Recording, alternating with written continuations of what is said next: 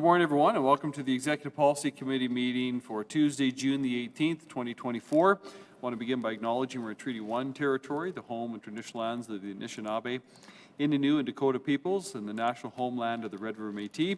Our drinking water comes from Shoal Lake 40 in Treaty 3 territory. I'm Scott Gillingham, joined today by my council colleagues, Councillors Mays, Lukes, Duncan, and Brawadi. Begin today with a motion to grant leave to Councillor Rollins, who's away on a personal matter. Someone move that. Thank you very much. Councillor Duncan, all in favor, aye. Opposed, carried. Also a motion to receive the previous minutes, the minutes of the previous meeting. Councillor Duncan, all in favor, aye. Opposed, carried. Thank you. Councillor Brawadi with another motion or set of motions? Yes, I'd like to move suspension of the rules to add EPC agenda item number 17, to add the addendum report from the Public Works Committee, the Finance Committee, and add an addendum delegation, Councillor Eadie, in regards to Public Works number 1. Okay, all in favor, aye. Opposed, carried. Thank you. Madam Clerk. Our first delegation is Councillor Santos from the Point Douglas ward, to be heard in support of Hope Alley. I don't see Councillor Santos in the room right now, so... Madam Clerk, just received correspondence from Councillor Santos that she's unable to join us. She has added a request that the report that she's speaking on, item number 7, Hope Alley, she's requesting that it be laid over to July. That's correspondence I received from her. Okay, all right, we can deal with that then, that report. Item number 7, when we come to it, acknowledging that request of the councillor. Thank you. Okay, our next delegation is Councillor Wyatt, Transcona ward, to be heard in support of item number 1 from the report of the Standing Policy Committee on Public Works and item number 2 from the same report, and with respect to item number 3 from the Standing Policy Committee on Public Works. Good morning. How is everybody this morning? Good. Good. Good to see you all. I'm pleased to come to speak to you about a number of items. I won't use my whole 30 minutes for each, 10 minutes for each, so I'll try to keep brief. The first thing I'd like to talk to you about is the Kenaston item on your agenda for Public Works. This was supported in the committee by all members, though there was a very good discussion. Just FYI in the future, if it's possible to have a council seminar for the purpose of the input of the committee, I think on a project of this size and scale would have been useful, but it's still not too late because we're still fairly early in the project. Just a couple of thoughts to pass on that I passed on to the administration. Number one, on your design plans, you'll see where they lay out the project that the river crossing, you basically have a scenario where there's a bit of on both sides of Kenaston, you have AT corridor running the entire length, except when you get to over the river. It's a little bit problematic on one side because of the existing widths to tie into AT on the, I guess it's the east side. The discussion came up about the the old railway bridge that is located there, and it is not identified in terms of the project right now, but in discussions with the Public Works, Brad Nernick, the committee expressed the willingness, I think, to consider that bridge as part of the land assembly for the purpose of AT.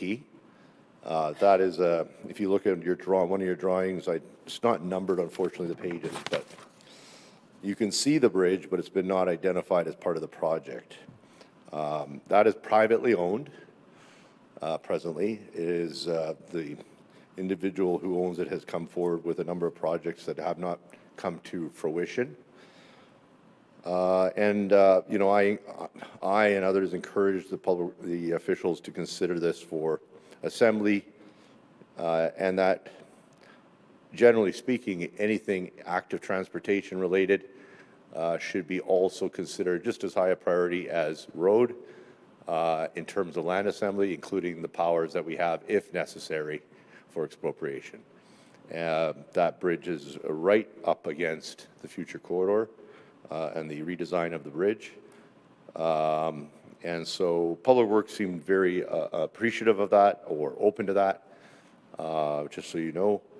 And that's something that would be good to identify early in the process. The second thing that was raised was we're assembling land for basically, for by and large, another lane in either direction, so 6 lanes. It was expressed in the committee that ideally, even though we may not have the funds today or want to today, build a 4th lane, that if we're going in now and doing land assembly, let's do the land assembly so that we have the capacity to go to 8 lanes or 4 lanes in each direction. I give credit to the late, great Bill Clement, who, when he constructed, spearheaded the project for the Kenniston Underpass, south of Taylor, the CN Main Line, it was built to accommodate a 4th lane. So I'm just being consistent with what we've done in the past. I think that would be very useful in the future, and I think this is a very good project. I know the Public Service came back with a couple issues to that. Number one, the bridge project is not being built to accommodate a 4th lane in either direction. That's fine. We could look at that later, and that could be a separate span down the road for future council or future councils to look at. And the other issue was the Indigenous lands where the Capion barracks are, that it was negotiated for 3 lanes in either way. But I think that through negotiation, something could be achieved. I have some ideas around that I don't really want to share in a public forum, because I think it's incumbent on all members of council, including not on EPC, to protect the interests of the city, of course, as well. So, but I have some ideas in terms of how to approach those negotiations if we decide to assemble for another lane in either direction and make it 4 lanes. So those are my comments on Kenniston. Very supported in the committee, and hope those thoughts can be accommodated in the future. The other item I wanted to speak to was the transit master plan. I just want to preface it by saying that I've been a strong supporter of public transit. I was chair of the Rapid Transit Task Force Made in Winnipeg solution back in 2005 and 6. I was part of EPC when we increased the size of the fleet dramatically about a decade ago. We're kind of at that point probably again. We increased our payroll dramatically because we had to hire more bus drivers or more bus operators. The issues that I have here with the Transit Master Plan, a number of issues came up in the Public Works meeting that were of concern. The first being that when you do a major rehaul like this has really been identified in the meeting as the first major change to transit actually since 1955, since the last day that the last electric trolley car came off the streets of Winnipeg. This is extremely significant. The open houses that they had leading up were good. However, when the final plan came forward in the spring, for whatever reason, the department decided not to buy any paid advertising, number one. They just advertised through our city system. Number two, the department, through their advertising, I don't think we're direct. You know, there's for us that are old enough to remember the 1995 referendum agreement, referendum in Quebec, and then later on there came the Clarity Act by Chrétien saying the question must be clear if you want to separate. Well, the same goes with this. This is a major change. The advertising should have just said, and then you would have had people, if they also bought advertising, saying your transit route is going to change. It didn't say that. It said, come see the transit master plan. Well, you know, what does that mean to the average person? The concern I have, and we heard it over and over again in basically 8 hours of delegations that day, was a lot of people didn't know And that was from just one neighborhood. I'm concerned that a lot of folks are not going to know about this coming forward. Now, we did put in an amendment, and I supported it in the committee on the basis of getting the amendment through, though I have serious concerns as it goes forward to the floor of council because of that. The biggest change, as many of you know, is that for many riders who today take the bus to get to work primarily, they will have to take a transfer because of the new system. The transfer requires them to wait anywhere from 5 to 10 to 15 minutes, depending on the timing of when they get off the bus to get the next bus. The challenge with that is that these folks never took transfers before. The challenge with that is we're going to roll it out in the summer, end of June of next year. However, come the winter, when it's minus 30 out in the streets, we are going to hear from folks. Combine that with the fact that the infrastructure that we have earmarked for this project, i.e. the upgraded bus stops, pads, shelters, are not going to roll out for another 2 years. Now, that was not our issue, I understand. I understand that was because the money didn't flow as quickly as we wanted to from the province previously. However, ideally, when you make a major change like this, you have the infrastructure in place in advance. That is not going to be the case here. The other concern I had was, and I raised this in the committee, I even offered up my LDR, which I'm not going to do again, but was that there was, on a major change like this, typically an independent SWOT will be done. In other words, strengths, weaknesses, analysis of what they're doing. In other words, to point out where their shortfalls are and where their strengths are. Right now, has been no independent analysis to point out where the shortfalls are in the existing plan. If I can. 2 minutes? Think. All in favor? And that is a real concern. When I mentioned this, that I was prepared to fund it, the response came back that we don't have the capacity. And I get that. I get that we're short on transportation planners inside the transit department. But if they don't have the capacity to work with an independent consultant, and there's many out there across the country who are quite qualified to do this, then I'm concerned about the actual implementation of the plan as well. The other part of the issue that we heard that day was from Wolseley, and I would suggest to you that Wolseley is a bit of a canary in the mine. In other words, what we heard from Wolseley neighborhoods residents that day about bus number 10, I think is going to unfold across the city with other routes similar to Wolseley. And it's true that only something like 9% of commuters use transit. But you have to remember that many of those commuters have spouses, and they come home, and they will be concerned, especially if they don't get home on time and somebody has to pick up the child from school that they didn't have to do before, you know, in a timely manner, or because they missed the transfer and they're late. Especially in the wintertime, when the winter rolls around of 2025, 2026, I'm very concerned about this. And I raise this not to, and I don't like stating, you know, the sky is falling, and but I've had nearly 18 years on this council, and I think I have a pretty good political antennae when it comes to these sorts of issues. So those are the concerns I have. The other concern, to be quite honest with you, is the downtown. The downtown right now, because they want to reduce the amount of turns, as it's been put,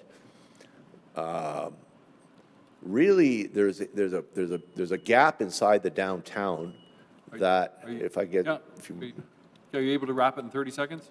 on this one, We got 14 yeah, delegates. yeah, I'll wrap up on. I got the other issue too to speak to. I know, as well. So But everyone else has 10 minutes to speak to everything. 10 minutes on each issue typically. I thought. Usually 10 minutes for everybody related. If I can get Yeah, 2 more minutes. You get 2 to everything. Okay, Two I'll that do my you gotta best, wrap it Mr. all Mayor. into. Okay, 2 minutes. All in favor? Aye. Carry on. So my concern there is that you got 350 meters basically in the downtown where people would have. So if you got off in the middle of, I don't know, at Hargrave on Broadway, you're going to have to walk either direction. It's a huge, most downtowns that I see have transit routes on most of the major streets. This one is going to leave the downtown somewhat dark. The other issue that I want to speak to you about, and by the way, also the Transit Department confirmed that they didn't identify residents as stakeholders. Now, in 2012, the Assiniboine Avenue AT audit identified a shortfall, a major shortfall, that residents in the area were not considered stakeholders. That was a recommendation out of an audit, which our Transit Department ignored through this entire process. And we could have that confirmed in the standing committee from them. Finally, the other issue I want to speak to you about is the asphalt plant. I want to submit to the clerk some photos, if she can come forward. Thank you. We need suspension of the rules to receive these. Councillor Lukes, all in favor? Aye. Opposed? This is emblematic of the issue facing the Public Works Department, whereby right now we are leasing an asphalt machine from the private sector, whereby city crews first, we're working off $60,000 a month. You can go online and see asphalt machines available, used asphalt machines, even here in Winnipeg, for purchase. They're running from the medium price seems to be about $250,000. $60,000 is enough after 4 or 5 months to buy a used asphalt machine.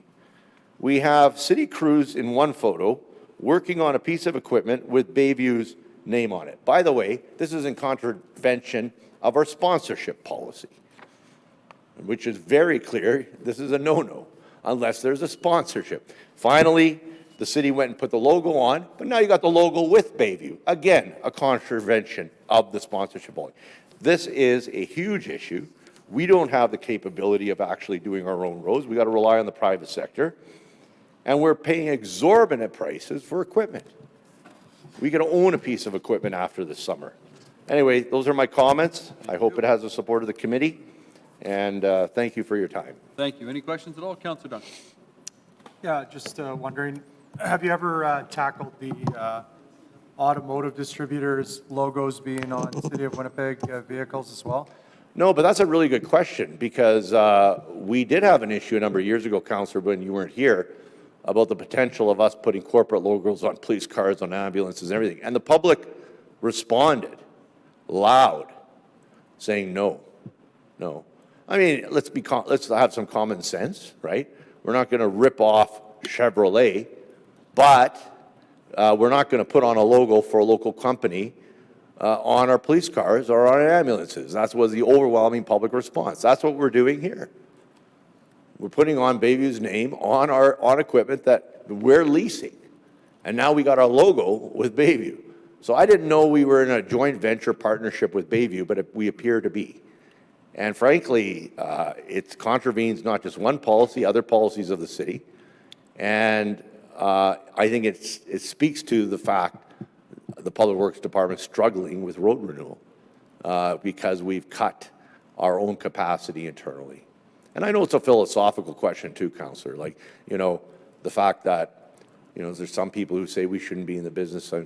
One of the things that I did request, that didn't go through the committee, it would be nice if EPC supported it, which is that let's do some due diligence on this. Let's look at other cities and see what capacity they have and see what other cities do have some resources internally. Because we know full well that when we do tenders on this stuff, sometimes in the past, the tenders have come in with 6, 7, 8% increases over the year before. And it would be nice to put us in a position where we can say, you know what, we're going to pass on that tender this year. We have some capacity internally to do the work. Right now, we don't. Right now, we're at the mercy of the private, and we literally are. We need their equipment. And we have city workers working on a Bayview asphalt repaver. Anyway, thank you. Thank you. Any other questions? Okay, Good thank question. you very much. Thank you. Wyatt, thank you. Have a good day. Thank you, you too. Madam Clerk? Okay, I see Councillor Santos has joined us. So Councillor Santos is here with respect to memorial options for Hope Alley.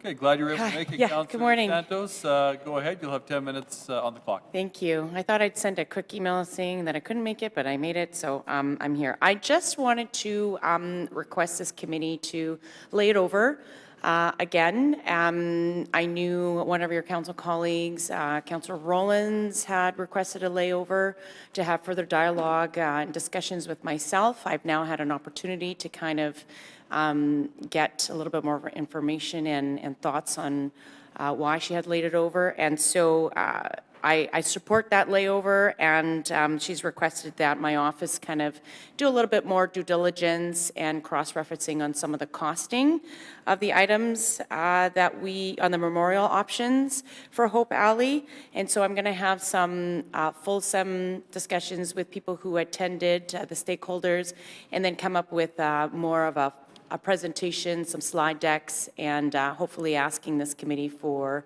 a referral to the budget process. And also I'll have a further commitment from my office when it comes to land dedication funds. So that's all I'm asking for. If I could get that request, I'll come back in July with a more greater presentation.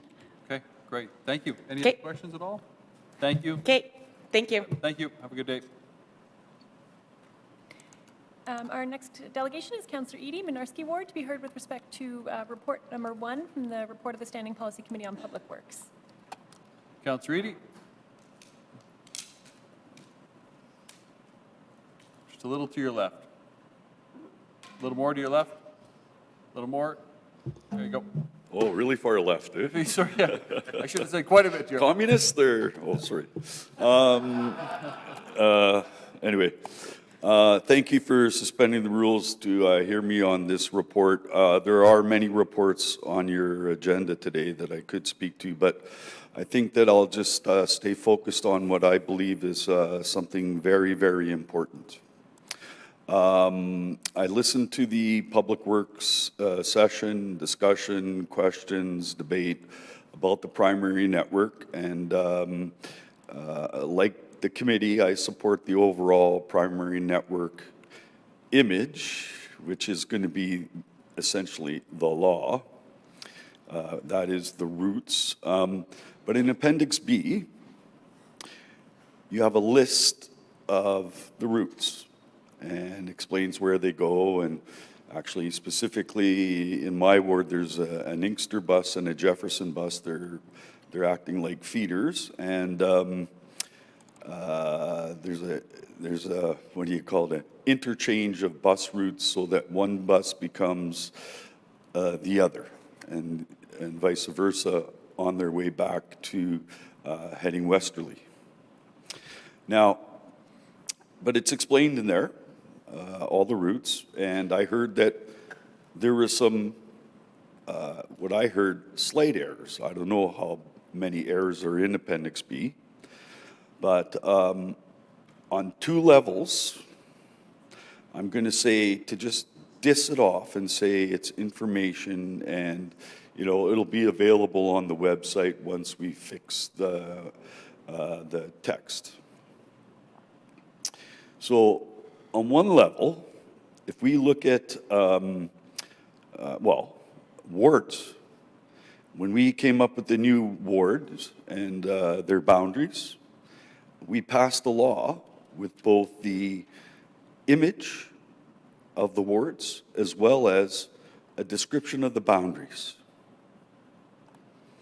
It's law. And if one can't be interpreted properly, one can read the text to interpret it properly.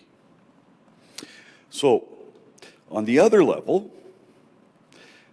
I was very insulted, and I would say it was a discriminatory, unintentional discriminatory thing to say, well, it would take too long to update it through a report and it'd have to go through a whole report system, when we're talking about a couple of street names or stops not done properly. It is going to become law, and as we all know, EPC members and especially Councillor Rollins, who has the whole zoning thing and those kind of things on her portfolio.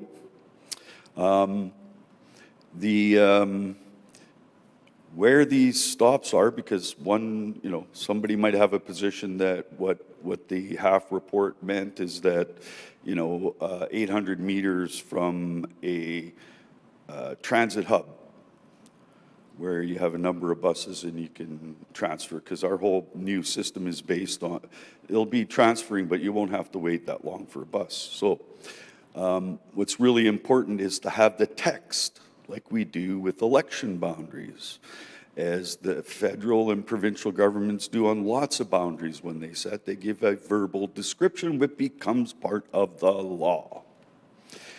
And then there's, it's not really subject to interpretation, right? You can look at it or you can read it for discrepancies. So on two levels again, I understand the engineers and people put a lot of time into this report, getting the primary network ready to go. And so I'm expecting and I'm hoping that you will make Appendix B, it can be amended later rather than looking at it the opposite way. We've done that before. We've passed bylaws and they've needed some literal changes to make it explain what we're trying to do properly. Now, on the consultation, I was told there would be consultation on the active transportation routes back in, what year was that, 2011, 2012, before they went ahead and did any construction work to set up an active transportation facility. So what happens? So I wanted to be consulted about a particular street. What they did was they put in traffic signals and they took one side out and they caused an accessibility problem in that they provided for cycles on one side, got rid of the grass thing that you could shoreline to follow the sidewalk to get either side of Main Street. Now, I have this Inkster Jefferson thing. So the Luxton neighborhood is being served by the Inkster bus, that interchange between Cathedral and Matheson, okay? I know you may or may not know, but anyway, in the bus, what they're proposing is it runs two ways, and yeah, it's inventive. Efficiency was the commentary I had, and I said, well, why can't you run a bus service up into the Seven Oaks neighborhood, which is essentially Macadam to, well, you could go up to Hartford, it goes much further, but there's a need for a bus service there. And I don't understand why at peak hours, these feeders are gonna be giving us a pretty good time like they will on Moseley or whatever. So if you miss it, you won't have to wait too long. What they could have done is simply run the Jefferson bus down to Matheson to Scotia, north to Hartford to Main Street, back around and down Jefferson. West Kildonan. The people who live in West Kildonan are served by various different facilities and so on, as opposed to the Luxton neighborhood, where the consumer has different travel expectations than they do in Seven Oaks. So, will there be a consultation and will there be a true, okay, now we can provide service to this, but then what you're going to be doing is you're going to take away some service from the Luxton neighborhood. So you know what the engineers are going to say, Mayor? We can't do that. That's a service cut. Oh no, we can't do that. When they had an opportunity, when they're changing the network, you know, if you're catching a frequent bus, it's only going one direction. You know, you could stand there and wait it, but it's going to take you somewhere else. In the situation that I'm talking about, you know, one of the purposes is to hit Main Street and catch a frequent transit bus to go to work or whatever you're doing, go to school, those kind of things. So really, anyway, I'm not convinced that there'll be a proper consultation because all kinds of different things are being done for active transportation along Main Street, and there was never any consultation like they said they would do. None. I'll leave it at that.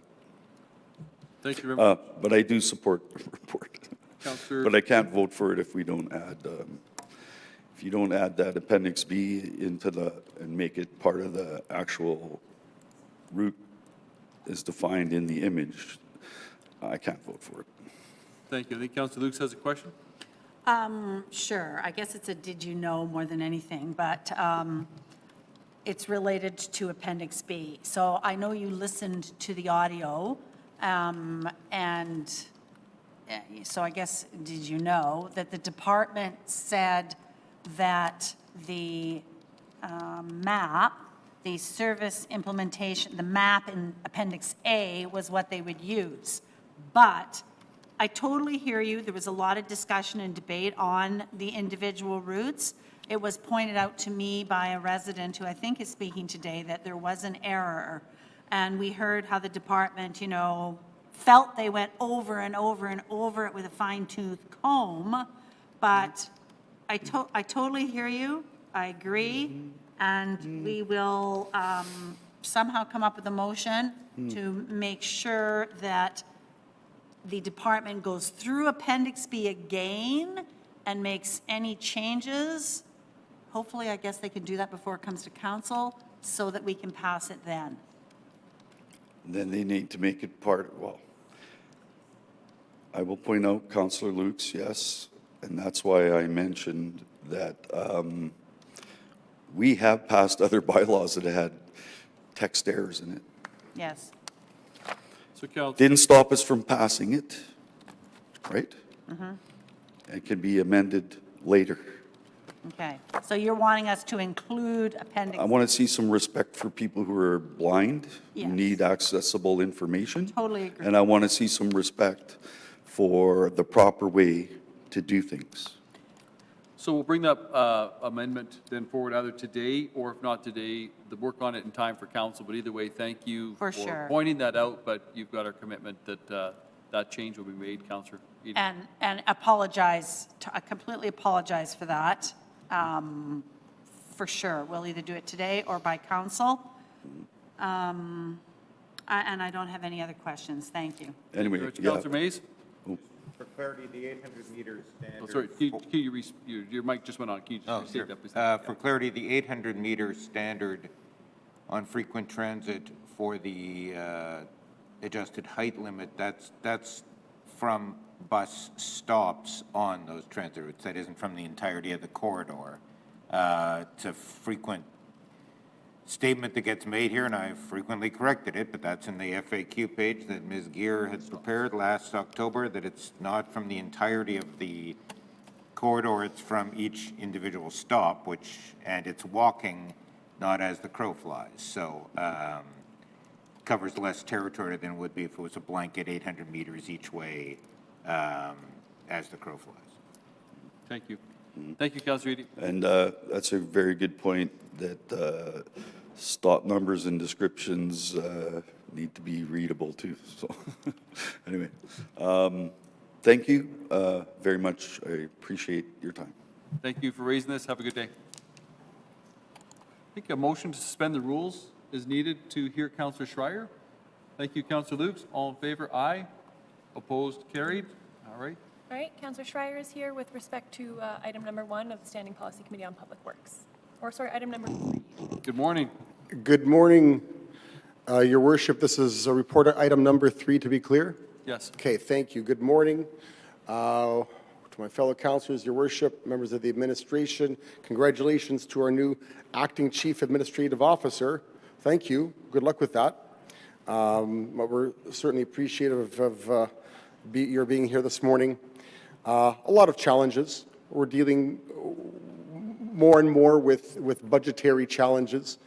The main reason I've been saying since I got elected here 10 years ago is challenges to our construction budget. So it's our obligation to try to solve these problems. That's our job. If it's not our job, then whose is it? It's actually only our job. When it comes to the city budget, it's ours. And it's not private industries. It's not. Having said that, because we contract out our construction projects, we have to deal with that reality. Now,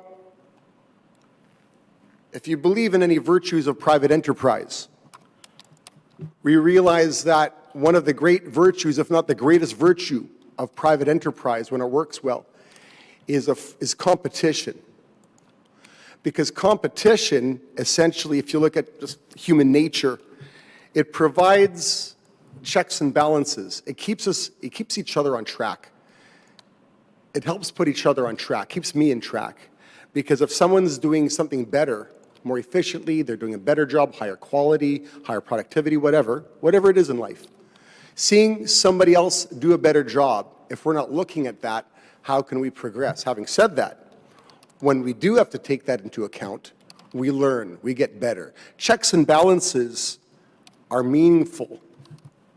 And we have them not only in private enterprise and competition, we have them if we have an effective competitive democracy in which we challenge each other in the democratic process. So right here at City Hall, we've got both.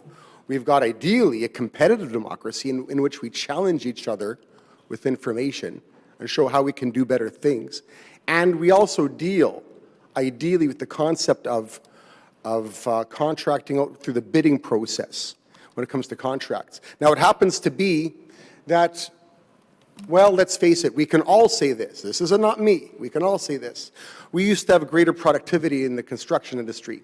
And what I mean by that, well, we can all say it. We've got an inflation rate in construction unlike almost any other industry. And there's different ways in which you measure efficiency or inefficiency or productivity or lack of productivity.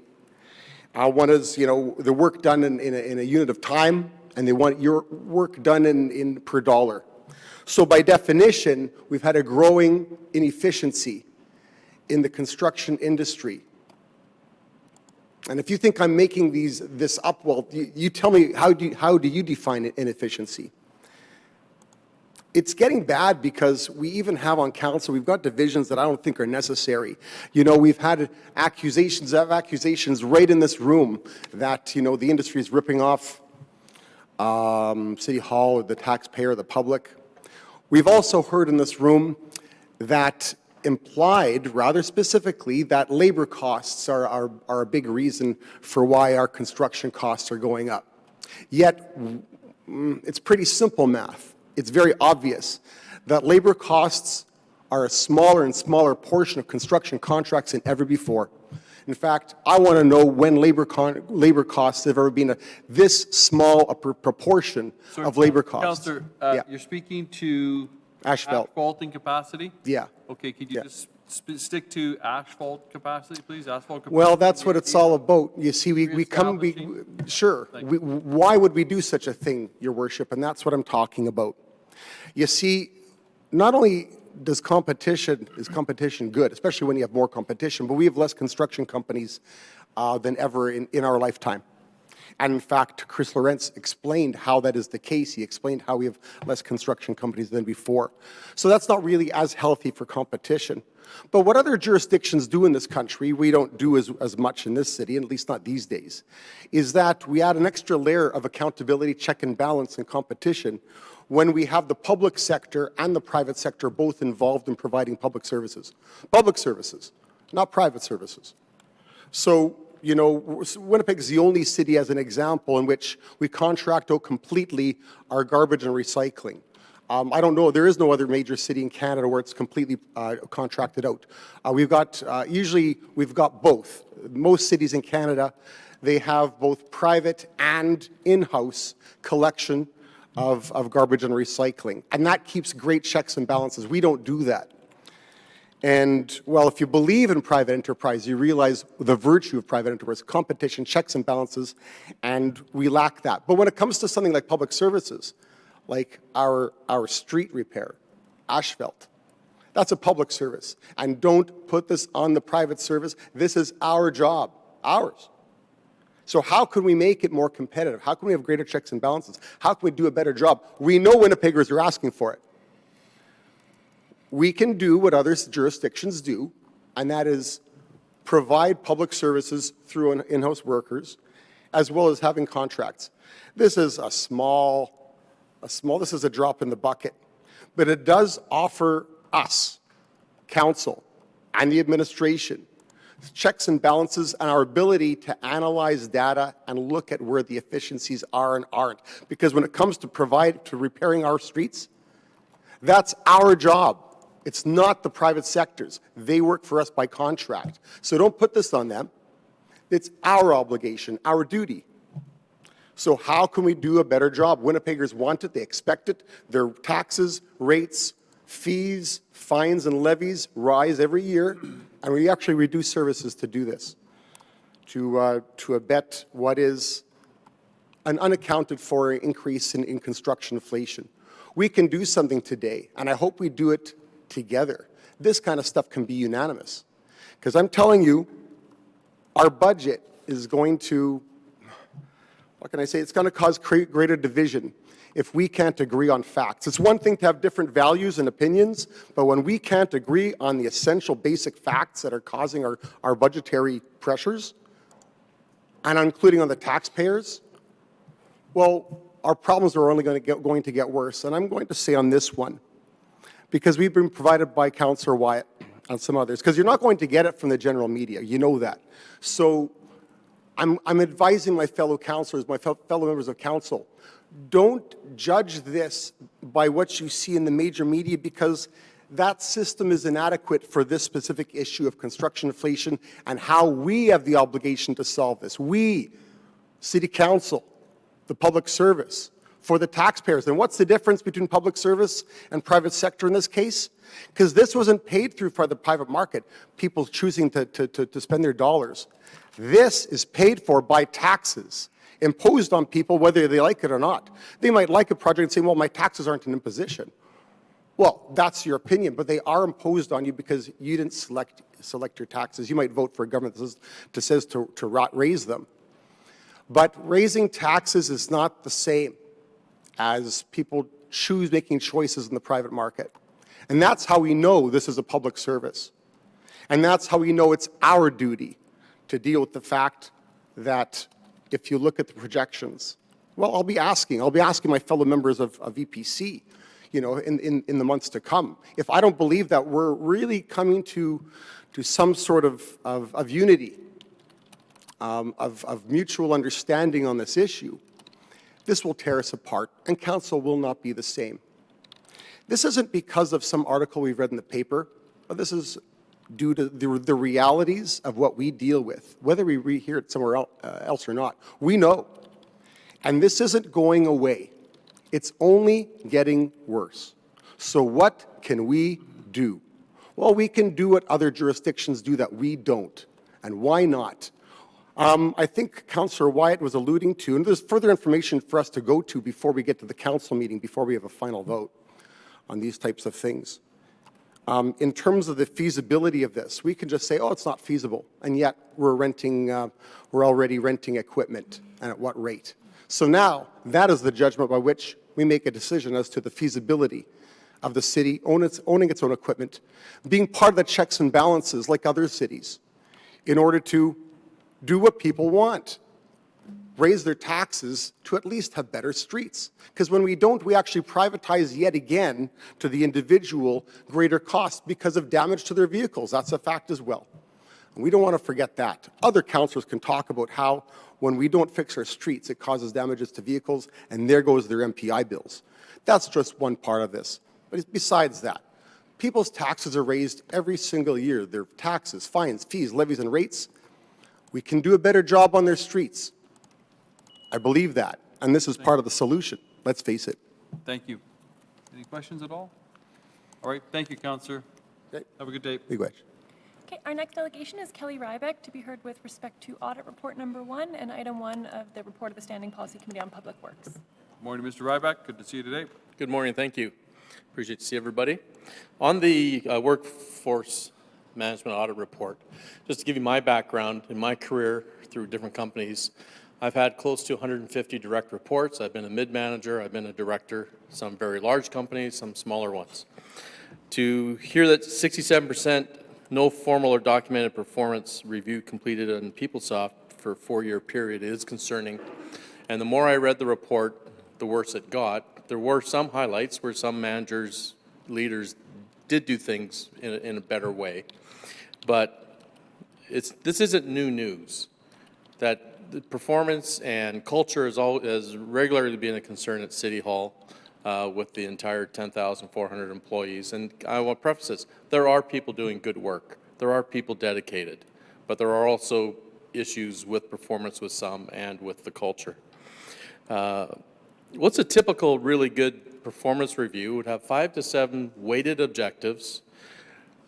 The employee would have a monthly discussion with their leader. There would be quarterly inputs into that quarterly review. That with these things, and with SMART objectives, training, other aspects, that when you come to the actual year-end review, it shouldn't be painful, shouldn't take a lot of time, and there should be really no new news in the in the end-of-year review. But unfortunately, what happens far too often is things are left to the 12th month of the year. It's a rush to get it done. People don't even remember what they did. They don't know how to fill it out. And it's a very weak discussion. It's a meaningless review. And quite often, in order to avoid the hard discussion, some folks even receive a higher rating than they actually should be getting. My concern with this is there's going to be a rush now to complete the annual reviews, and they'll actually be meaningless. But you do have before you an opportunity to make a difference. And I do commend that the report was done. But people don't know how to write, just do it and let's get on with it, is often too happens. What I have found in discussions with various city and former city employees, I'll give one example of an acquaintance I actually grew up with, now retired. He put in his review that he needed support from his leader, and he identified what he needed. He was told to remove those comments because they looked unfavorably towards the leader before it would be signed off on. That was just one example. Another case item in the report is the span of control, where it said 20% of leaders have more than 21 reports and 12 leaders with 100 plus. Any leader with 100 plus direct reports is ridiculous. But it keeps stating that the 20% have 21 or more. And in the part, when you don't include police and some other areas, 8,200 out of 8,200 employees, there's 830 leaders. That's a ratio of less than 1 to 10. Now, there are some teams that are going to be less just because of the nature of the department or the area. But you got to have a greater span of control. This tells me that there's too many leaders. I had leadership up to 35 employees, and it worked effectively. At the same time, I managed 2 separate work groups, and I was a mid-manager. Your span of control is far too tight. We also find is that people avoid the responsibility and typically just want to CYB, cover your butt. The CEO not having access to what the status is of performance reviews completion. I don't understand that if you have a quality tool. A leader should be able to look at, see what are the total overall percentage, and the percentage of their directors or vice presidents, whatever the organization is what the percentage of each of those. And at each level, you can delve down and see what's the percentage. And one goal on that report, on that quarterly, on that year-end review, and it's in this report, for leaders, the completion of annual reviews must be a goal. The report's valid, and it's not a surprise. I have presented on performance and cultural issues several times before you, most notably on 311 issues, flexible workplace, budget reviews, and at the SPC level. A leader's responsibility is the wellness and the performance of their staff, and you need tracking, and you need goals, you need expectations. Too often, I hear that when staff make recommendations or a decision to save time, money, and waste, they get chastised and told to mind your own business, don't rock the boat, don't let us lose overtime. The most recent example of that was last week in our neighborhood. My neighbor, back on from his property, is public green space. And in order to ensure that there is not an infestation of weeds infecting his lawn because of the city always has covered in dandelions, he mows a strip 15 meters wide, 300 meters long. And it is pristine, there's hardly a weed, rarely a dandelion. In May, end of May, the city crew came to cut the rest of the grass, and they left his strip alone. And when they cut their grass, the rest of the grass, the city cut was actually higher than his. Last week, after he had cut his strip, the city crew came again, same crew. They're now driving the riding mower over what he's cut, and nothing is being accomplished because the blade is set higher than the grass. And he runs out there and says, "What are you doing?" Well, I got in trouble because they tracked my GPS on my riding mower, and I was told to drive over it even if it didn't need done. She got chastised. She should have been commended. She was saving time, she was saving fuel, she was reducing emissions. It's actually against your pledge, your Montreal pledge. But why is the initiative not credited? What is the culture of don't change, keep status quo? I want a few more points, and these ones, just pay particular attention to these. I just wonder, so are you also speaking to the primary transit network? I hope to get it all in. Okay, all right. PeopleSoft appears to have been an insufficient commitment to monitoring the results of department activities. I'm going to skip one that's about a pledge of the U.S. government to accountability. Risk to effective workplace planning. Inadequate corporate attention and direction, lack of effectiveness of tools such as training, recruitment, mentoring programs. Lack of adequate performance management process to identify existing skill gaps. Lack of ongoing monitoring and reporting. Does that sound familiar? That's from the 2007 audit. 14 years earlier, and we're talking about the same story. When was the last audit for workforce management? Long-standing issues is more than just completing the review, make it effective with SMART goals, objectives, regular discussion, dependent on how that area is. But it has to improve. And this is a telling point. This goes back to May of 2022, CEO Michael Jack's statement about flexible workplace when he told the managers, just measuring someone's performance by how long they're chained to their desk without properly engaging them or measuring their performance. He identified this 2 years ago, specific to flexible workplace management. This is not new. This is decades old. The culture sucks. On to transit. I've been engaged on this since April 21. My delegation back then was my very first time speaking to IPRW was at the time. Then I identified a senseless neighborhood route. That route changed when it was displayed in this past spring. Through feedback of St. James residents, it was changed again in order to reinstate another route that was going to be canceled. Engagement does work. Sadly, there was poor advertising for these open houses. Secondly, the report doesn't contain the attendance at each open house session. There is an error that Councillor Lukes alluded to earlier. Route 91, the map shows St. Norbert up Pembina Highway into another area. The description is between Charleswood and St. James. Is a blatant. You can't vote and pass this without that being clear, but I understand you do change things after they're approved. I do hope in deliberation today that Transit will address this and give a fine-tooth comb over these again, because that is a very blatant mistake. I would hope that in the reviews that there's actually data for each stop on arrivals and departures. And there are some routes that just don't make sense, and I'd be really curious as to how many passengers are on a bus on the perimeter between Charleswood and St. James. But I did appreciate, hey, I was engaged from day one. There was issues back then because there was no engagement, and this all passed in a 3-week period, the Transit Master Plan in 21. Engagement needs to change. Thank you very much. Good. Thank you very much. Mr. Ryback, any questions at all? Councillor Lukes.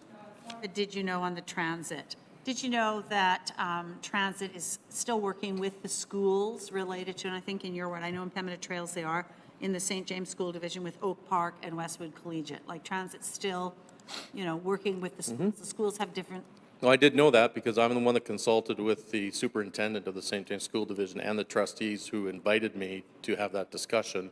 And through those discussions and through the St. James Open House, I'm glad to hear that the route from Portage Avenue north on Whitewold was reinstated. It's to serve James Wood School. But there are still gaps, but you're going to review it. But I'll give you another example of a lady who was at the St. James Open House, and Councillor Lukes, I appreciate that you attended, is right now she walks 150 meters from her home to the bus at Hamilton and Buchanan, takes her down Hamilton, up Cavalier, down Portage Avenue, and she gets to her destination on downtown Portage Avenue. Under the new plan, she has two choices. Get on that bus, go through the north end of St. James, north of Ness, eventually make the way up Whitewald, get a transfer, cross Portage Avenue, and then head downtown.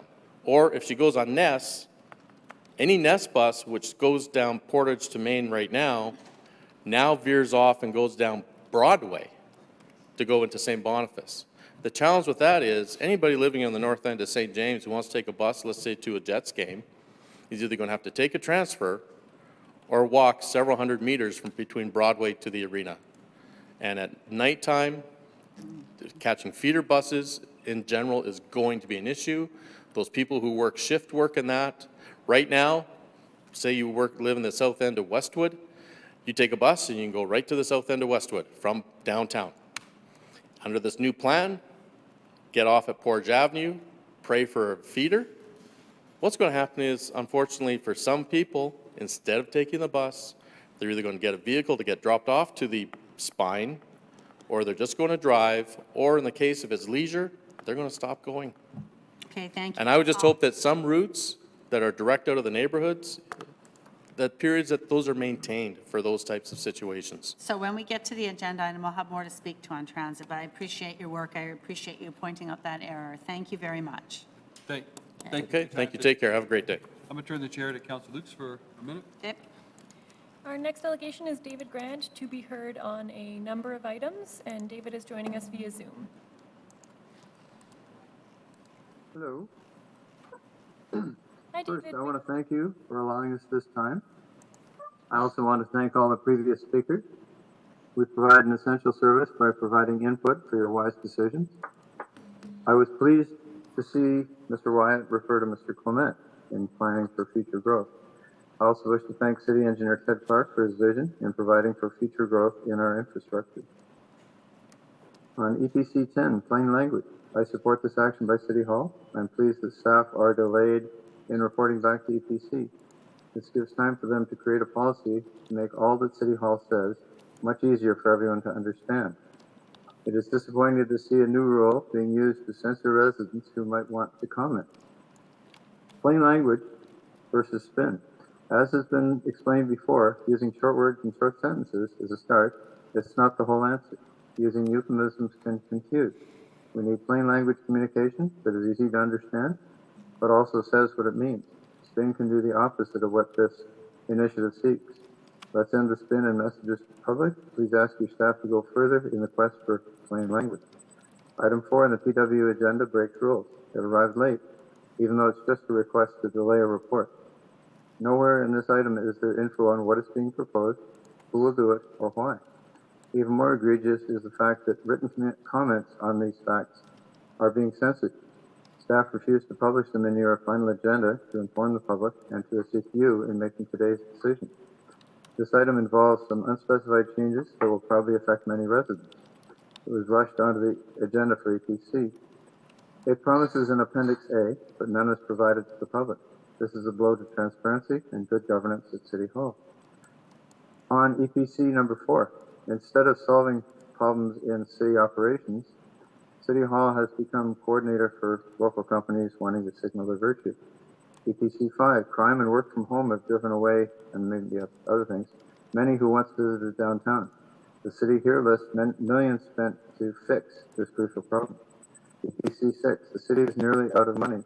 We need no new ways to shovel more taxpayer money to the conversion of the Bay Building by the SCO. EPC 7, Hope Valley is another virtue signal to convince voters that folks care about those who live nearby. EPC 8 is a biggie. Construction engineer. Initially, like most Winnipeg taxpayers, I wanted to commiserate with City Hall on the unfortunate news of the price escalation of the latest sports complex. As I read about the Class 5 numbers in your agenda, I was reminded of the years I spent planning and building industrial facilities. Our process involved getting prices for all the discrete components, which were firm. None ever went up by more than a few percent. For new structures, we used actual costs of analogous work and firm estimates from builders. We never used guesswork, never faced this sort of price escalation. Most of you will recall that local projects often climb in price by a lot.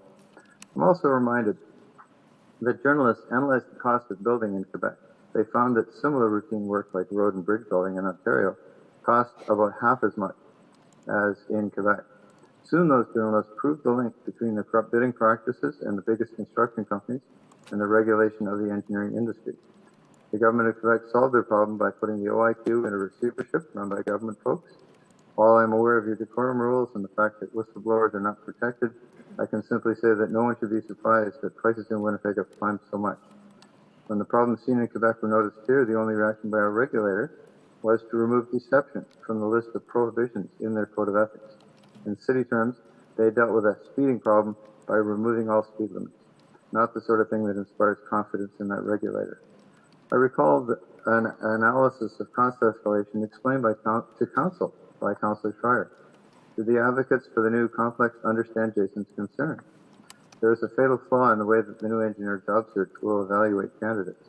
Having links to construction and engineering does not mean being able to bring in innovative ways to limit costs. We need more from our new staff positions. EPC 9, review of grant applications. With the frequency of councillors seeking to spend tax dollars in ways that violate the rules, some residents want more enforcement of those rules. Failure to follow rules leads voters to believe that governance no longer matters at City Hall. Let's all work towards better fiscal management. We're nearly out of money and must stop all spending that is not essential. APC 11 to 14. City is nearly out of money. It's time to say no to non-essential spending and spending that can be postponed by a bit. It's time to bring back more fiscal prudence. On the audit, this report is both scathing and important. It should not sit unread on a shelf. Accepting as information is not something that pleases us. Action should be taken to fix what your audit team has identified. Please show you care about taxpayer money. Please take meaningful action on the problems identified in this report. Water number 1, RFW. You spent a lot of money for a residential food waste pilot test project. You had noble goals. This was intended to provide data and enable you to make valid decisions in 24 and 25.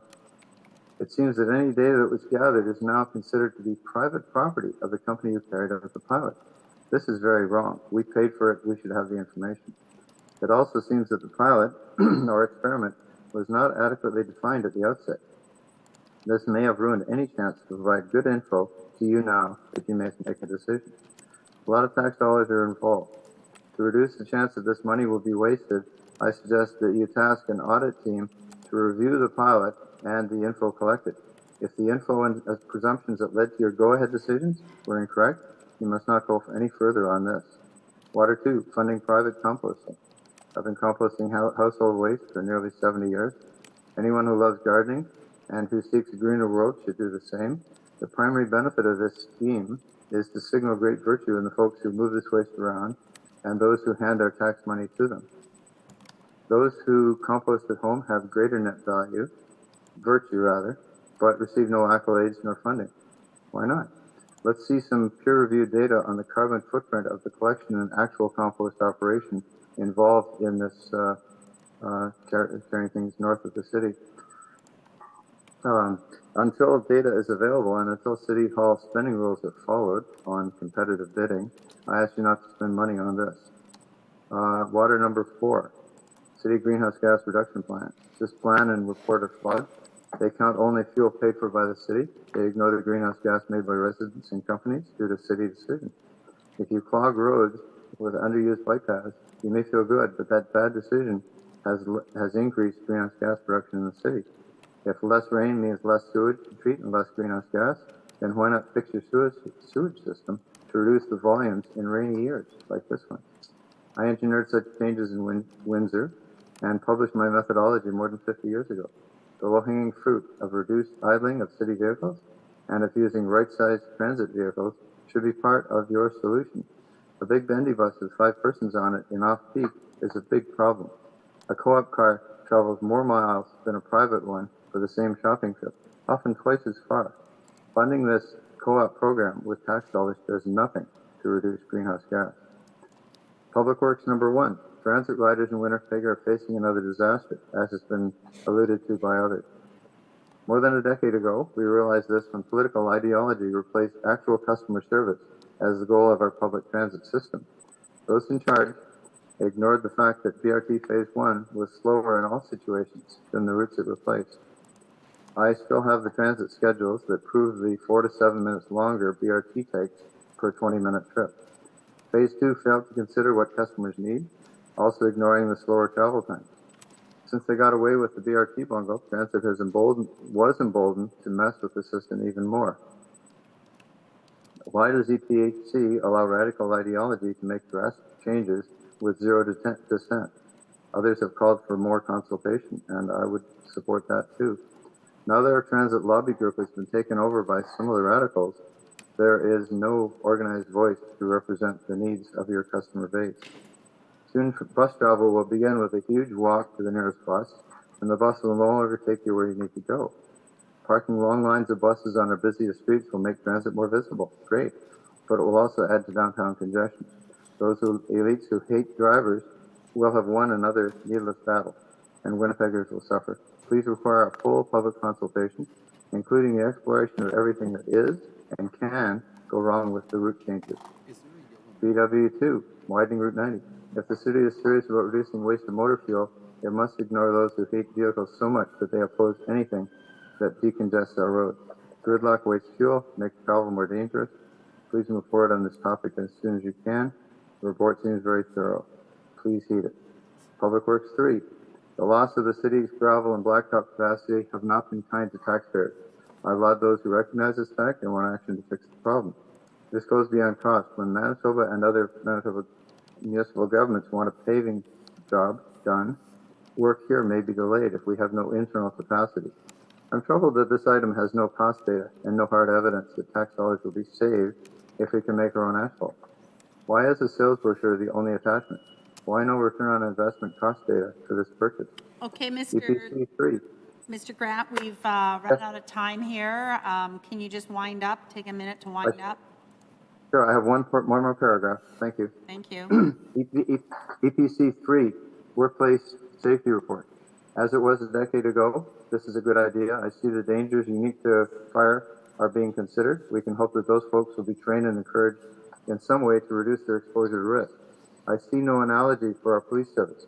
Traffic law allows officers to do many things which you all know to put them in danger. With only a few exemptions, all of those things can be removed from the exempt list. Police can wear seatbelts. There have been many officers injured because the law does not require their use. With all due respect, these facts should be in this safety report. And reminded of a number of incidents where police are using their exemptions to the law, including electronic devices while driving.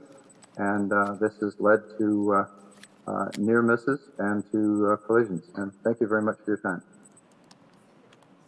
Thank you very much, Mr. Grant. We appreciate your input and comments. We have a lot of delegations today, but we do appreciate you being engaged, actively engaged. We appreciate any citizen who's actively engaged to take the time to come in. So thank you. Thank you, Sue. Thank you. Okay, Mr. Mayor's back. Okay. Pass the chair back to you. Thank you, Our Madam next, Deputy Mayor. Go ahead, Madam Clerk. our next delegation is Michelle Wickering, to be heard with respect to report number 9, proposed grant intake and review process. And Michelle is joining us in person. And just to save some time, I'll maybe call the next name so you can come down to the bench. Ron Brown will be heard next. Good morning, welcome. Thank you for being here. Good morning. Thank you for making time for me today. I'm here to speak regarding the proposed cuts to community service grants.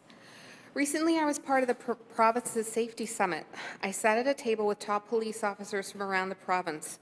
Without exception, they all said they are not part of prevention and they were struggling.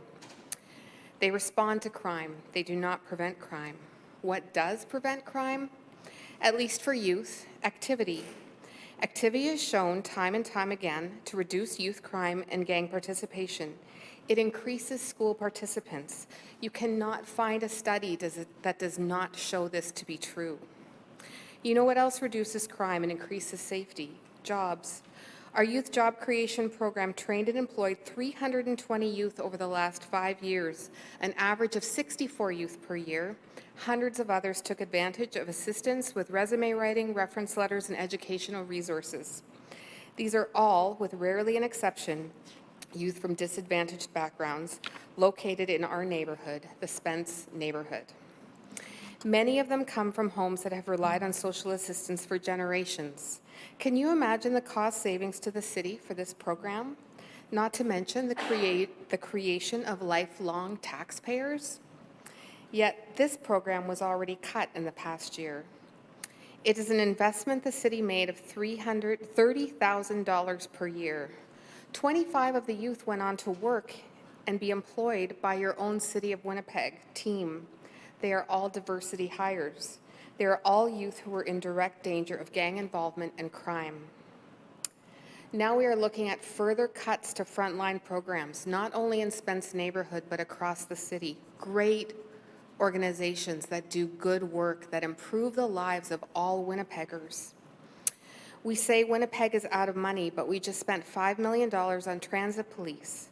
Why we did not simply expand the role of the DCSP will also always be a mystery to me. It would have been so much cheaper. It would have saved the money you're talking about cutting from these frontline programs. In April 2022, the province awarded $200,000 to the City of Winnipeg to create a plan for safety. It's in the budget, and yet we still have no plan.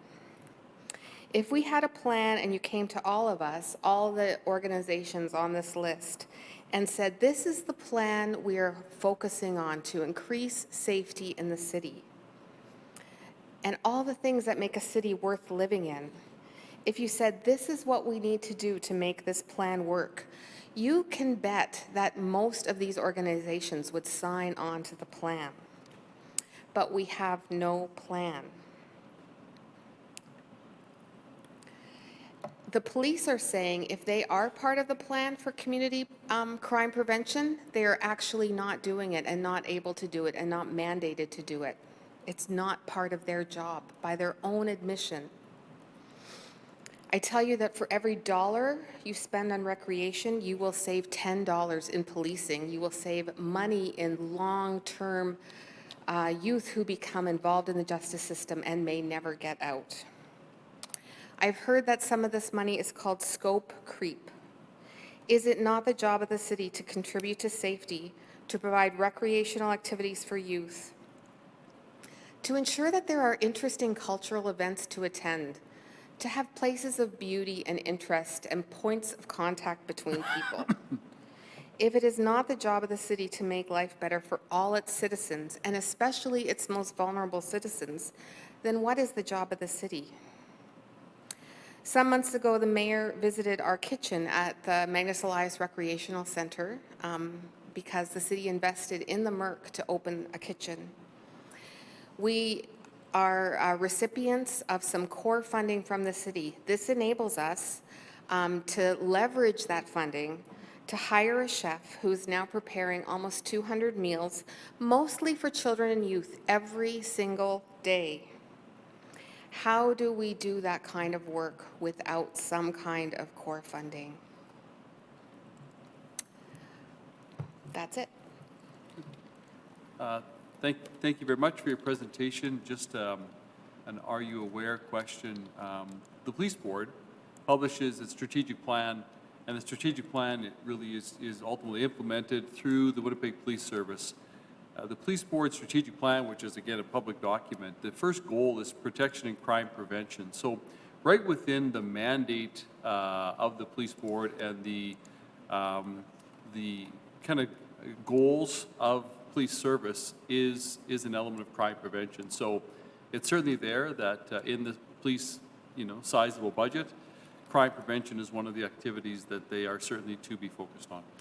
Absolutely, and by their own admission at this public safety provincial event, they said it wasn't working by their own admission. I think things like being in the neighborhood, like working with youth one-on-one. The other day, a youth came to us with an allegation of a mother in the neighborhood who was sexually abusing young men and getting them to sell drugs.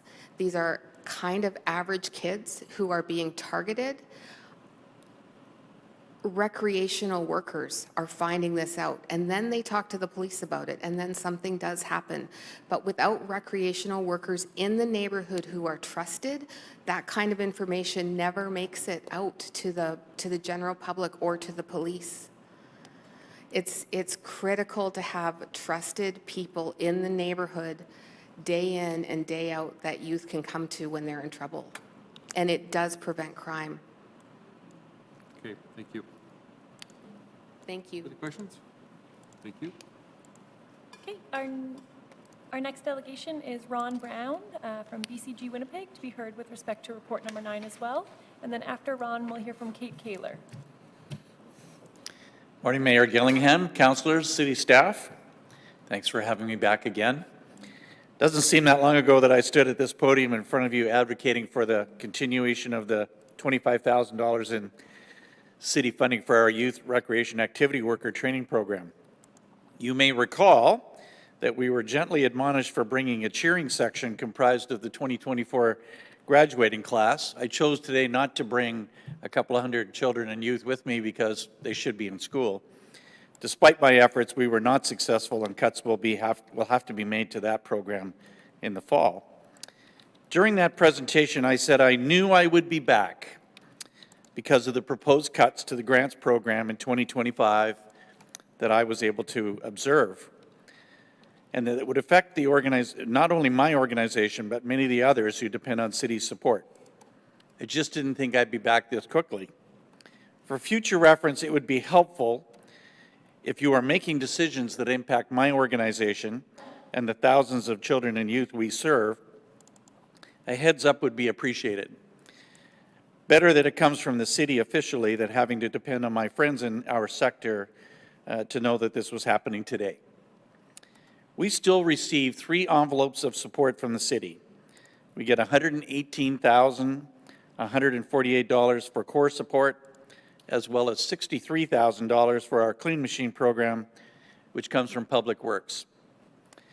That is a summer program where youth in our clubs clean up neighborhoods around the city.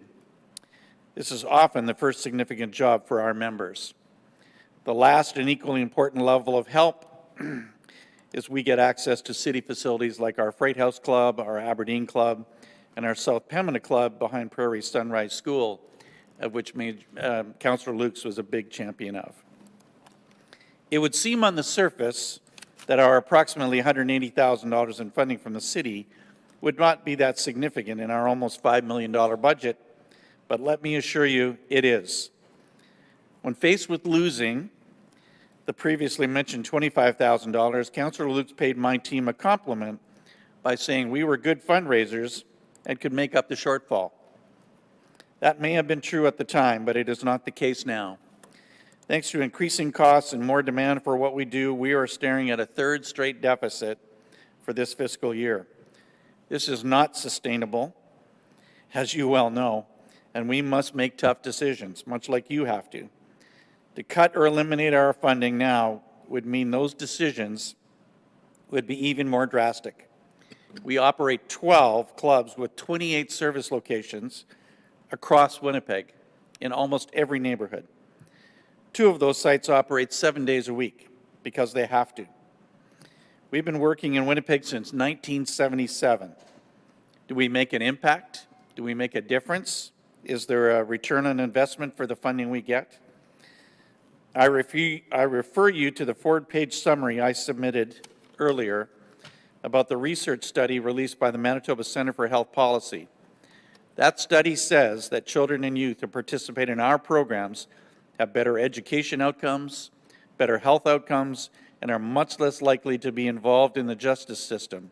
This is compared to their peer group in the same neighborhoods. In fact, the study concluded that these outcomes improved as kids spent more time in our clubs. It seems counterintuitive to reduce or eliminate any of the programs or services we provide. It's the last thing I would want to do.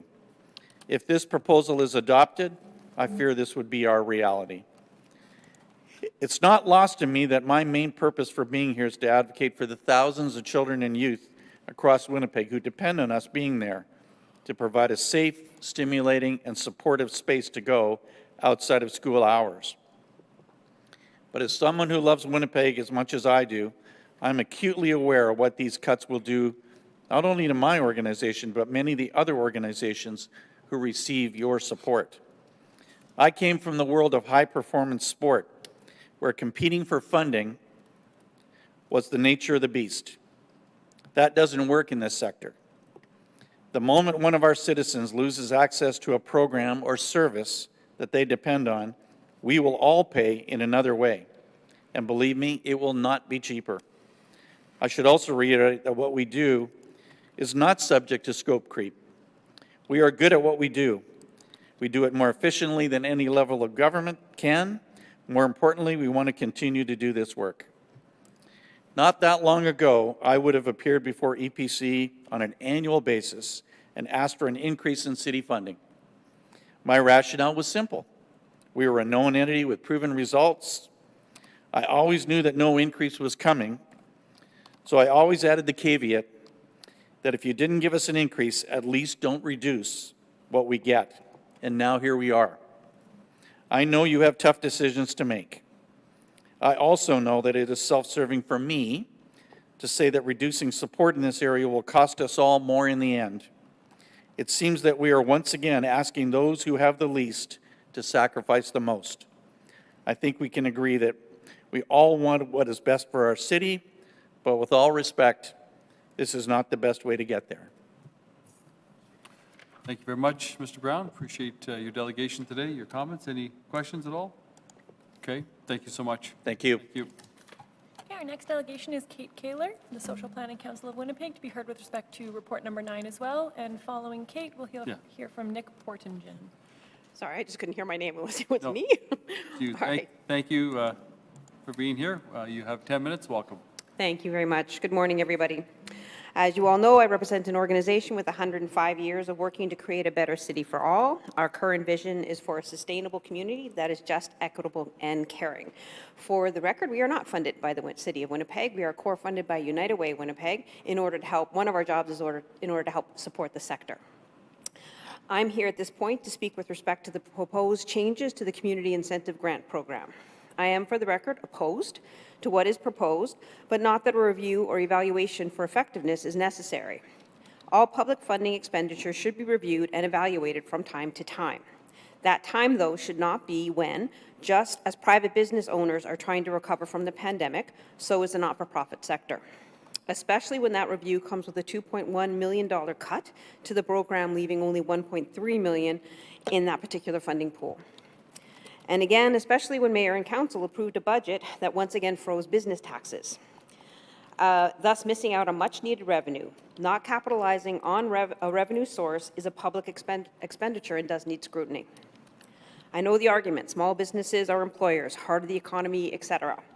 Never mind that 40% of Harvest Manitoba's clients are employed, once again demonstrating the shortfall between wages and the actual cost of living.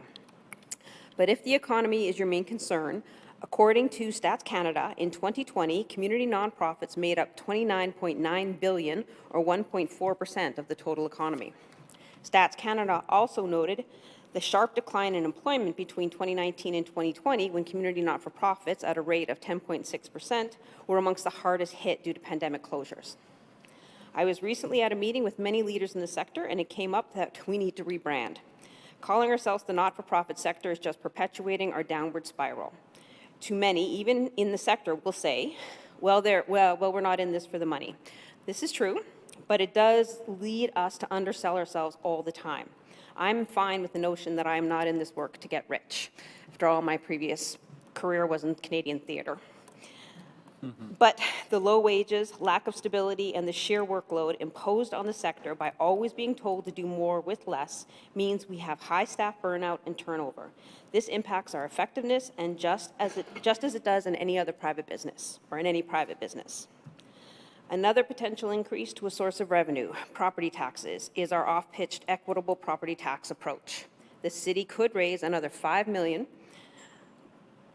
could raise another $5 million plus with an additional 5% increase, as opposed to just the 3.5% in the current budget, with a rebate of $100 for homes valued $350,000 or less. Under this approach, a home of $150,000 would actually pay $26 less a year. A $250,000 home would only pay $24 more, as opposed to the scheduled $51. A $350,000 home would pay $73 more, as opposed to the scheduled $71. $500,000 to $1 million homes would pay $400 to $800 more per year, as opposed to the scheduled $100 to $300. Then there are the other revenue losses, such as TIFs.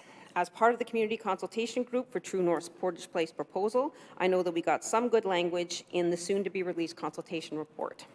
However, it is broad enough to allow True North quite a bit of leeway on what they will actually do and include themselves or hand off to Southern Chiefs organization.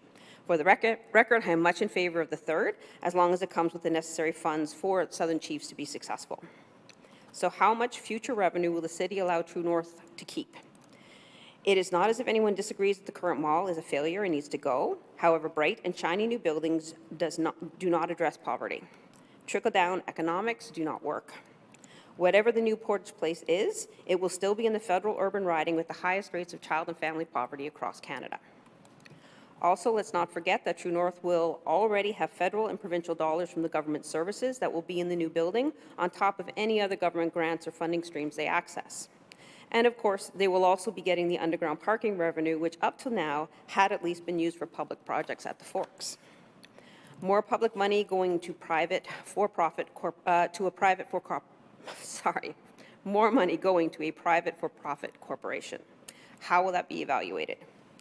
The proposed changes to the community grant program also has to be seen in the context of the city not delivering a true poverty reduction strategy with any real money attached. I was at the recent public presentation. What I saw was hardworking city staff seemingly to have been directed to find any service that the city already provides that might also come into contact with people in poverty and name it as part of the strategy. And some of that was a real stretch. For example, naming the small garden here at City Hall as part of your food security efforts because the produce goes to harvest is disingenuous at best. And you don't want to get me started on the Kenaston expansion being part of the poverty reduction strategy. Also of note was very little actual money dedicated to new initiatives. As we all know, Community Connections, even though it is a proven success, is only funded for this year. What was missing? What happened to the free transit pilot geared towards Indigenous women and children? One of the original strategies, the one that was approved by community, Life Poles. Instead of working with the province to pilot a free public transit service for all, we are going to spend money on ripping out current fare collection machines and replacing them with others. This is all in the context that fare collection remains the most frequent point of conflict.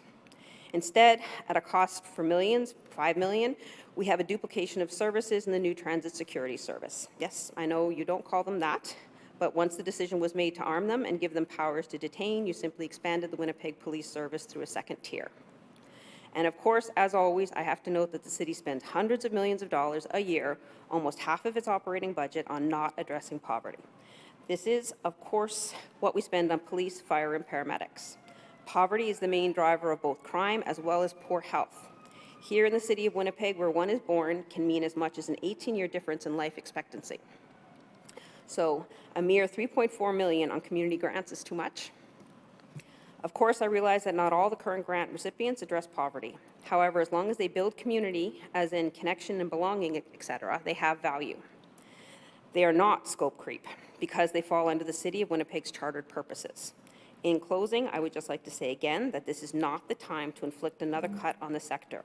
Back in the lead up to the first four-year budget cycle, the city imposed an across-the-board 10% cut. It was done to supposedly create more stability by letting organizations know how much less money they were going to get. It wasn't helpful. I'm also concerned that grant decisions will be made behind closed doors and the public will not even know who is getting funded. So why is there a lack of transparency? There is also the fact that it seems operational funds will no longer qualify. Why?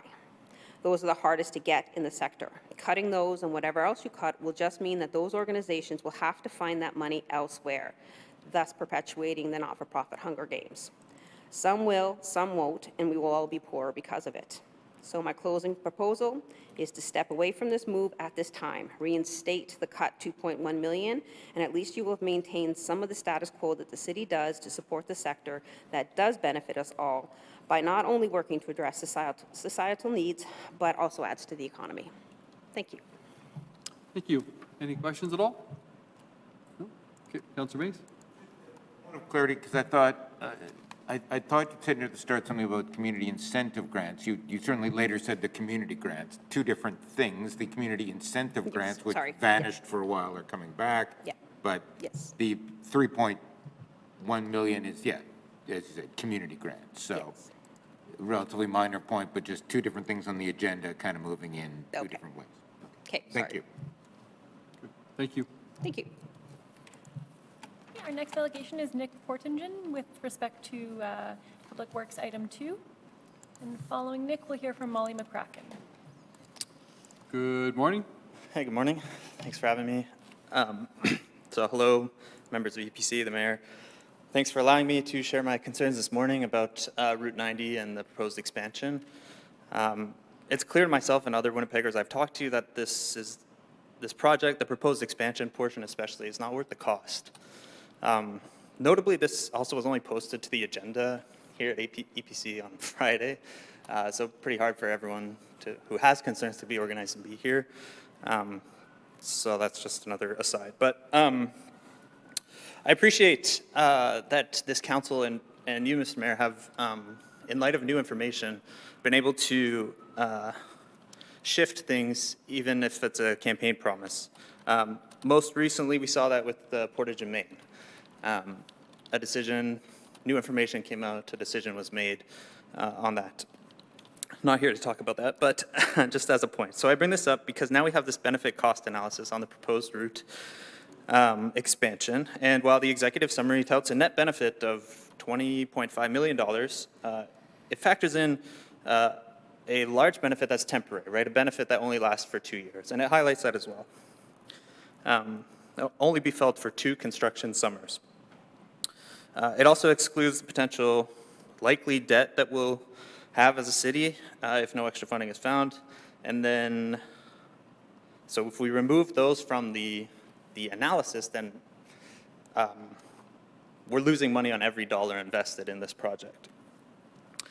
So at the core, this project is a bit of a loss or a loser for Winnipeggers. It's requiring a huge capital cost with time savings for commuters, averaging a small gain of 13 seconds down to 11 seconds in the time frame that was studied under this analysis.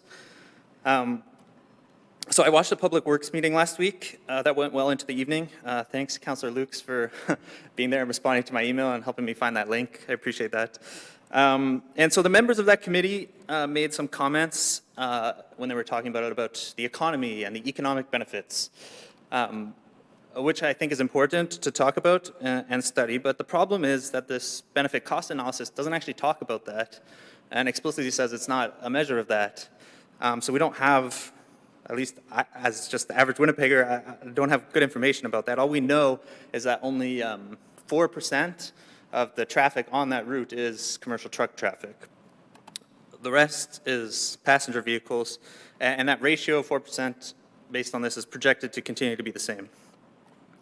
So I think I could get into more of the data, but I think we just need to talk about, like, I think there's lots in the report that talks about why this shouldn't proceed, including environmental concerns, though it somehow claims some of that as a benefit. But I think we need to talk about the main concern to all members of EPC and council, and that's the voters, constituents, Winnipeggers, and the things that the average Winnipegger is thinking about. So we're talking about traffic, right? Nobody likes traffic. I don't like traffic. Nobody likes road construction either, right? Potholes, bad roads to drive on. And we experience all these issues every year in the city. Road work always needs to be done, but it's a frustration. Winnipeggers hear announcements from different levels of government talking about record spending on road repairs, or this X number of potholes have been filled. And yep, the complaints keep pouring in. Councillor Lukes probably knows more about that than the rest of us. But it certainly appears that we have more roads than we have the ability to keep up with maintaining them. Adding an extra lane might be good for a bit, especially that temporary saving based on the report.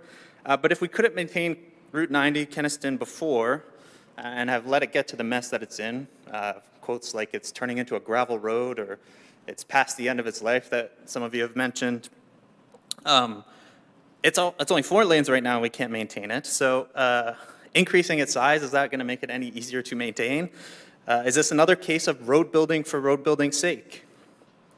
When it comes to traffic, the report itself shows that we will have even more cars on that route due to induced demand. And the time savings beyond that construction period will be negligible. Again, 11 to 13 seconds on average. If you look at peak times, up to a couple minutes. Not a huge change in traffic. We're also increasing the speed in some areas from 50 to 60. I understand that's to make it consistent. But we're also hoping to have an increase in pedestrians in the area, cyclists in the area with the active transportation pathways and upgrades there.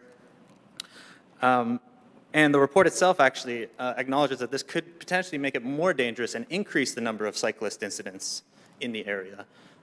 So it's in some ways making it less safe for people. And finally, most obviously, there's a major cost to this project, right? From what I understand, the federal government has already denied 2 times applications from the city to help fund this project. And the province is investing its road money to take trucks and trade around the city via the Perimeter Highway. And then when it comes to cost, you know, we're in a cost of living crisis as inflation and all of that. People are concerned about increasing costs. And a continuing increase in property taxes doesn't just affect those who live comfortably and own large homes that they bought many years ago, but it affects people who maybe recently got into the market and have lower valued homes, that those increases really pinch and kind of squeeze them quite tight. And so if we're going to pay for this, it seems likely that taxes will have to go up, and so that's significant. And then there's also renters who feel that impact as those costs get passed along. So proceeding with a project that won't actually improve the commute on that route very significantly, while adding a major cost both to service the debt and maintain an even bigger road, I don't think that's an investment we should make. I'm concerned for Winnipeggers, both those in cars, who will continue to sit in traffic. Even after watching all of this money be spent, sitting in traffic while it's being built, watching all of that money be spent being built, and then still be in traffic when it's all done.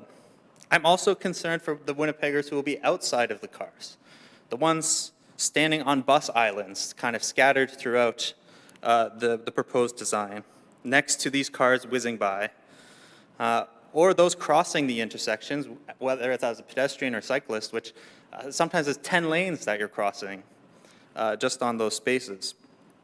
I've talked about this project with neighbors and friends from actually quite a range of political stripes, and none of them think we should be expanding a highway through our city. Now, I know that's anecdotal, and surely you have examples of people who want you to do this, so I understand that. But there's people on both sides of this, and I think we're only going to have, based on this report, only marginal traffic time savings. So adding better transit infrastructure, and I think with that one that doesn't require the buses to also be sitting in that same traffic, and adding and improving cycling infrastructure in a way that would keep all road users safe would be helpful. It seems like a road renewal and sewer upgrades are reasonable things that need to happen. Many of the safety features proposed in the 3-lane scenario, because there's a lot of like safety benefits in the analysis, I don't think those would have to be exclusive of maintaining 2 lanes. You could still upgrade the design and make it safe without actually having to add an extra lane. And so there are other options there. The details of the cost-benefit or benefit-cost analysis show that this expansion project is really not worth the cost. We can't afford it. Traffic won't get that much better. And we've already shown our inability to maintain the lanes we have on Route 90. Route 90 should be repaired. Don't hear me saying it should just continue to be as it is. I drove down there this weekend to get a better sense of this before coming here. Another thing, just as an aside, like sad, I know there's, in some of the reports, there's stuff about trees being planted, but seeing some of those like mature oak trees down that street that would have to be cleared and cut, like those take hundreds of years to grow to that size. And so just planting a bunch of new trees is also disappointing. So there's lots of things. Route 9 should be repaired, sewer upgrades need to happen. The expansion doesn't need to happen. We can't afford it, so I ask that you please amend this proposal to remove the expansion portion of the project and save 36% of the cost. Thank you. Thank you. Any questions at all? I don't have any. Thank you for your presentation. Thank you. Thank you. Okay. Our next delegation is Molly McCracken, and Molly's joining us via Zoom to be heard with respect to item 1 of the report of the Standing Policy Committee on Public Works.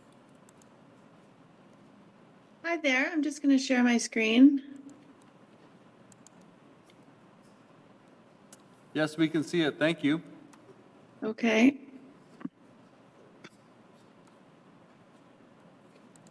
Just a moment here.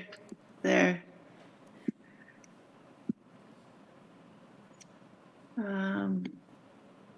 Okay, hold on.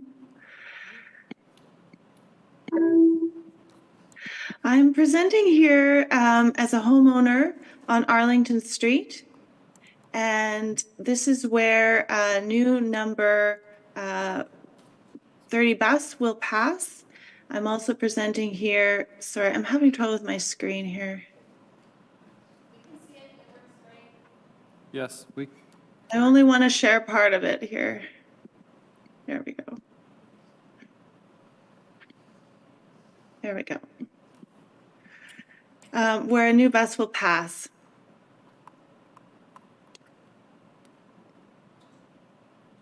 Sorry, guys.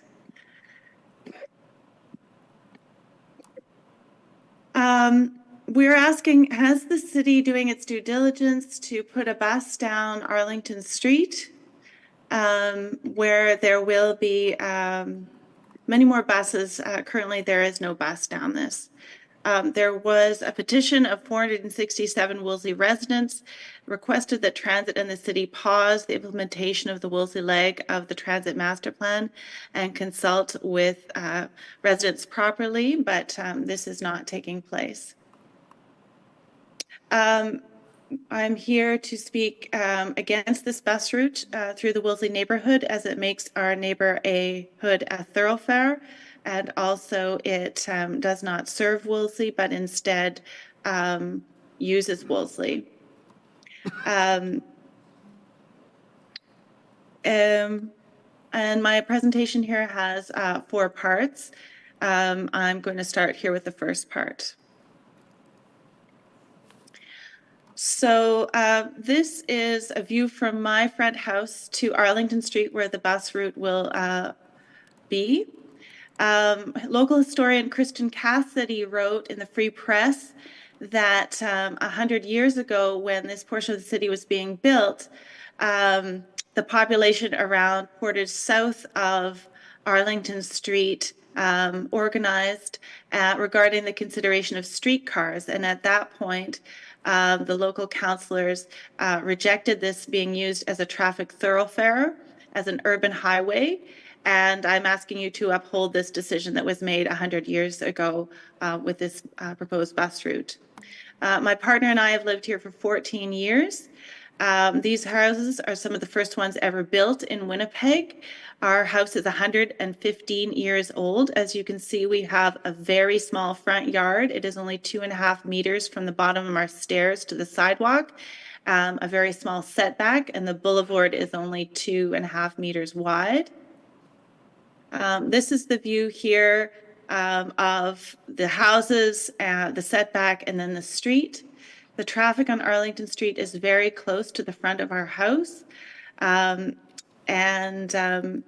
You know, we have 2 children, 6 and 7, that run up and down here because there's not a lot of places to run around. And so I'm very concerned about a busy bus route right up and down our street. Arlington Street is a residential minor collector street, and according to the city's transportation manual, residential minor collector streets that can have buses have to have at least a 22-meter right-of-way and a 10-meter width of the street, curb to curb. However, Arlington Street falls short of that by 1 meter. It's only 9 meters, and the right-of-way is only 2.5 meters. This is just a slide yesterday also to give you a sense of the narrowness of Arlington Street. Fire and paramedics visited a home across the street from me, and as you can see, cars were having a very difficult time getting around here. So how will this work with buses crossing each other and parked cars here? Currently, Arlington Street is rated in fair condition with asphalt over concrete. We have not seen that repair to this is part of the transit plan budget for a bus route here. You can see this picture I just took yesterday of the condition of the roads here. We've spoken to civil engineers anonymously to the group who've been concerned about this, that if heavy vehicles are driven down a road, it will break down even more, and this can then damage the sewer lines underneath the road. There was a number 10 bus just for one block just south of us with less frequency and less duration, and there were major problems to the sewer system underneath that road. So these are the valid concerns of residents along this street with the introduction of 40-foot long buses every 7.5 minutes on Arlington Street. But there has been no impact assessment of the additions of the buses to the street. I'm here today to ask, has the city done its due diligence before putting a bus down the street that's not the standard width? And I need to let you know that a number of residents and my neighbors, are currently consulting with lawyers about this situation. We do not want to litigate with the city, but we have the following questions. Will the city do an impact assessment before the impacts of this bus are on our street? Before you run the bus down Arlington Street? And is the city preparing to repair Arlington Street before the buses go down the street to prevent potential damage from buses? I have other concerns. I don't want to be seen like I'm just concerned about the street right in front of my house. I am a community-minded person. Our daughter goes to Mulvey School, and Wolseley Avenue, where the bus would be running, is right in front of this school, which is on a curve with a blind spot. The school works very, very hard to make it a safe place for children going in and out of that school, but this will put more buses going up and down in front of Mulvey School. I know there are buses there now, but this will put more. And we believe this is just even increasing the risk. There's also a lot of traffic here backed up at rush hour, and we're concerned with more buses as the buses will add to the traffic being backed up. Also, the new bus will turn where right now it goes straight at a busy crosswalk where children are crossing to and from school. And we say it is an already risky spot. Adding more buses will make it less safe. I just have 2 more slides here. Wolseley Avenue is a greenway. So previously Wolseley Avenue was approved as a greenway with 30K an hour traffic limits and bump outs where the street is narrowed to calm traffic. This was approved. There are 20 greenways in Winnipeg, and only one has a bus on it, we believe, for about 1 block. But this is a bus going down Wolseley Avenue for 6 blocks. So no other greenway has that. So the introduction of a new bus on a greenway presents a juxtaposition of goals, of one being traffic calming for the greenway and the other being transit. And we just don't think this is logical. We want to uphold the goals of the greenway, which are more active transportation and traffic calming. So other options exist. I was really thankful to Cindy Gilroy for her work on this, and we were happy that Janice Lukes came to our community Orioles back in end of April and said, please bring forward other ideas. Currently, there is a number 10 bus that travels through Wolseley all the way to Aubrey, which is further into the heart of the neighborhood. We're proposing that could be maintained with a smaller minibus. And that this will still serve our area without the risks that I've outlined here. And yeah, I urge you to consider all of this. The new bus could still come through, but just around the Wolseley neighborhood to go on streets that already service buses. Thank you. Thank you very much. Appreciate your presentation today. Any questions at all? Councillor Lukes. Thank you very much for your presentation, Molly. Were you able to watch the quite extended discussion that we had regarding the bus routes and options for Wolseley during the Public Works Committee meeting? Yes, I watched parts of it. Part of it. We had a really robust, in-depth discussion on people that would be served, wouldn't be served, people with accessibility challenges. And we talked about, well, the transit department informed us that this was the only road that was available with the width to go into Wolseley to pick up. I don't know if you caught that at all when you spoke to widths. Well, we're saying that the number 10 would get those people. Right, right. Okay, I appreciate your presentation. Thank you very much. I don't have any more questions. Okay, thank you very much for your presentation. Appreciate it today. Thank you. Our next delegation is Mel Marginet, to be heard with respect to item number 2 of the Standing Policy Committee on Public Works, and followed by Mel. Sure.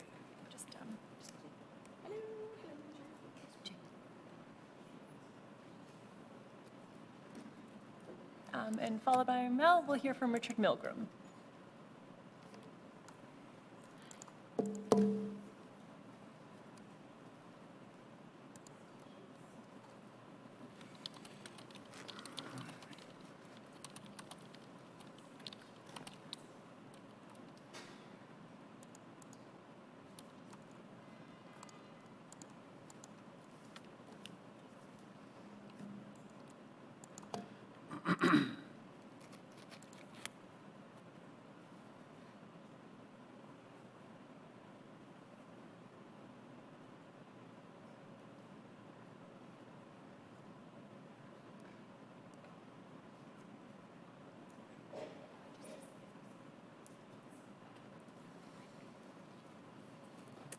Hello. Sorry about that.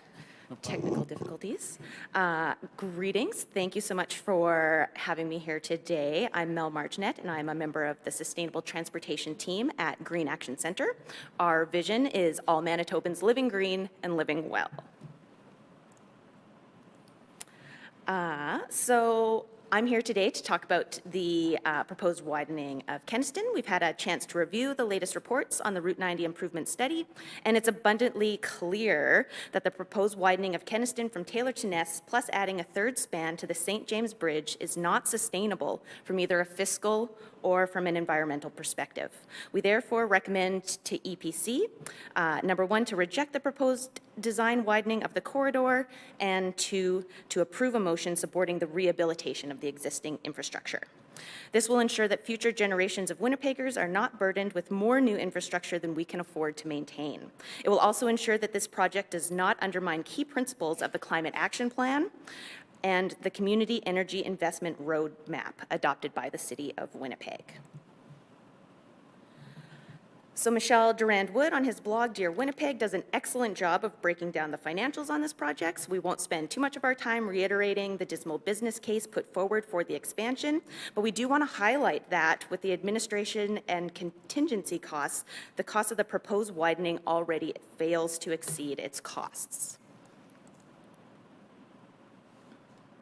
So even if we all wanted to believe that the project did deliver a 1 to 1.7 benefit cost ratio with those costs excluded, that's still a very low benefit when compared to the potential return on investment of other more beneficial projects. At IRPW last week, it was noted that folks such as myself didn't talk about the economic benefits of expanding Kenaston, but that's impossible to do given that the city has once again declined to commission an independent assessment of whether there is a convincing economic case for the road and bridge expansion. Those in favor of this project didn't themselves touch upon the economic risk to Winnipeg taxpayers, nor how the city will cover the additional maintenance costs over time, or how transportation is evolving in their industries. And I just wanted to show just 2 slides that you can see there. A couple of years before the pandemic, I saw a report on different transportation companies moving to using e-cargo bikes, which I sent to the department there. And it's very interesting as all of those reports are kind of coming in now. I just focused on FedEx, which focused on launching this in cities across Canada. And they actually found that it was 40 to 50% more efficient for them to deliver goods within cities via e-cargo bike. And they had really good feedback from the drivers of them as well. So if we're talking about the future and how things are moving in the future and trade corridors in the future, how are we looking at this, and are we paying attention to what's going on in these industries around the world? So on that note, I'm going to focus my time on the problem that we are trying to solve with the roadway expansion, and that is congestion. Congestion is an issue on Kenaston during peak periods, but it's also a problem on Broadway, on Osborne, on Provencher, on McPhillips, and on Henderson. And I could go on. And we want to relieve congestion so that people's lives are easier, be it getting to work, school, appointments. We all want our goods to move more efficiently, and we want our emergency vehicles to move more easily. But experience in other jurisdictions repeatedly demonstrates that simply building more roads and ignoring other alternatives to improve mobility is an expensive, temporary solution. In the long run, more road capacity to accommodate single occupancy vehicles makes congestion worse. This is due to induced demand. If all goes as planned with this project, those who interact with this corridor can look forward to a long-term drive time savings of 11 seconds. This is very poor value. And as noted on Durand Wood's article, we'd be better financially just to give everybody a nickel that crosses that span for their time in the long term.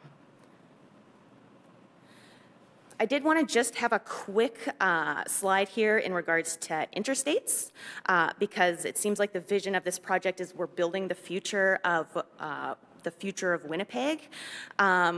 And we often talk about interstates and how we kind of missed out on interstates, and this is sort of our chance to kind of get one. Cities in America are removing interstates from their cities. This is just one federal program, but more and more cities are doing this. They invested in interstates decades ago. It was kind of a 1960s frame of mind. But they're also discovering what you're discovering is that mostly these interstates are moving single occupancy vehicles, and it's contributing to that drive till you qualify mentality, which means that all of these personal vehicles are then moving into the center of cities, and they're kind of having to deal with all of those same problems that we're dealing with, be it, Osborne Village, which wants a more walkable, safe community, but will turn down their requests to improve walkability because we don't want to lose 20 seconds of commuter time.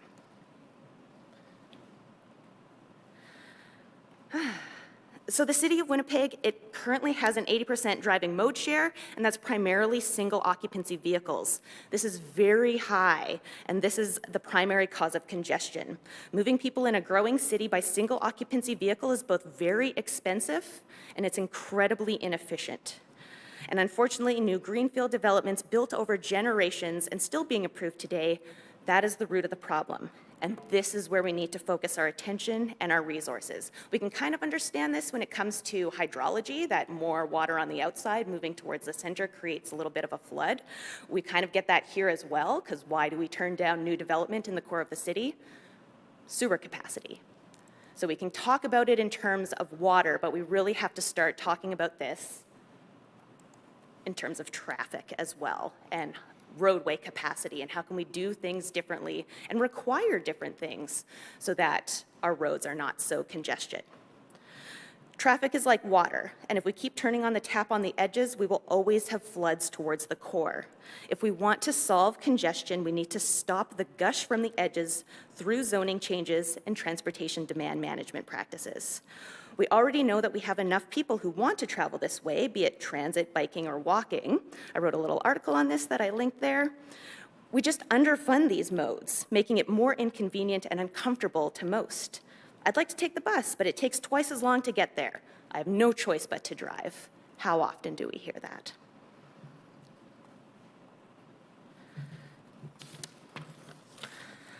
We also wanted to consider the new Nawe Udina development on the former Kapiong lands, and creating 6 lanes of congestion next to it will be a barrier. As noted in the 2021 former Kapiong Barracks Master Plan, quote, Route 90, both in its current form and proposed future configuration, poses some significant challenges from the perspective of site access, pedestrian and cycling comfort, and connectivity, and the creation of a strong urban character along the frontage. That's on page 74. The master plan does make it very clear that this development does not want to attract personal vehicles. And it also notes the hope of being included in the rapid transit service at the corner of Grant and Route 90. So they want to get people there, but they just really don't want to get cars there. So how can we get more people and less traffic? Again, we all want to reduce congestion, but building more roads while underfunding and ignoring alternatives makes the problem worse. It's the most expensive, least effective strategy, and we need to stop. If having more roads per capita were the solution to our woes, Winnipeg would have won the lottery. We have doubled the physical size of our city in the past 50 years, while growing our population by less than 40%. Each Winnipegger now has way more space than Winnipeggers of the past. And yet we have never been in a worse financial position as a city. In a time where, with record road spending, we can only afford to repair roads every 70 years and replace them every 250 years, the idea that we would need to continue spending hundreds of millions of dollars on more regional road expansions and widenings to try to make this whole system work is ridiculous. We need to fundamentally change our transportation system through transportation demand management. This gives the City of Winnipeg more tools in the tool belt so that we can grow as a city without having to spend billions of dollars incentivizing personal vehicles. At Green Action Centre, we do want to stress that we absolutely agree that the roads need to be fixed. We want to point out that for a road that this report calls an important transportation corridor, we haven't increased its annual maintenance allowance for over 20 years, which has seen the infrastructure crumble. If we haven't been able to increase the budget with inflation on such an important corridor, we have to ask ourselves why. And it's because we don't have the money. We don't have the money to properly maintain the corridor at its current size. And if we haven't, I'm almost done. Minute extension, all in favor, aye. Opposed? Carry on. Thanks. So if we don't have the money to maintain it properly at its current size, and we haven't been able to increase the spending on Route 90 over 20 years, how are we going to maintain the infrastructure in the future? I did note at IRPW last week that the Transit Department was given strict instructions that no new operating budget was available for the rerouting plan. The Transit Department has provided a plan to provide transit improvements to thousands of Winnipeggers in all corners of the city, and they have done it with a plan with no new operating costs. What would the Route 90 plan look like if that team was given a similar instruction? Just finally, Councillor Lukes has noted that we're over our heads in the roads that we already have. This is exactly right. We cannot afford to add more. We need to focus on repairing the infrastructure we already have and use it more efficiently to actually solve our congestion problems. I did note the environmental and the safety things in the report we definitely don't agree with. I go into more details there. I believe the delegation following me will detail that a little bit more. So once again, we're calling on EPC to move a motion that moves the road widening elements from this project. A wider Kenaston plus an extra span of the St. James Bridge will not build us a city of the future. Instead, the project is tied to decades-old visions of Winnipeg long past their expiry. The project is mired in old-school thinking, which will lead us to a future of more broken infrastructure, devastating financial outcomes, and missed goals to reduce our adopted targets for greenhouse gas emissions. Thank you so much. Thank you very much. Councillor Mays.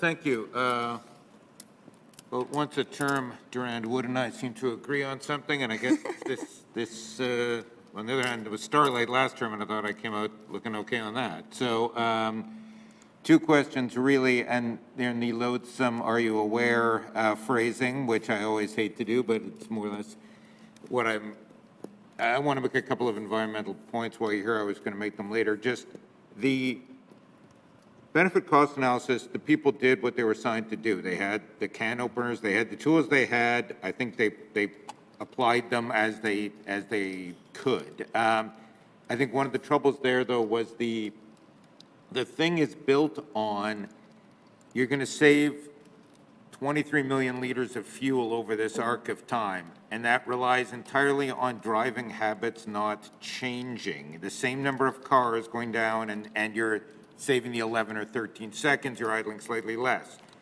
This would appear to slam headlong up against our own climate action plan, which has some very ambitious wording about net zero by 2050 and mode shift, and I've yet to get an answer from the staff. I think the benefit cost people, Dryborough and company, said, hey, we applied what we thought were the assumptions. So how do we square that? Are we to cheer for the net zero, or are we to cheer for people not to change their habits so we actually get the purported net benefit on Kenaston?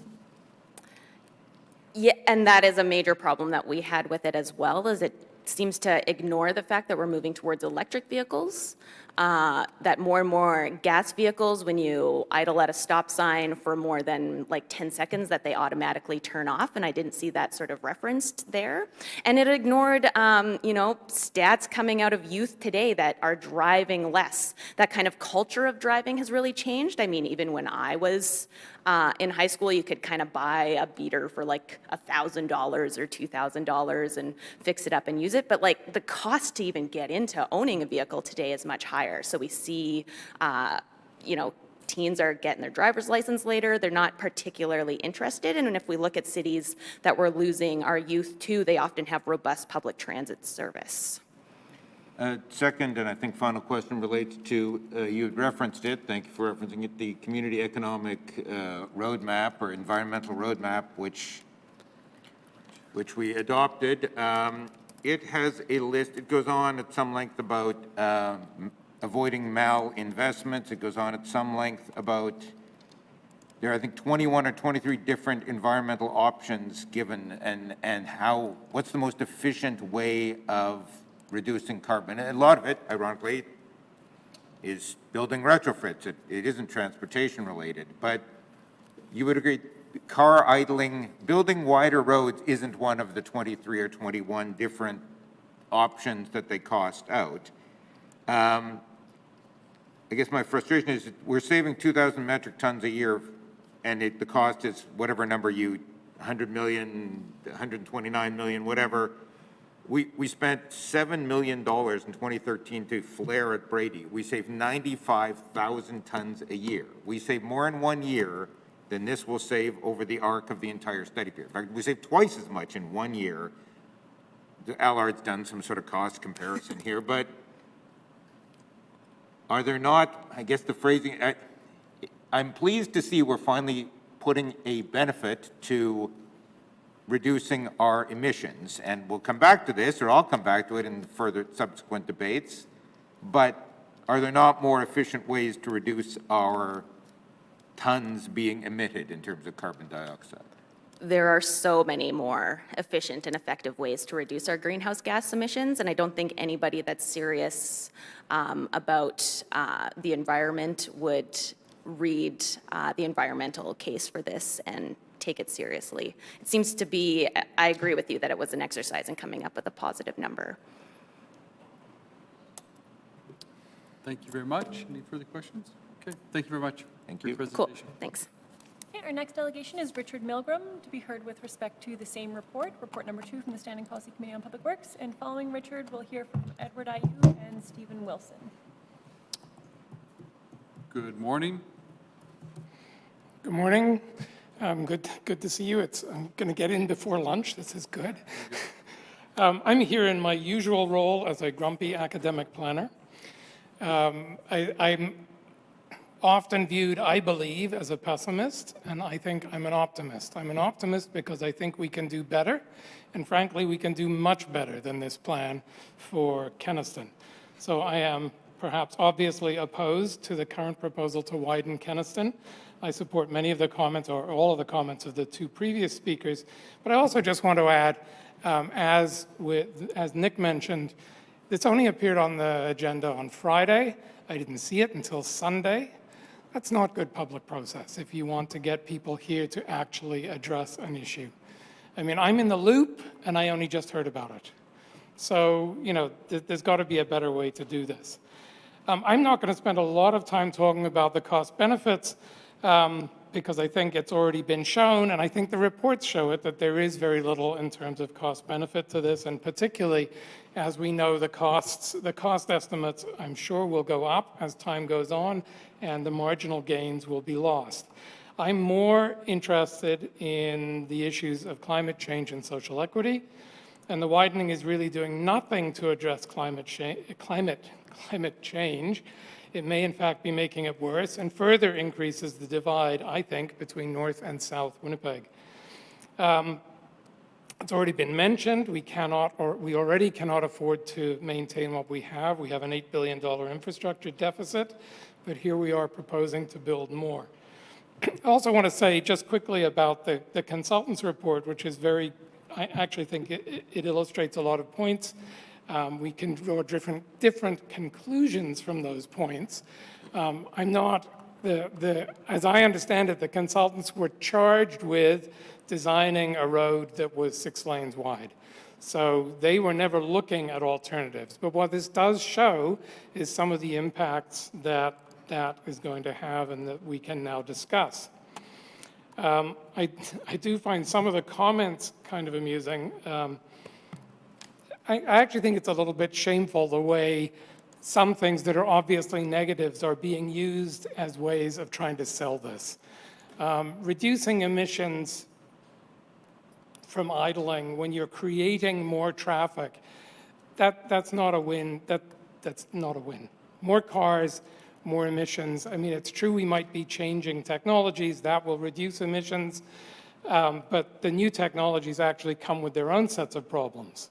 They create all sorts of other issues, and they certainly don't decrease the amount of infrastructure we need, and that's really the cost from the financial end to the city.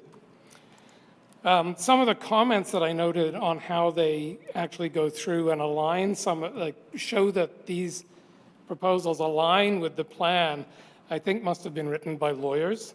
It says the proposed design, for instance, minimizes the impacts on the neighborhoods to the extent possible, while improving the ability of Route 90 to function for its intended uses. There's no definition of what the extent possible is. So it's like, okay, well, we'll make Highway 90 what we need it to be, and then we will mitigate damage beyond that. I have 2 other quick things that frame this. One is a quote from David Crombie from when he was working on the waterfront plan for the City of Toronto, talked about how you couldn't just look at the waterfront, you had to look at the Don Valley. You couldn't just look at the Don Valley, you had to look at all the rivers that went into it, a little bit like Mel's image of the water. And his contention was that everything is connected to everything else. One of the challenges with this study is that it really isolates Kenaston, like it's not really connected to anything else. And I think there are a number of ways that it is seriously connected to things far beyond just that corridor. The other thing, of course, is I had a student a few years ago when I was doing a lecture on how to make sustainable cities who put up his hand and asserted, it wasn't a question, he said, we need freeways. And I said, why? And he said, because our public transit is, he didn't use this word, bad. So this is great logic. We have bad transit. The solution to that is to build freeways. But I think that that's actually the mentality here. I mean, Mel's already pointed out that the new transit plan didn't even really consider this as a major potential transit route. I mean, it does say it's going to be a frequent route by 2045. Some of us won't be around by then. But in the short term, that's going to continue to be bus number 74. And if any of you have ever read that, it's one of the most torturous bus routes in the city. So there's that. So in the bigger picture, the perceived need for this project is the result of poor historic land use planning decisions and a lack of integration and collaboration between land use and transportation planning.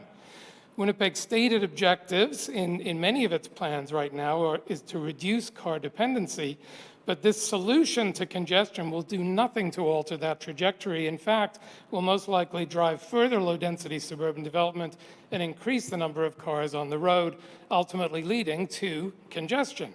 The plan and predictions given in the WSP report do not seem to anticipate any modal shift, just that car use will continue to follow its current trajectory. Were we having a discussion today about widening Kenaston to include a dedicated BRT route, I might be taking a very different position. It's always been, as I said, a mystery to me as to why this hasn't been seen as a place for a major route.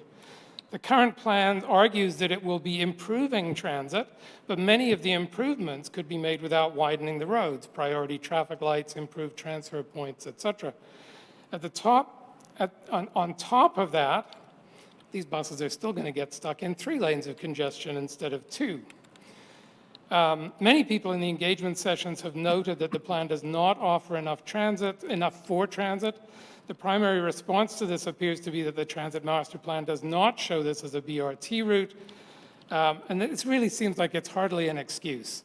The transit plan and the plan for the city and this plan that's being prepared for Kenaston are all plans of the city of Winnipeg. It's not like one has landed from some alien planet. There's a lot of verbiage as well about improving walkability and AT. And really, I mean, improved walkability and AT infrastructure, I just say, really? Really? I mean, I'm a cyclist. I'm mostly a pedestrian, a cyclist, and a bus rider. I would not choose to use this route. I don't know how having to cross 10 lanes of traffic, including 2 slip lanes and several turning lanes and 3 lanes of traffic each way at Kenaston and Grant is an ideal pedestrian environment. It's equally bad for cyclists. I do think actually there's one of the images which I quite like is I think it's at Academy and Kenaston, and there's a crowd. It looks like there's about 50 or 60 people crossing the street and talking to each other and riding their bikes. I think sometimes planners and designers are frustrated film directors because they're putting people where they think they want them. There's no reason for those people to be there. It's a fiction.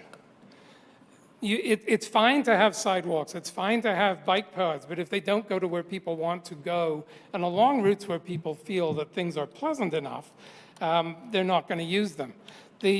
Out of curiosity, I rode down through Kenaston through Waverly West the other day, and I do think that much of what we're looking at is going to look more like that, which is sound attenuation walls on both sides, a little bit of landscaping, and a road in the middle.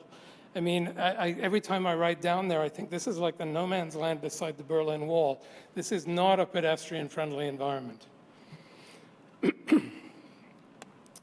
Anyway, I'm going to come back to unattractive intersections in a minute, because that's all I have.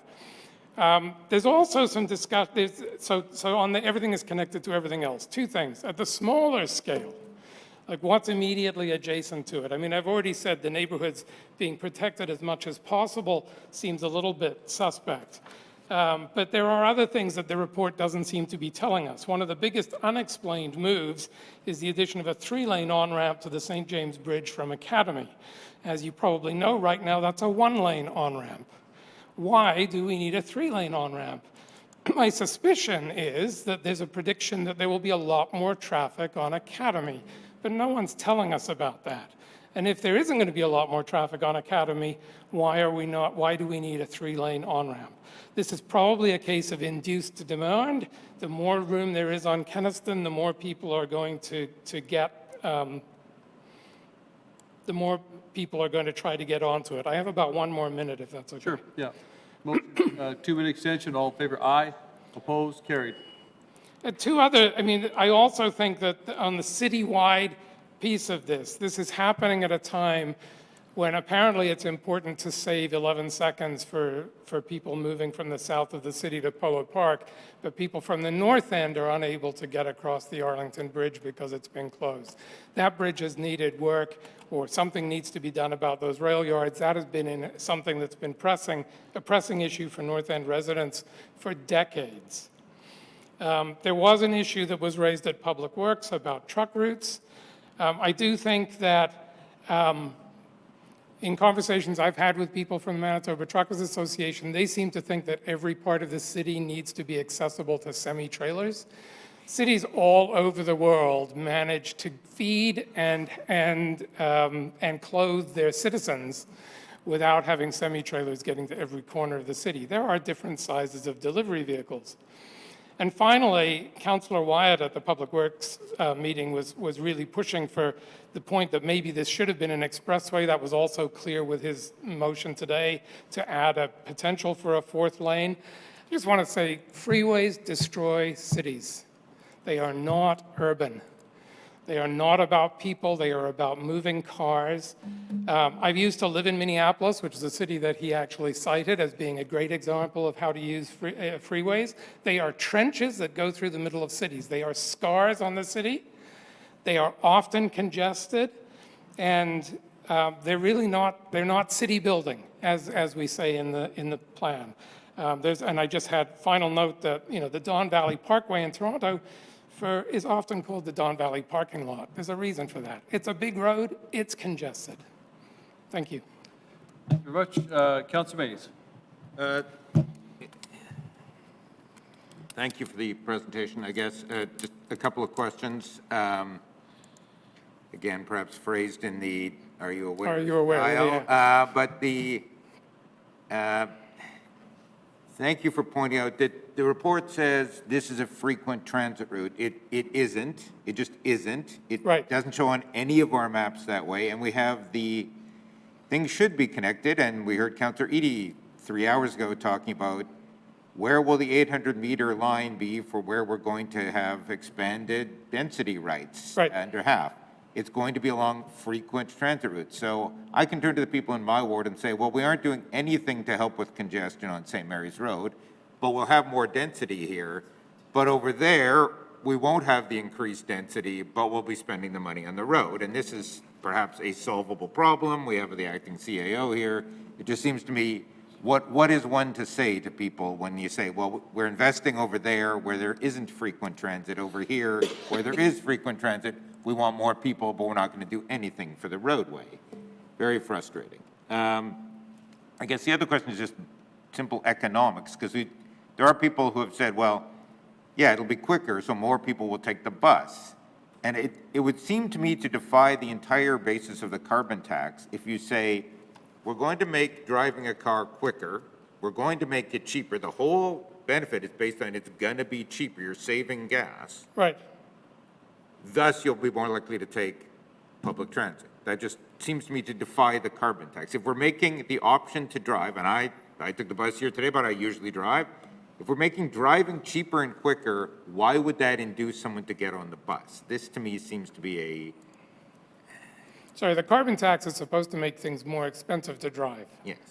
Yes. Yes. So I just find the economics here faulty that more people will get on the bus, though we are making driving cheaper and quicker. It just doesn't seem to hang together to me. Yeah, I'm not sure we're making driving cheaper because I think the gas prices are supposed to go up. We are trying to let people save gas, apparently, by not being stuck in congestion. I think, this is a very complicated discussion. I mean, we also have to make public transportation attractive. And, that's a more complicated. We need to be investing in public transit. We need to be making it more frequent. We need to be making it more comfortable. We need to be making it more attractive. And then it will become an incentive to use it. I mean, as someone who rides the bus in the winter, mostly, because I don't cycle as much in the winter, I'm always very frustrated because my novel reading goes down in the summer because it's harder to read a novel on a bike. But I use the time on the bus to read, not like it's constructive time if you're comfortable on the bus, it can be constructive time. Driving a car, you don't have that luxury. Now, this, as you said, this would be a different debate if we were talking about BRT Yeah. along this, this alignment, but anyway, thank you. Thank you. Just a couple things. Just thank you for your presentation. Were you aware that this report published to Public Works Committee June the 4th and received media attention? So this report has been making its way, as is standard, through our committee system. So it may have published on this agenda more recently, but it certainly has been a public report that the committees have been working on since June the 4th. I do understand that, but I wanted to come to this committee, and I didn't know it was on this agenda until the weekend. Okay. One question, I'll invite you to speak to it. I'm surprised that no delegation yet has mentioned Nawi-Odina, and which will be the largest urban indigenous economic development zone when it's developed in all of Canada. Hundreds of acres of development, including, of course, I'm assuming you've seen the plan, mixed use, residential, commercial, significant densification, which will add thousands upon thousands of people coming in and out of the sites, plural, thousands of people living on the site. Just, is there any impact of thousands of people living, working, shopping in that development? Do you see there being any impact at all on the traffic in the area? Well, of course there will be. And Mel did mention it in the previous delegation. And I mean, you know, one way to address that is to have better transit access to the site. It's already planned to be on an east-west BRT route. If there was a north-south BRT route, it would be an ideal place for transit-oriented development. I mean, but you have to have the transit to have the development oriented to it. Right. And Otherwise, you just have to build more roads. yes, and of course you need the space on the roads for a safer, more enhanced, more reliable transit service. So we could go round and round on this, but my other question then is related to an acknowledgement that that Route 90 is indeed a truck route, the major north-south truck route for a lot of that would take and move products that are built and manufactured often in the northern part of Route 90 and down to the south and vice versa. Would you acknowledge that it's a major transportation corridor? It is at present a major transportation corridor. There is a plan to widen the perimeter, and we've just spent $250 million building Canada Port, Centerport Canada Way. I can never remember what it's called. I mean, that was meant to get trucks around the city. Why do we need to bring trucks through the city? I did a Google search on that the other day to get into the St. James Industrial Park from the US border, and it was like a 4-minute difference to take the perimeter in its current condition than it would be to go up through Kenaston. So, I think designing cities based on the needs of really big trucks is actually quite, I mean, there are places that those should go, and there are places that they shouldn't go. And maybe through the center of the city isn't one of them. Okay, Councillor Lukes? So I hear you. I really appreciate you coming down. You know, I like all your presentations that you do and when I come to them at the university. So I guess the question is, just because I work with the trucking industry a lot, I work with Centerport a lot. Logistically, to deliver goods on bicycles like that was presented, for a lot of the goods that are being moved in and around our city, it's not all semi-trailer trucks. It is smaller trucks. Yeah. But where are they supposed to go? Like, I'm dealing with residents on Cambridge Avenue who are just losing their minds about what's going on Cambridge Avenue. Many people are cutting through River Heights because they don't want to, because they're wanting to avoid Kenaston. I guess the question is, where are they supposed to go to deliver goods? Like where, they don't, it's just not start and end at Centerport and entering 75. Stuff gets delivered all throughout the city. And it's not always semis that are delivering it, like the milk plant further up Kenaston. how do they, like, how are they supposed to deliver goods? Well, we do have a network of truck routes. I mean, it isn't just Keniston. And, you know, if there's no reason why North-south, like a north-south. But there's no reason if you could reduce traffic, the way you reduce traffic is by getting more people on transit, right? And so if there was better transit, there would be less congestion on the street that's already the width that it is now. Okay, that's great, but where do the trucks with the stuff, from a north-south perspective, that come in 59, or Yeah. come in 75? Sorry, I don't know what you mean by where do they stop? Well, how do they move their goods throughout the city? Like, how do they can't, They go on the roads to the place where the loading door is on the place they're going. I don't understand. the big plan is for, the province has said that they're going to do the St. Norbert bypass. Right. They're going to punch it through, they're going to come up on the perimeter, they've bought land, everything's set aside for it. They're coming up Keniston. So they come up Keniston, they can go east on Abinogi, Mickinaw. We don't want them all on the residential streets, the trucks. Yeah, I'm not arguing against Keniston being a truck route. You know, we've built a supercenter on Sterling Lion. There's a supercenter there of stuff, let's call it. More stuff at Polo Park, right? Like, these goods have to be delivered in vehicles. Well, the other way other cities do it is they limit the times of day that those vehicles can use the streets. And that allows for other ways. It allows for an easier flow.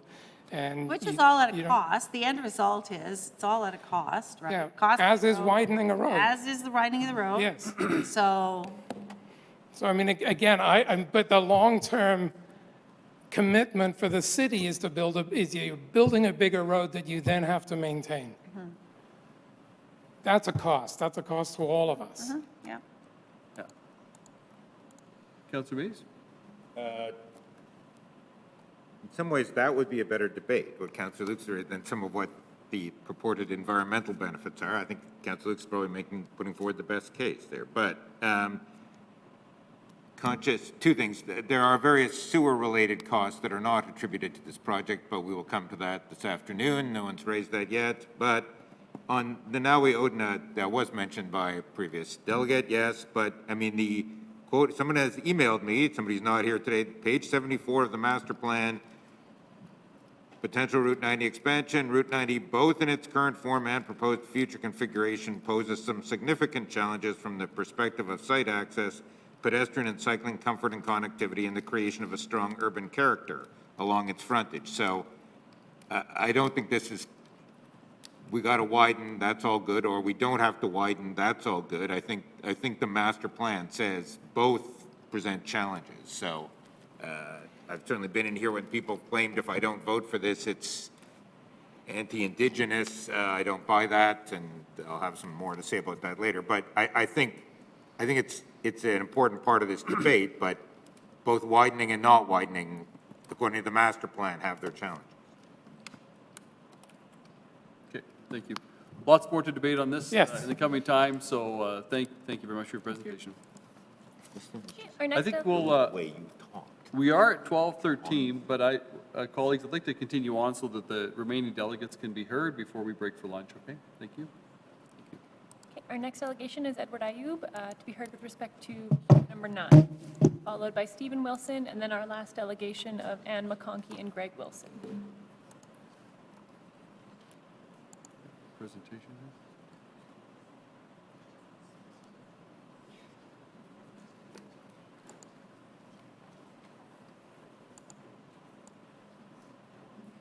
Do you need a hand here? Are you all set? I'm just trying to get my presentation up. That's a new format.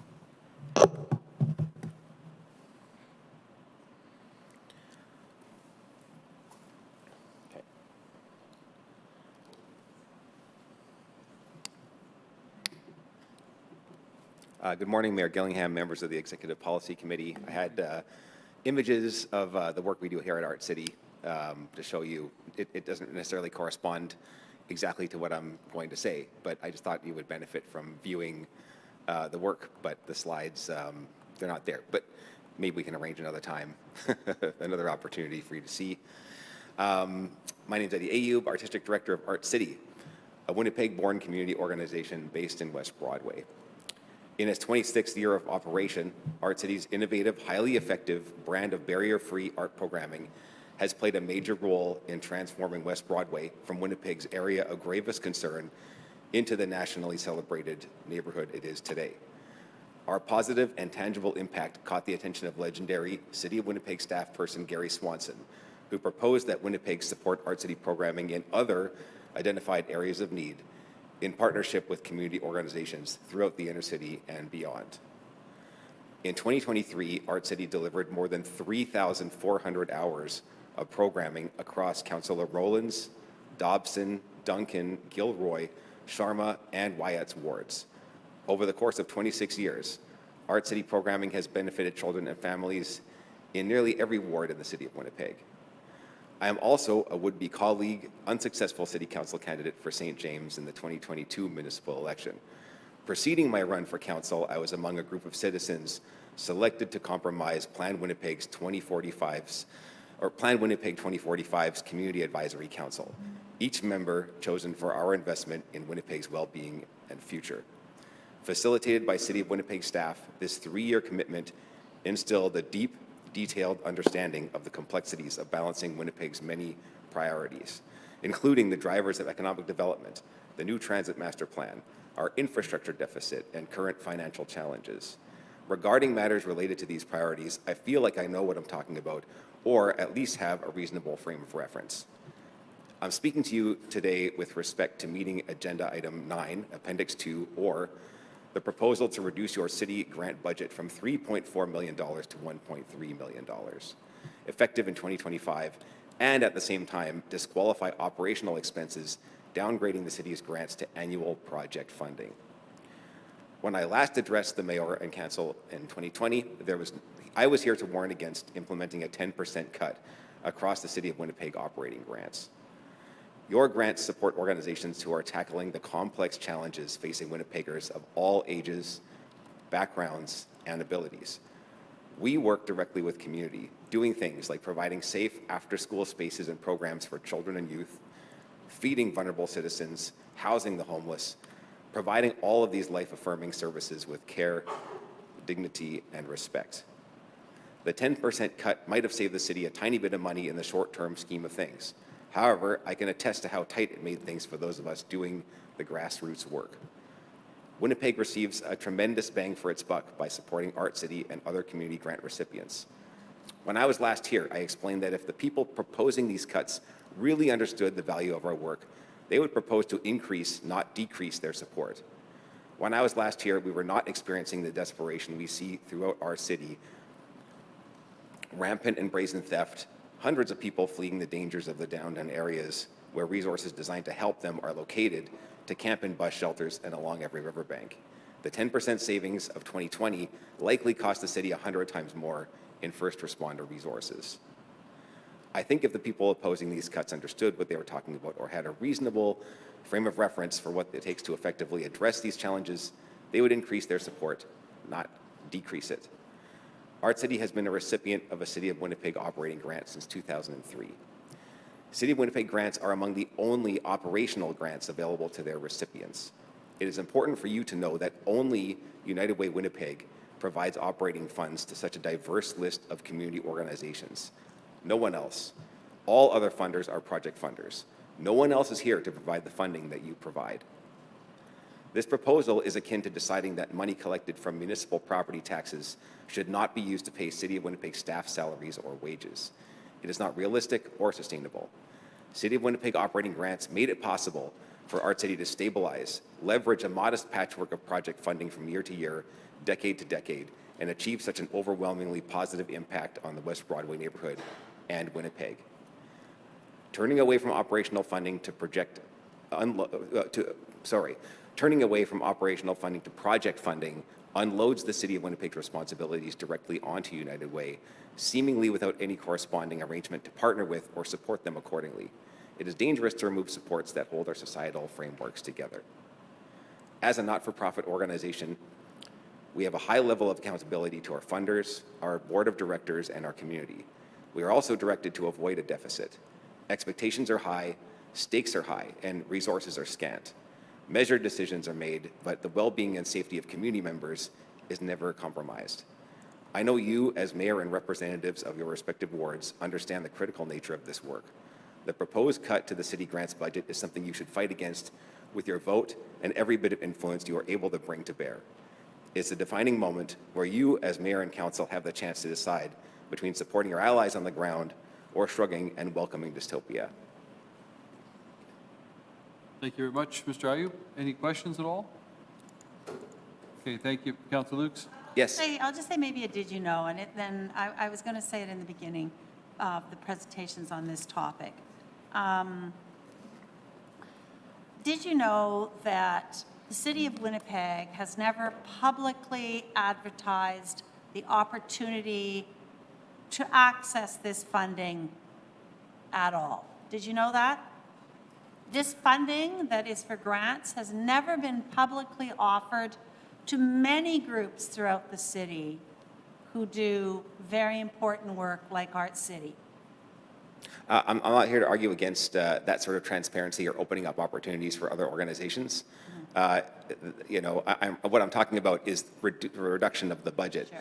So what we're talking about here is taking, you know, essentially chopping half the budget, disqualifying operating funds while we're at it. I think it's great. I mean,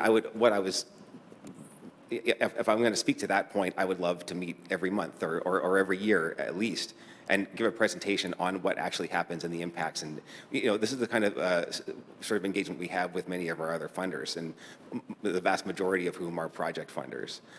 So the transparency, the reporting, I think should be more robust, and the relationship should be stronger, because I think if everyone had, as I say, a greater understanding, then you would see the value. I think more investment in city grants, whether it's Art City or across the board, or, I mean, you know, having a better line of communication between us and the community services department. I think that would just, it would really create more of an understanding and a true partnership regarding the work that we're doing. Do you receive funding from the province or the federal government? Federal government, no. Province, we receive money from the arts, from the Manitoba Arts Council. So no community services type social services departments from the province fund you at all? Well, I mean, there's project funds, but we don't have core funding, operational funding. So one of the issues here is that by destabilizing operational funding, it compromises our ability to even be able to keep on top of putting together our services from like little $5,000 grants here and there, and you know, $10,000 grants. We're jumping around in the air if we get that sort of money. We're very excited about thousands of dollars at Art City, not millions of dollars. But I mean, but if we were given millions of dollars to operate, you'd see a vast improvement everywhere we're operating. No, I know you do very good work. Councillor Thank you. Jabassi really did a good job of articulating it and when she was city councillor. Thank you. Thank you. Thank you for your presentation. Okay. Okay. Thank you. Okay, our next delegation on the same topic is Stephen Wilson, also from Art City. Good afternoon and welcome. Thank you. Thank you very much for the time, ditto to Eddie. I will try to keep my remarks short and sweet, just like me. I work at Graffiti Art Programming. We're a community youth arts center, and we serve the areas of the North End and the inner city. We love to use this wonderful thing we call art as our tool to work with children and youth. Last year, 2023-24, we offered 966 individual free art classes. We served more than 11,000 children and youth during that time. What does this funding mean to the community? We don't have to look any any further back than during the pandemic. Sorry to use that word again. I know it's a tough one. But in March of 2020, all supports for young people shut down. Schools were closed, youth centers were closed, sports and recreation were closed. So that 12-year-old in the North End in 2020, heading into the pandemic, lost the support of their school, lost their favorite school teacher, the one that kept them going to class every day. They lost their favorite coach, that basketball coach that kept them coming to school every day. And then they lost their favorite after-school location, which offered them a sense of belonging, community, and connection. Prior to the pandemic, we had a hard time showing the impact we had on the community. But since the pandemic, it's much easier. Since the pandemic closed and reduced many of our services, we've seen youth crime increase year over year by 47%, and youth addiction increase by 24% year over year. The numbers that we're seeing this year are similar. So the impact is going to be tremendous in the neighborhoods that we serve. I support continuing these grants and continuing the work that is needed in the communities. And I will just end it right there in respect of your lunch break. Thank you very much for the time. Thank you very much, Mr. Wilson. Councillor Mays. It would seem to me we might do well. I could have asked this to Art City as well. I know Graffiti Gallery got some of these programs. It might do well to get everyone in the same room, because I know the U of W, the Inner City Work Study program that we've continued to fund for about 8 years, part of that is 4 days a week the young people are out and working for agencies. First year I know there was a woman doing something at the Graffiti Gallery, it might have been at Art City. I remember going to Food Matters and somebody saying, hey, we want to introduce you to our summer students, and they start explaining the program. And I go, that's my thing. I know this program. So city staff, unfortunately, in the budget, wanted to cut that funding for U of W down to zero. Councillor Brawati, to his credit, as chair, said, no, we'll extend that for another year. I just think I'd be happy to sit down with, if there's some way, if we've got some of the groups here that receive grants also get a student coming in from U of W, which is funded from a separate city grant, and everybody's possibly losing everything, that's troubling. So I would be happy to sit down and see if there was some way of trying to line this up a bit, because, I mean, it's great. You've got people out in the community. That's what that whole, it's a reconciliation project, the U of W grant, but it also ties in with community programming. So I don't know if that's still the case, if you're still getting students from Inner City Work Study program or not. From U of W. Yes, we are. Yes, we are. And thank you for that, Councillor Mays. You know, we're looking at taking away from a demographic, a group of children and youth that don't have much as it is. And we can see the impact that that's having on their daily lives. Please don't let that happen again. Thank you very much. Good. Thank you very much. Appreciate that. Okay, our last delegation of the day is Anne McConkey and Greg Wilson, to be heard with respect to report number 1 from the Standing Policy Committee on Public Works. Good afternoon. Thank you for your patience. Thank you. I'm Greg Wilson, And I'm Anne McConkey. and thank you so much for giving us the opportunity to speak in respect to the new transit plan and specifically route number 28. We are longtime Wolseley residents who are strong proponents of public transportation and are pleased that Winnipeg is moving towards having a more efficient transit system. But our concern is just with a small portion of that route that runs through the residential area of Wolseley. And we'd like to briefly outline some of our concerns. Like, Wolseley Avenue has just recently become a greenway that's, for active transportation. And it already has a higher volume of traffic that is ideal, that would be ideal for a greenway. Most of these cars are cutting through Wolseley just to save time, and they tend to be impatient drivers, and they often speed.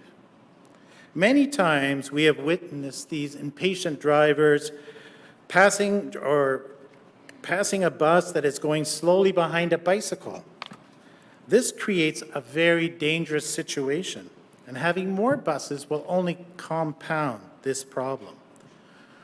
Wolseley is a major bike route, both for adults and hundreds of children who bike down Wolseley every school day to access the 7 schools in the area. Large buses hinder visibility and will make this an unsafe greenway. No other greenways in Winnipeg have a transit route on them. The exception is a short section of Scotia, which has a small transit bus on it. Now, having a small transit bus might be a good solution also for the Wolseley area. We would support that. Over 300 elementary students attend Mulvey School at the corner of Maryland and Wolseley, which means that hundreds of children cross these streets several times each day.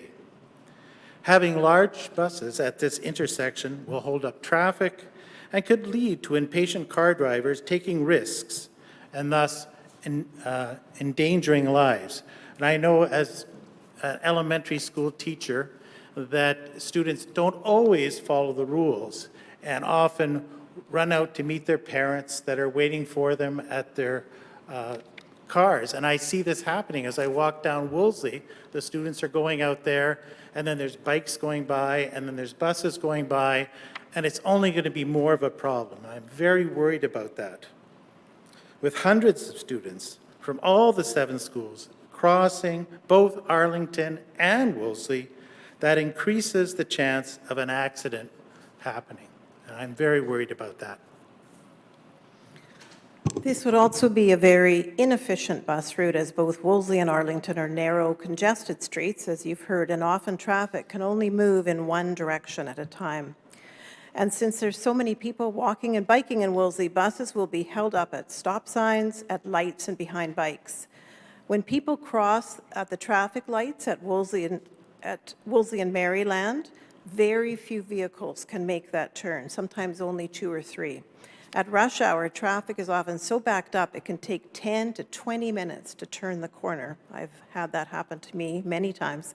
This would cause significant delays for buses. And buses should be traveling on streets that are designed for heavy traffic, such as Portage, Maryland, and Sherbrooke, not Arlington and Wolseley.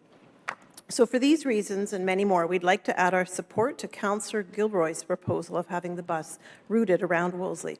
This route would be within the target of having 70% of residents within 500 meters of a bus.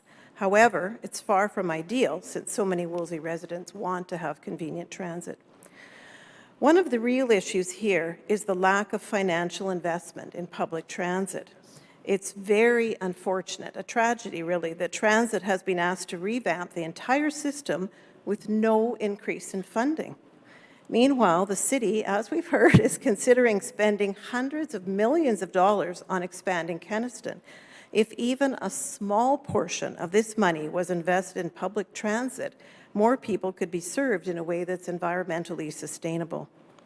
With increased transit funding, we could purchase a smaller bus to service Wolseley and other areas. A smaller bus would cost about $1 million. To put that into perspective, that is less than 0.2% of the Kenaston proposal. We would be very happy if you were to offer increased funding for transit, but even without an increase, we ask you to please consider not running the portion of the new transit plan through Wolseley and to use the suggested alternative route.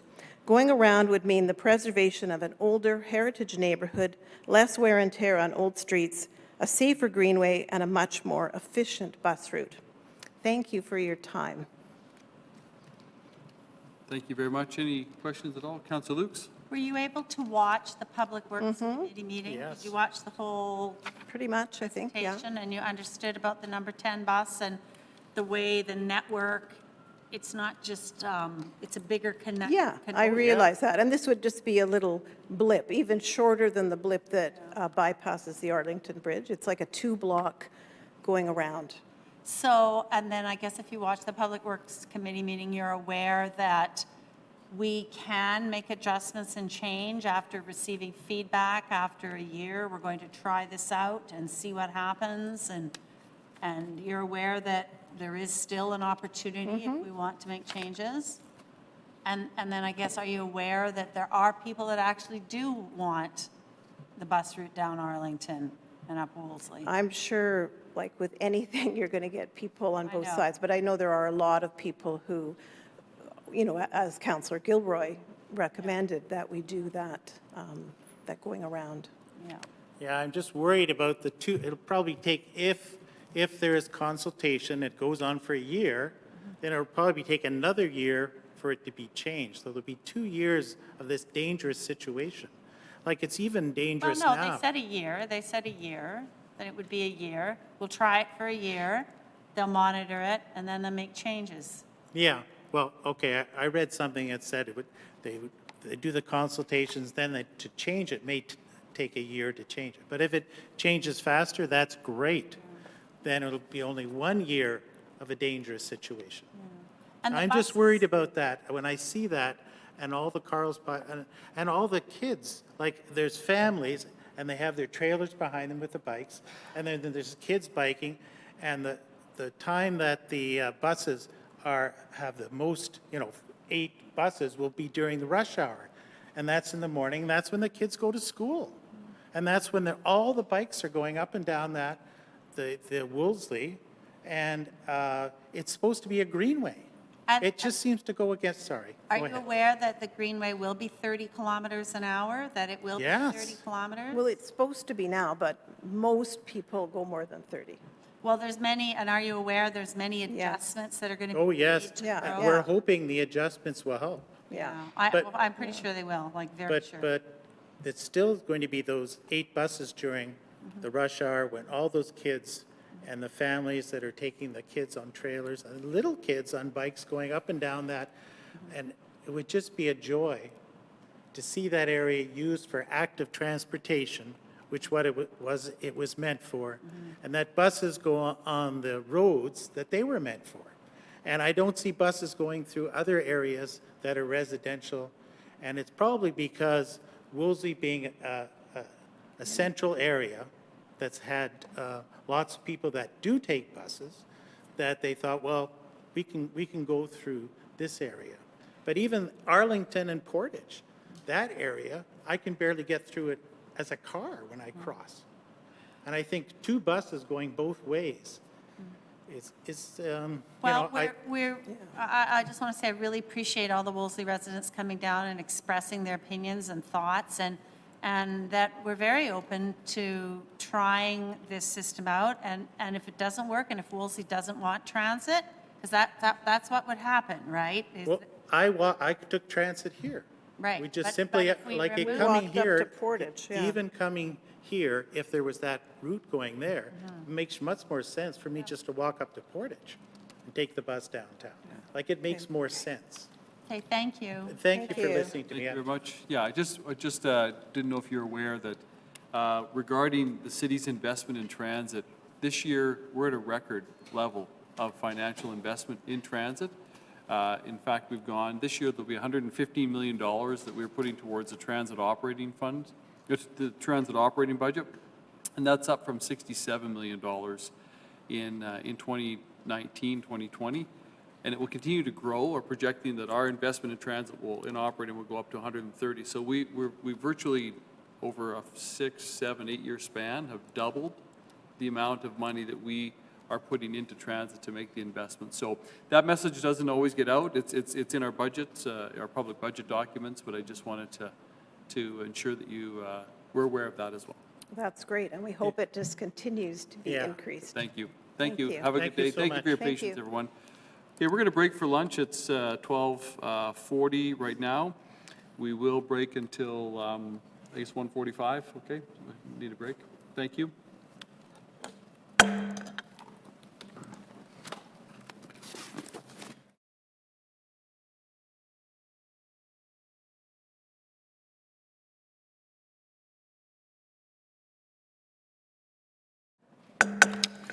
Okay, thank you. We are back to our Executive Policy Committee meeting.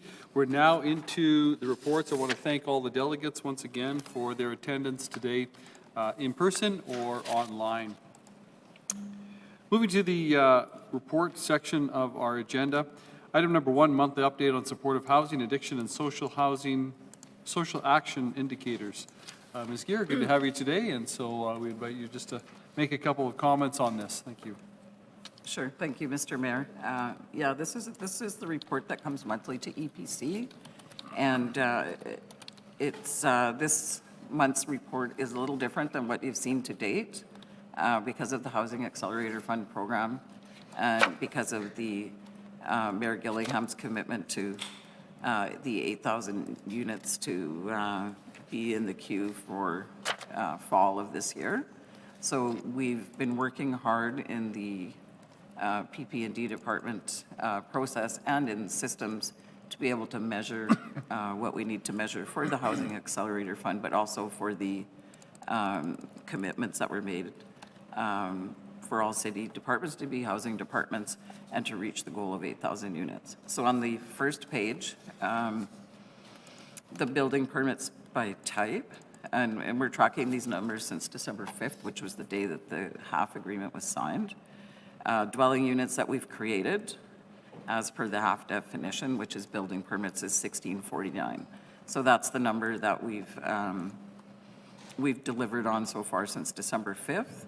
We will have to track affordable versus market housing. We're still tweaking the information. We're still gathering some data, and as we move forward, this report will change and evolve as we bring more programs online and as we refine the data. So that information is new in this report. The other section that we're I'm sorry, I was on the second page. The housing units approved from December to June to the commitment of 8,000. We're tracking at 5,644 as of June 4th, and that is development applications that have been approved, development permits that have been approved, and building permits approved. So the 5,644 is the number that we're reporting on to track to the 8,000 as of June 4th. Sorry, I had my pages mixed up, but that's really what's new in this month's report. And as we continue to introduce new programs and refine the reporting, we'll keep changing this as we come forward. Appreciate seeing that number. That's really good to see. I guess I might have said it here when I glanced at it, or perhaps it's just in conversation that there are many more in the queue as well, correct? I guess that are on their way towards perhaps one of those approvals, either a development application or building a development permit? That's correct. We expect significant activity come fall. And one of the things, of course, that's not reflected in any of the numbers, even on the HAF side of it, is we've launched the grants program. That program will close in July, and we'll see what investment that leverages through that $25 million program. Great, thank you. Yeah. Other questions at all? Okay, thank you. Really appreciate this report. More to come, and it's great to see these numbers initially, and like you say, expecting lots more with the grant program closing in July. Councillor. Sure. Thank you, Mayor Gillingham. I'll move to receive the report of information. All in favor, aye? Aye. Opposed, carried. Thank you. Item number 2, monthly update on programming activities for Winnipeg 150. I'll maybe just start, and I'll give councillors a couple of comments or opportunity for say a few things. I want to congratulate Councillor Duncan on just a really exciting, outstanding event in Charleswood, and all those who organized it. I know Bernita in his office played a key role in that as well, and all those who attended and sponsored in any way. It was just a really great event, so kudos to you, Councillor Duncan. Any other comments on Winnipeg 150? Councillor Duncan? Yeah, I just want to thank all of, not only my ward residents in Charleswood, Tuxedo, and Westwood for attending, but we had walks of life from all over Winnipeg attend. Over 10,000 people attended the festival throughout the day. Capped off the evening with live performances and fireworks that we'll try to replicate in the future. So thank you very much for the support of all of the team, including my office team, Bernita and Laura, as well as our crucial stakeholders with our community centers led by Tuxedo Community Center and the sponsors throughout the city of Winnipeg that really brought together a great community event. So thank you very much to all of them. And we look forward to making our way out to St. Norbert and Councillor Chambers' ward next this coming weekend. So we're bringing the party to you next, Councillor Chambers. I was just going to highlight that too, that I know Councillor Chambers has a big party planned on Saturday as part of, with the farmers market. I think his is 11 to 11 too. I've been having block parties in the ward. That's what I've been doing. We're also celebrating on Canada Day in Bridgewater Lakes and working with the businesses to do a biz block party. So I will say one of the hits are these little pins. We hand out a lot of the pins. I don't have one on right now, but the pins seem to be a big hit. So yeah, so far so good. Things are happening. It's great. Okay, others at all? Councillor Brody? Yeah, just to remind residents as well that there's now a roving Winnipeg 150 display that's Yes, a number of saw that. shopping centers. I know the mayor and Councillor Sharma introduced it recently at Garden City Shopping Center, and that in July it will be moving to Kildonan Place starting on the 2nd of July. So just as a reminder there. There is, again, just Google Winnipeg 150 website, and there's an events calendar residents can go to check out. And yeah, it sounds like Winnipeg 150 in the ward was very popular in Charleswood. Winnipeg 150 in the ward / Duncan Fest. So here it's quite popular. Councillor Mays? Yeah, and we'll be having, for the third year, but this year with the Winnipeg 150 theme, we're having music in the park in Royalwood on July 1st, and then over to Sage Creek, where the Residents Association has their annual July 1st, and I think the Winnipeg 150 Roadshow is going there. Thank you. And many of those items, including the Canada Day celebration that Councillor Mays is presenting, it says Winnipeg 150, Councillor Brian Mays presents Sage Creek Association Canada Day celebration. It's right here on the website as well as many other events that are upcoming, including the archives tour that Councillor Brawadi mentioned. So I encourage Winnipeggers to check out winnipeg.ca for Winnipeg 150, all the upcoming events. Thank you very much. Motion then? Move to receive this information. All in favor, aye? Aye. Opposed, carried. Items 3 and 4, Councillor Brawadi? Thank you. My pleasure to move these reports. All those in favor, aye? Aye. Opposed, carried. Item number 5. This is the update report number 2 on economic response and recovery plan, projects situated inside and outside of the downtown. Councillor Brawadi. Thank you. My pleasure to move the public service recommendation. Okay, moving the recommendation. All those in favor, aye? Aye. Opposed, that is carried. Item number 6, contribution towards redevelopment of the former Hudson's Bay Company building located at 450 Portage Avenue, sidewalk and streetscaping improvements. So moved. I think that's an extension of time, correct? All those in favor, aye? Aye. Opposed, carried. Item number 7, memorial options for Hope Alley. I think there's a request to lay that over. I'll make a motion to lay it over. Councillor Santos was here requesting that, so lay it over to the next DPC meeting. Okay? All those in favor, aye? Aye. Opposed, carried. Thank you. Item number 8, Chief Construction Officer is an extension of time request. Sure, I'll move item number 8 for an extension of time request up to 120 days. All those in favor, aye? Aye. Opposed, carried. Item number 9, proposed grant intake and review process. Okay, I'm just going to ask that we make an amendment to this item, item number 9. And I'm asking that we add the following new clause, that an additional representative of council be added, that the Speaker of Council be added to be involved in this grant project. So I think you've received a copy of my motion. Received it, yes, thank you. So that is, so then we're looking So that's to my motion, approve amendment? this as amended with the motion? Yeah. Do you have to, we can just vote on all of it at once, right? Okay. Okay. So a motion then, Councillor Lukes, to approve as amended. All those in favor, aye? Aye. Opposed? Carried. Thank you. Item number 10, Council Luke's plain language key performance indicators. Sure. Well, key performance indicators is a topic of discussion. I think that, what do they want? They want another 30 days. So they'd like another 30 days. I think it's really important. We're making some progress on how our reports are being put together in plain language for people to understand and read. I've had an incredible amount of feedback from organizations and people about this. So we're moving in the right direction on this, but all of this other information, we need to have key performance indicators for that also, and I look forward to the report. So I'll move that we grant an extension of time up to 30 days. All those in favor? Aye. Aye. Opposed? Carried. Item 11, Land Education Reserve Fund, Hindu Society of Manitoba Temple and Cultural Center renovation. Councillor Mays? There's an amending motion to this that increases the contributions to add in contribution from both Waverly West Ward and... Sorry, we can't quite hear you. You could just go a little closer to your mic, please. Thank you. Sorry. There's an amending motion to add in an additional $1,000 from Waverly West Ward and an additional $1,000 from St. Boniface Ward. So I'll move I believe I can just move the whole thing as amended. Okay. Amended accordingly. Moved as amended. All those in favor, aye. Aye. Opposed? Carried. Thank you. Item number 12, Land Dedication Reserve, St. Mary's Anglican Church Abundance Community Garden. Councillor Duncan.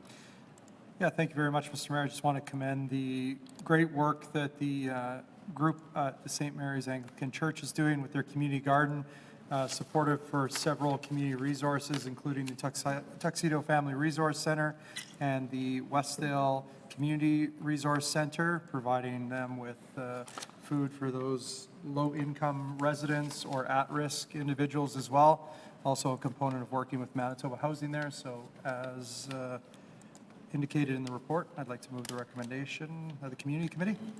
All those in favor, aye. Aye. Opposed? Carried. Thank you. Item 13, Councillor Duncan, Land Dedication Reserve Fund, Charleswood Historical Society. Welcome to Charleswood sign refurbishment. Thank you, Mr. Mayor. More big news out in Charleswood. For the over 75 years, we actually don't know when the first Welcome to Charleswood sign was erected, but at first indicating the veterans of World War I and World War II, and then advertising the new developments within Charleswood, including clean water, large lots, and electricity.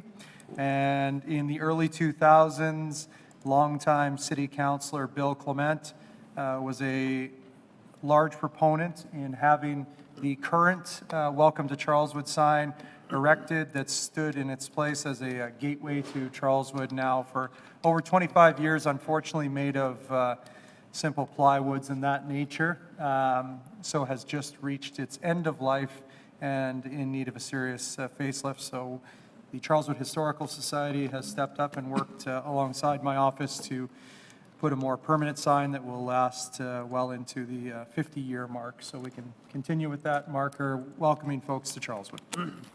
The suburb beautiful. The suburb beautiful. I'd like to move the recommendation of the Community Committee.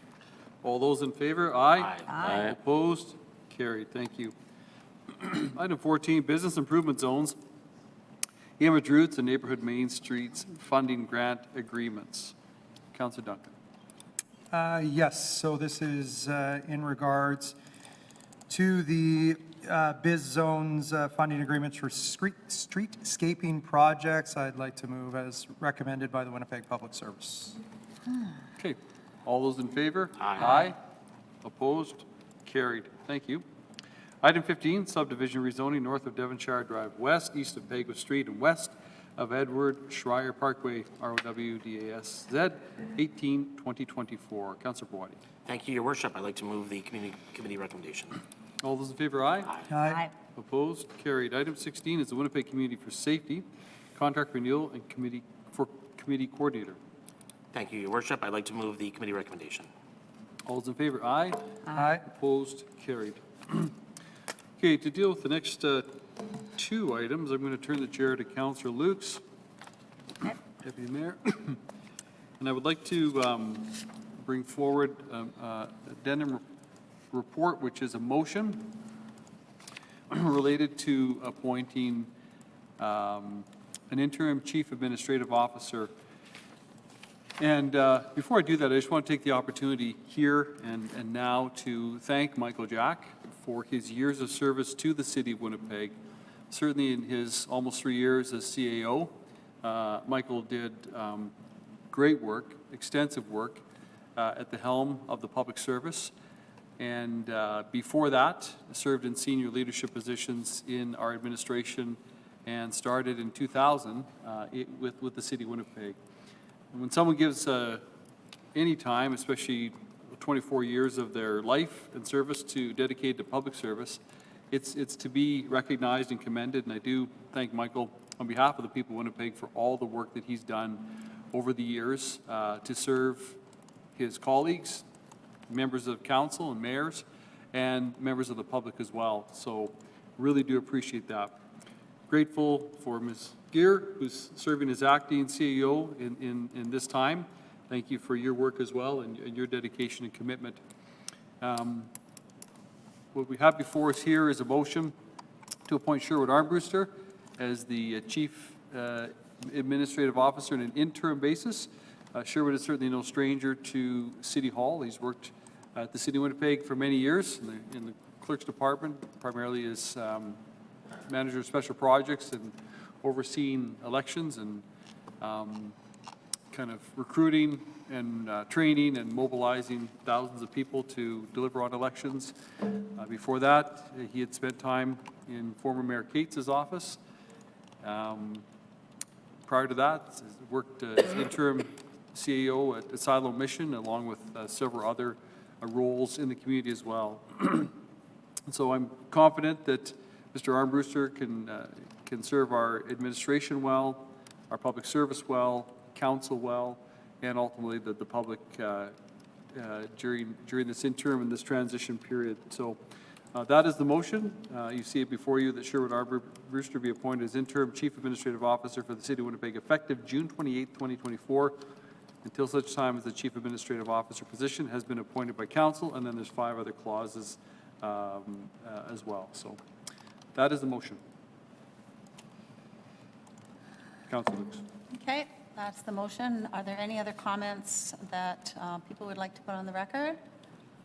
I'd like to put on the record that I'm really supportive of having Mr. Armbruster. I've known him for 10 years. I've worked with him periodically throughout those years, and I find him to be an incredibly solid individual that communicates extremely well, and I'm very supportive of it. So if there's no other comments, all in favor? Aye. Aye.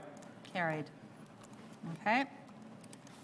The next item on the agenda is the Workforce Management Audit Report. Mr. Mayor, you want to speak to that? Anyone want to speak Yes, to that? first of all, I want to express appreciation to Mr. Agard and the entire team. Our audit team is here with us in the council chamber. I do want to express my gratitude to them for their work and their analysis of our city's workforce management plan. There are certainly areas of evidence within this report that show that there's some good things happening, and then there's certainly areas that are important for improvement. And I think that I know that will be very critical. I'm actually going to bring an amendment to this report, or an motion, that some of the work that needs to be done, just asking the interim CEO to begin the process of implementing some of the recommendations that have been brought forward. To be an effective public service requires ongoing, consistent measurement, job performance reviews, job reviews, so that we know that employees are producing the kind of public results of delivering services to the public that is required. And you can't improve what is not being measured, and so that's very, very critical. And there's an opportunity right here, right now in these times, to begin to implement some of these recommendations, to make improvements so that the workforce, almost 10,000 employees, is better managed, and we can ensure that the people of Winnipeg whom ultimately all of us, whether elected or in the public service that all of us serve, are getting the services that they need in a timely fashion and in the best quality of service that we can provide. So have to ensure that employee productivity is managed, but also on top of that, one of the advantages or one of the important things about regular job reviews is identifying those employees that are seeking opportunity to advance and finding the shining stars and finding the individuals who are ready to go to the next level or perhaps go to a different job and take their skill set and the things that they're passionate about and turn them loose and train them and give them opportunities for growth and advancement. You can't do that if people, you know, don't have regular job reviews and have those performances. And so really appreciate this audit and what it tells us. We know there's a lot of opportunity and a lot of need for improvement, and this gives us a roadmap to do that. And so I'll leave it there, but then when I move the motion, Councillor Lukes, I'll be adding an amendment to it. Sure, all right. So does anyone have any other statements or questions? I actually would have some questions for the auditor if he could come down. Is there anyone that has comments, statements?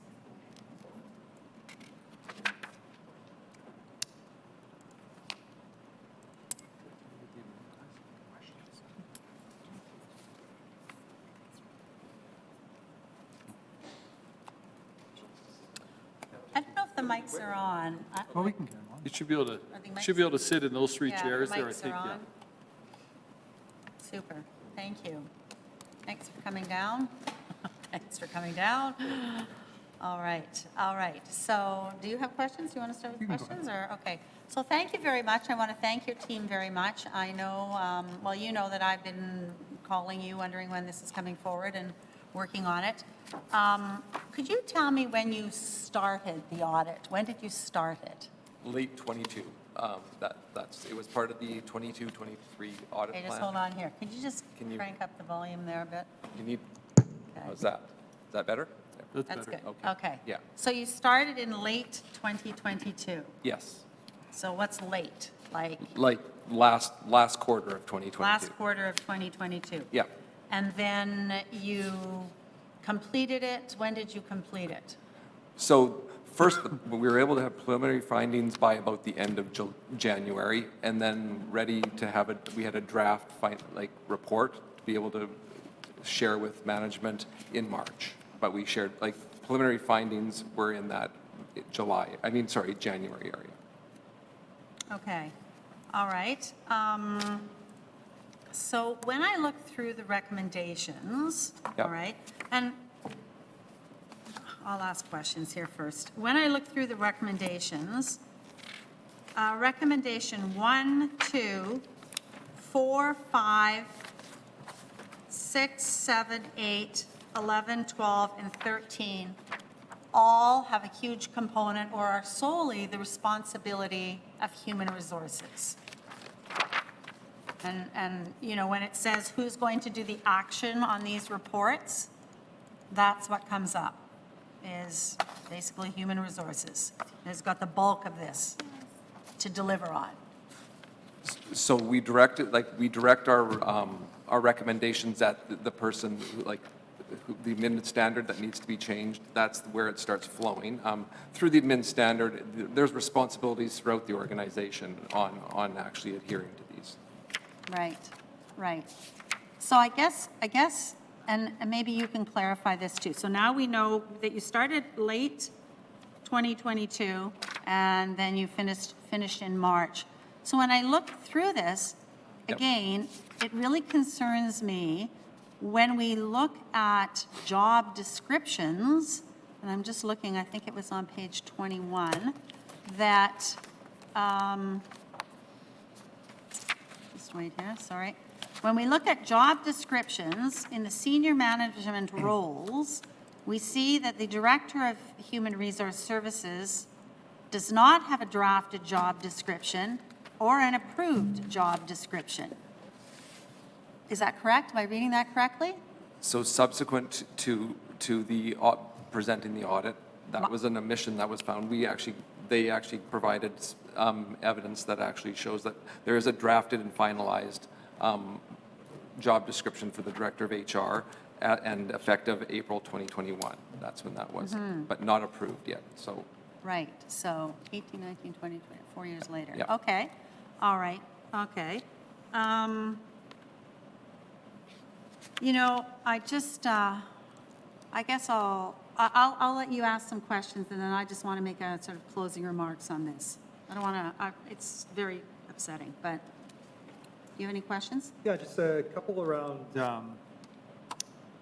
reporting to the CAO. Can you walk us through, I suppose, what was there or what was not there regarding senior management reporting to the CAO?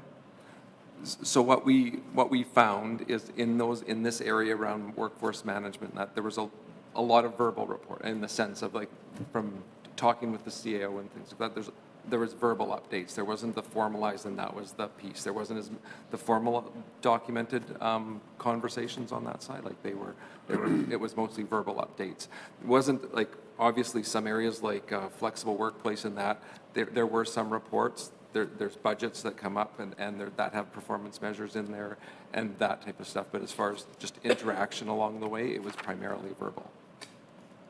So I know a lot of focus over the last, how many ever days it's been since this report came out, was around performance management. However, there's also pieces of this report, and this is the reporting to the CAO, that there were no formal processes put in place for checks and balances. So there's processes in place.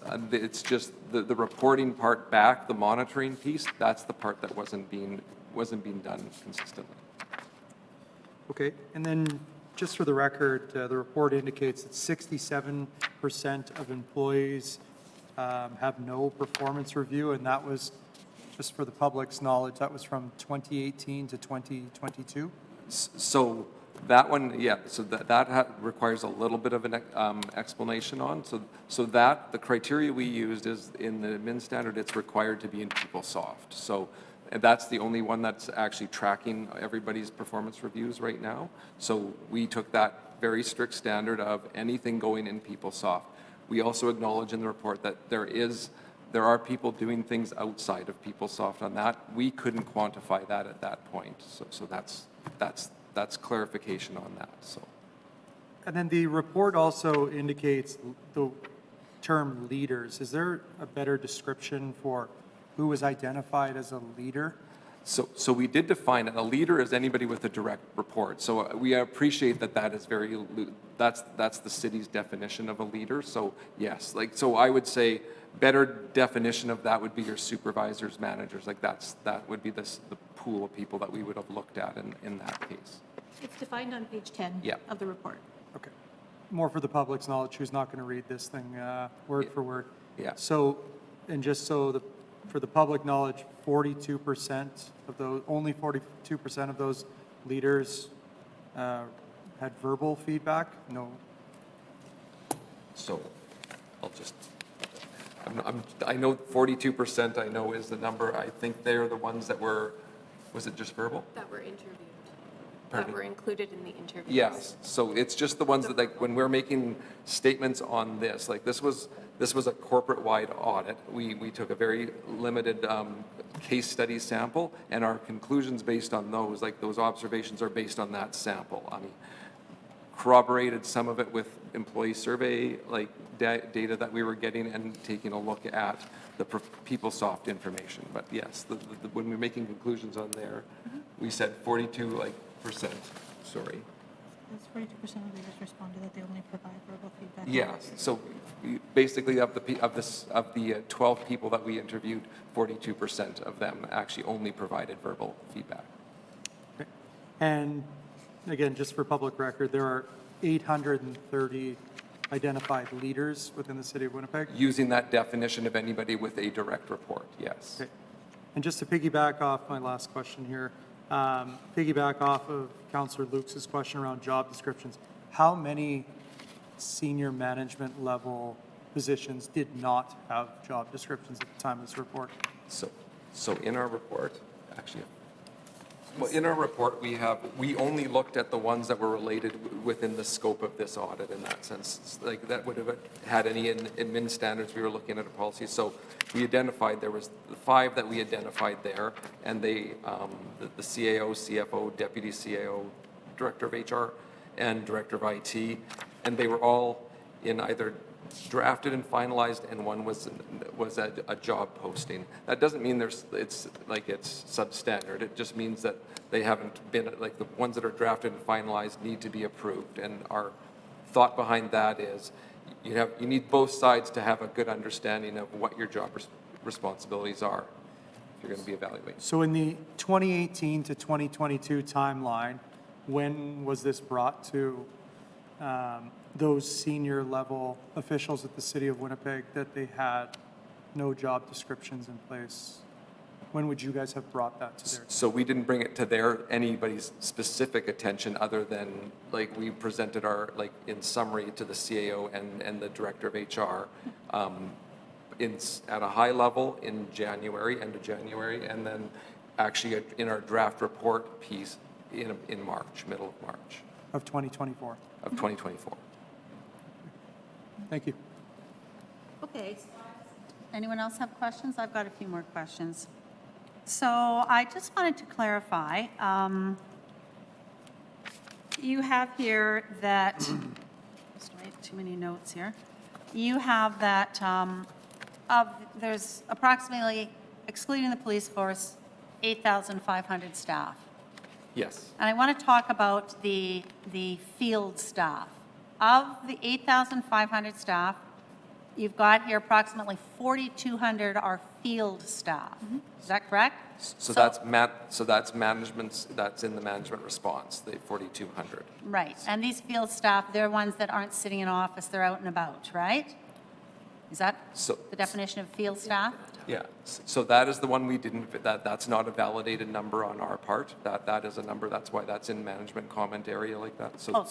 Management said they have 42 Yeah, I mean, field staff. no reason to believe that it's wrong on that side, but Right. for us to actually go and say that, to be able to verify that they're field staff and that they don't have access to PeopleSoft and that they actually were instructed to do it outside of PeopleSoft, we just didn't have the ability to verify that. So of the field staff, like, we'll reflect back on the property planning and development fiasco with field staff. After that happened, it's identified in here that $50,000 was allocated to each department to oversee and investigate how the effectiveness of their field staff was performing. Is that what I understand? Yeah, that is what. And tell us what happened to that $50,000 for each department.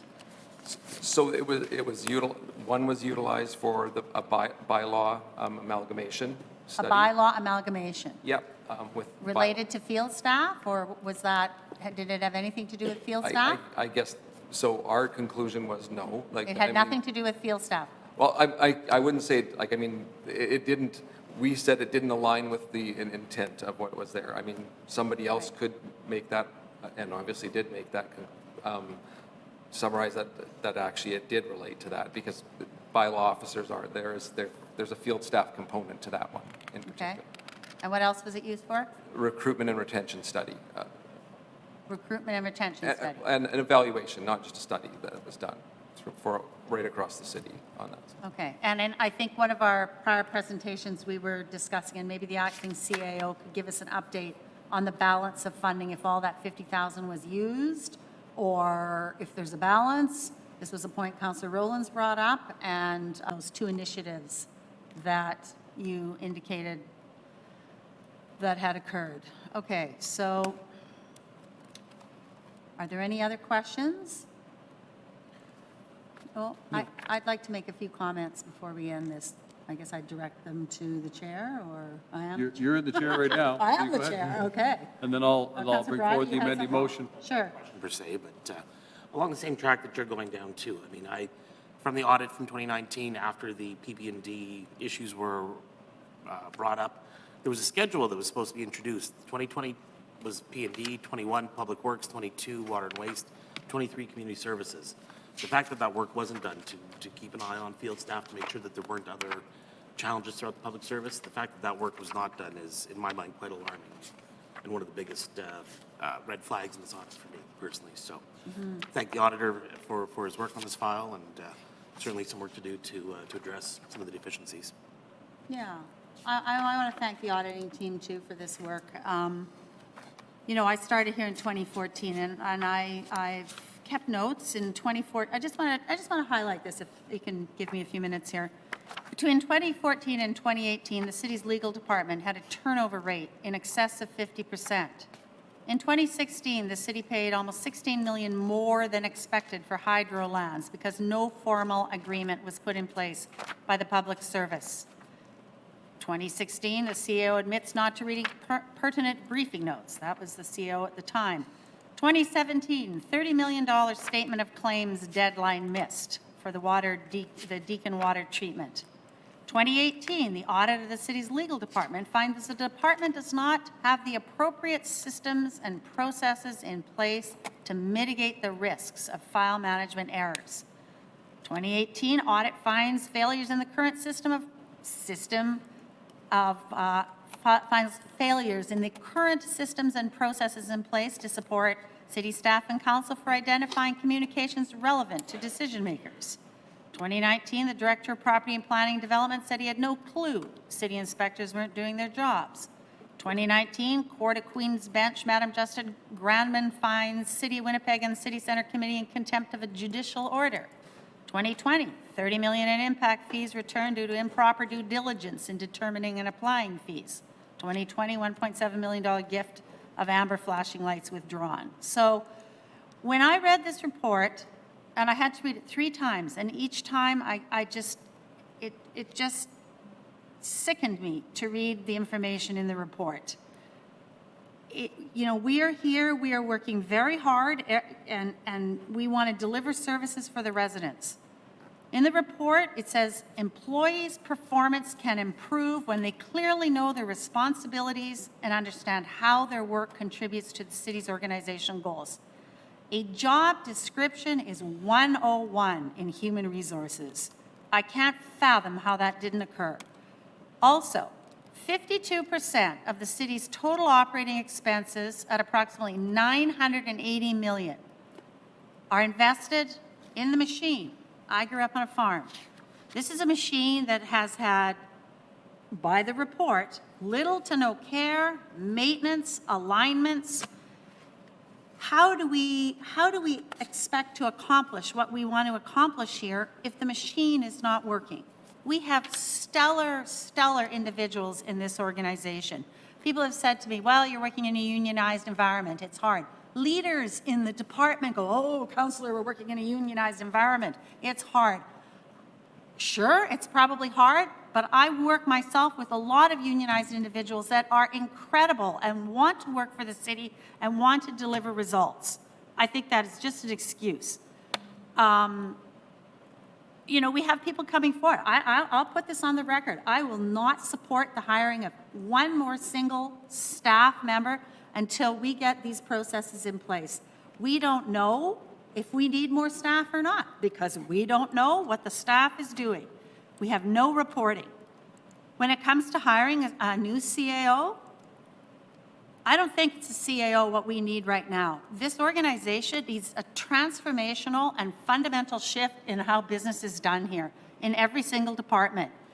We need an agent of change to be brought on. We need a team of people to help the leaders, to help the departments that have clearly had very little vision and goals laid out. You read the employee survey, that talks about communication. 80% of them, 80% that only 30% responded. That in itself says something. 80% don't have clear pictures of goals or lines of communication. It's just, I just found this report just shocking, and but I see it as an opportunity for change, a real opportunity for change, for fundamental, foundational change. And I don't think hiring one CAO is going to do it. I think we need to have a team of people. When we look at $980 million, 1 or 2 million to invest in really building staff morale, building corporate culture. We're a tiny city. I just came back from a country that had 230 million people in it. I can see how there's dysfunction. We're 800,000 people. We've got a team of what, 8,000 people. We can do this. I see this as a huge opportunity. I see this as a massive failure in the HR department and in the leadership at the top. And it's appalling, and I'm taking heat for it from a lot of the residents, and rightly so. I was banished for about 6 years from any information. I want to thank the mayor for committing to a performance management review committee, putting that in place, for the auditor for doing the report. But it just, I want every resident to read this. It's just sickening. I want them to hold us accountable and to hold the departments accountable. That's our job. But it's going to take more than one person to do it, and it's going to take a significant investment that I'm willing to support. And I don't want to say any more on this because this is depressing. With that, then, I'll bring forward the motion. Okay. That the Motion is? workforce management audit report be received as information, and 2, that the interim chief administrative officer be directed to provide a verbal report to the Executive Policy Committee in 90 days on the implementation of the recommendations. That's the motion. Looking forward to really requesting that the interim CAO begin the work on implementing the recommendations, and in 90 days report back on how things are going to start it off. And I think that's a great motion, and I'm 100% supportive of it, because it's great that the auditor will come back and give us updates, but I really appreciate your motion to have verbal updates, and I hope we see them on a regular basis. So that's the motion. All in favor? Aye. Carried. Thank you. I'll take the chair back and move on to, thank you very much, appreciate that. Move on to the Water and Waste and Environment Committee dated May 31st, 2024. Councillor Mays, I'll let you walk through these 6 items. Thank you. I would like to move 1 through 4 and 6, if I can. All those in favor? Aye. Aye. Opposed, carried. Pulling item number 5. 5, Councillor- refer that back to the, to Water and Waste Committee for further discussion and involvement of the Office of Public Engagement. All those in favor? Aye. Aye. Opposed, carried. Thank you. Moving on to the report of the Standing Policy Committee on Community Services dated June 3rd, 2024. Thank you very much, Mr. Mayor. I'd like to move item 1. All those in favor? Aye. I'd like to pull one and just say one thing about it. Okay, all right, so let's, 1 is there, so Councillor Lukes, you had comment on Sure. item number 1. So in the report, it says the province of Manitoba has committed funding staffing for the new fire paramedic station in Waverly West. And I just want to say I'm very appreciative of that. I'm very appreciative of the election promise. And I think that probably these fire paramedic teams will be able to even be used more throughout the city, because we do have a bit of a contingent already for the Waverly West Fire Paramedic Station. But I want to thank the province for making this commitment, because this is a highly, highly needed service that we're delivering, or that we're being helped to deliver. So I just want to put that on the record. Okay, thank you very much. Any other comments related to that? I'll echo my appreciation to the provincial government for their investment in firefighters in the city of Winnipeg. Okay, with that, then, Councillor Duncan has already made the motion. All those in favor, aye. Aye. Opposed, carried. Item number 2 is the Community Incentive Grant Program and Bylaw. Councillor Duncan. I'd like to introduce an amending motion here. It's being circulated.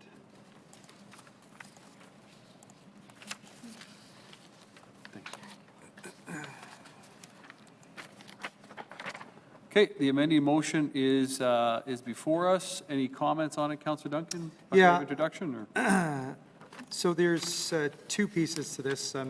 After deferring it back to the Standing Policy Committee on Community Services, several ideas that were presented and landed on 2 fairly minor changes, but nonetheless, the committee and myself are supportive in consultation with the Director of Community Services and Legal Services in regards to The bylaw, section 4(1)D, that the organizations must demonstrate that the project will be initiated within 2 years of the approved date of the CIGP grant and substantially completed within 5 years of the approval date of a CIGP grant or such later date as may be approved by the director. This is giving these organizations who do such great work in our community more time to raise additional funds and not be held to a strict 2-year timeline.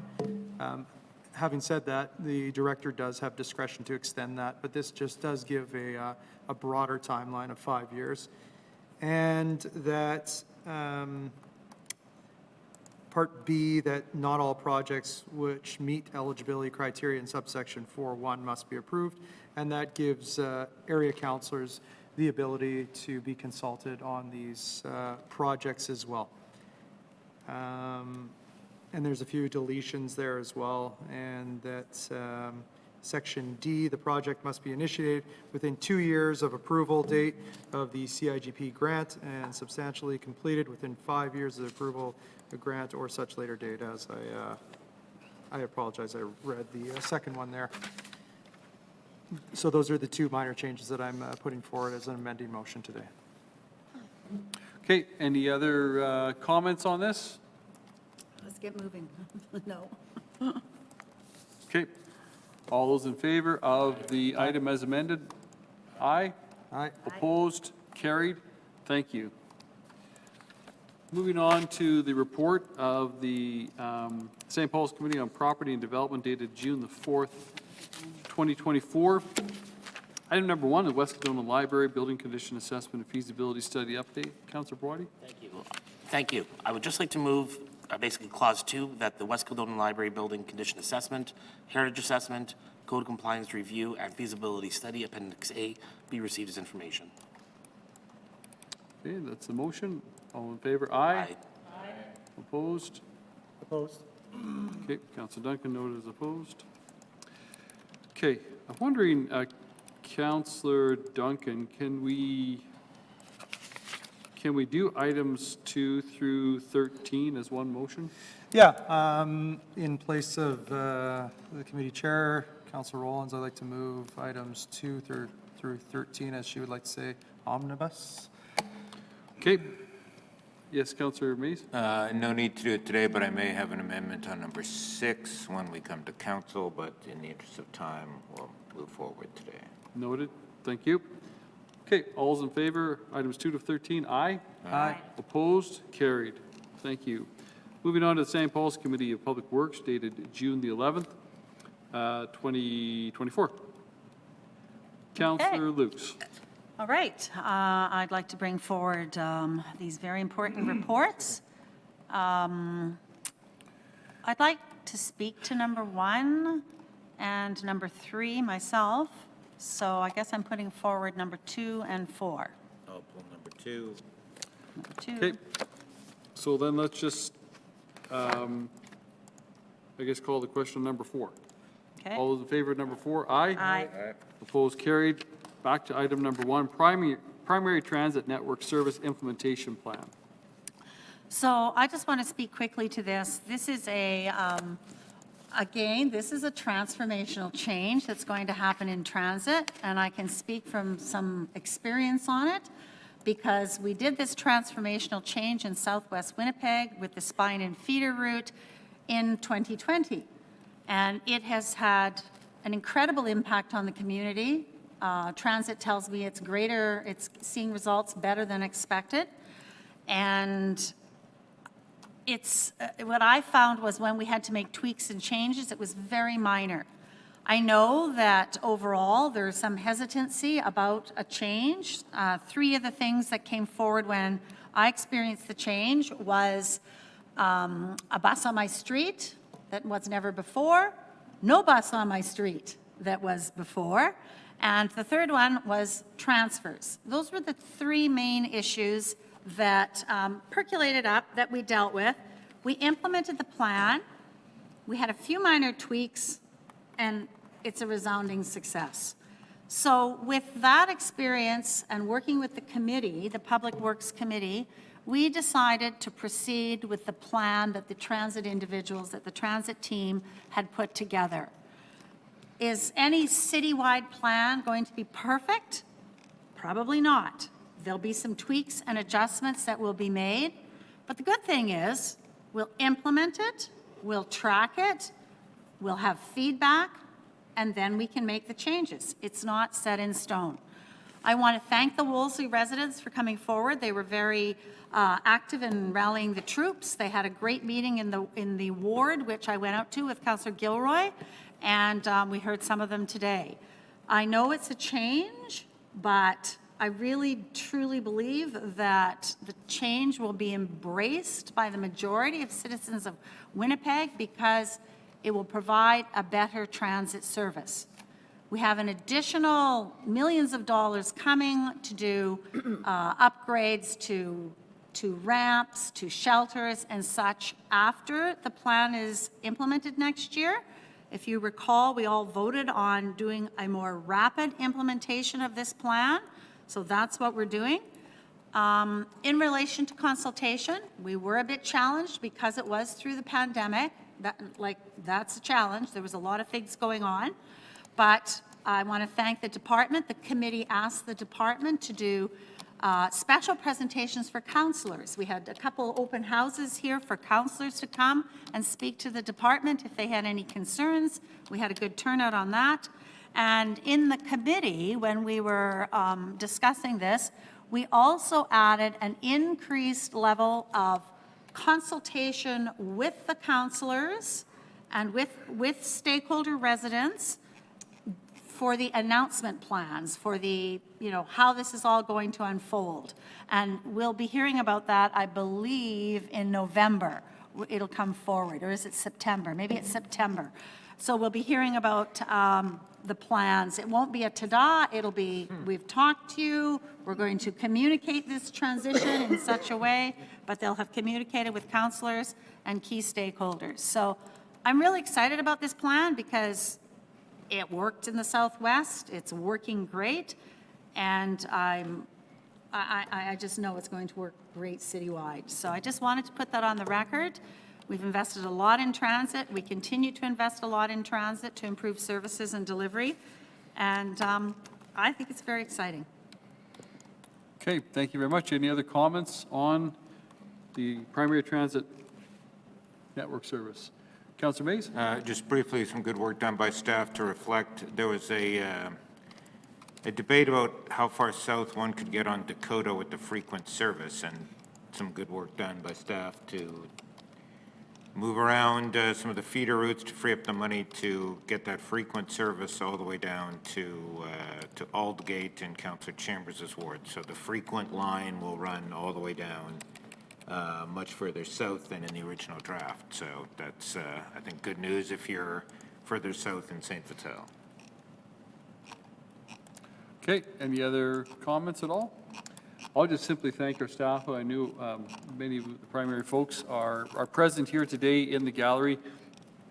This is a major task that's been being developed over years, and it really is going to result in better transit service to the people of Winnipeg. And I think that's significant, and that's key for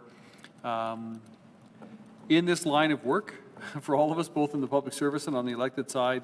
There's no end to the challenges and no end to the the issues that we deal with, and sometimes it can feel very negative, and some people can feel it's all negative. It's not, and this is a prime example of a lot of good and exciting investment, policy change, and service level change that is coming to make our city the kind of city that has a much improved transit system. And so, looking forward to this. Glad to support this primary transit network implementation plan. And with that, I'll call the question. Okay. All those in favor? Aye. Opposed? Carried. Thank you. Item number 2 is the preliminary design study, Route 90 improvements Taylor to Ness Avenue. Councillor Mays, I think you had a comment on this? Yeah, a couple of questions for the public admin. I think we know who's voting which way on this, so I don't want to go on all day. But 3 things. I want to ask Acting CAO Gear if she could check on something for me, because by my count, you've got a report here that says, well, it says a number of things. It says Kenaston was priority number 14 in our 2020 infrastructure plan. Of course, St. Mary's Road widening was priority 21. This says there's 40,000 cars a day between Ness and Taylor, and we try to expand to 35,000. St. Mary's Road, 34,200, so almost there. St. Mary's Road actually is a frequent transit route for at least 2 different routes. You can check that easily. We just passed over that. This isn't a frequent transit route. The statement is made in the report that it is. Kenaston, it isn't. We've gone over that.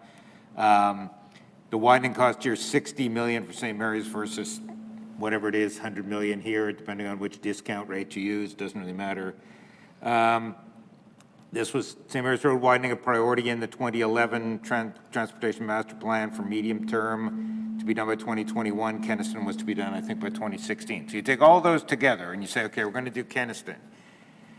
And then you go to the Transportation Master Plan meetings and you're told, if you're the council, yeah, we're delaying St. Mary's Road widening till 2050. And then I'm told yesterday, no one's ever said that.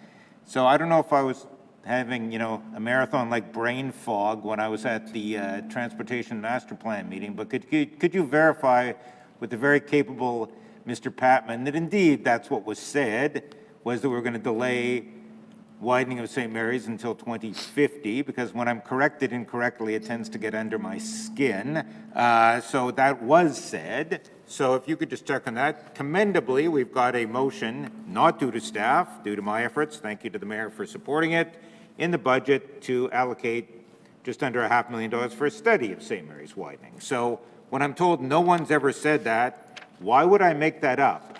Was I having the brain fog? Maybe you could check into that and just verify with Mr. Patman that that's exactly what he did say when we had the Transportation Master Plan seminar here. Second point is about, we've had a lot of talk, a lot of the facts already on the table in the cost benefit. I think Tyler and Matt Dryburn did their jobs. They had a certain set of assumptions they had to work with. I said, why wouldn't the carbon emissions you create at the start count? That's not how we do it in the cost benefit. So perhaps mercifully, no questions about the benefit cost analysis for you. We have a committee called Water and Waste. And this was created for a reason some 6 or 7 years ago, and I've chaired it for most of its life, and I like to think the issues there are important and largely relate to environmental concerns. So I guess my second question is if you could get back, and I see Mr. Shanks is up there, but he probably doesn't have this off the top of his head, but over the past 6 years, certainly the former mayor, Mayor Bowman, took the approach, do your thing on combined sewers, but do not ask for money from the federal provincial governments because our higher priority is the North End plant. Whether it's Project 1, Project 2, Project 3. And I think that was correct public policy, or at least a lot of people felt that way. So this project would deviate from that. This project, and Narek and I spent half a day yesterday going back and forth on what the CSO number was, and I think we were both kind of enjoying ourselves, but it doesn't particularly matter whether it's 98 or 129. You can make the numbers say whatever you want. It's roughly 100 million plus contingency, roughly.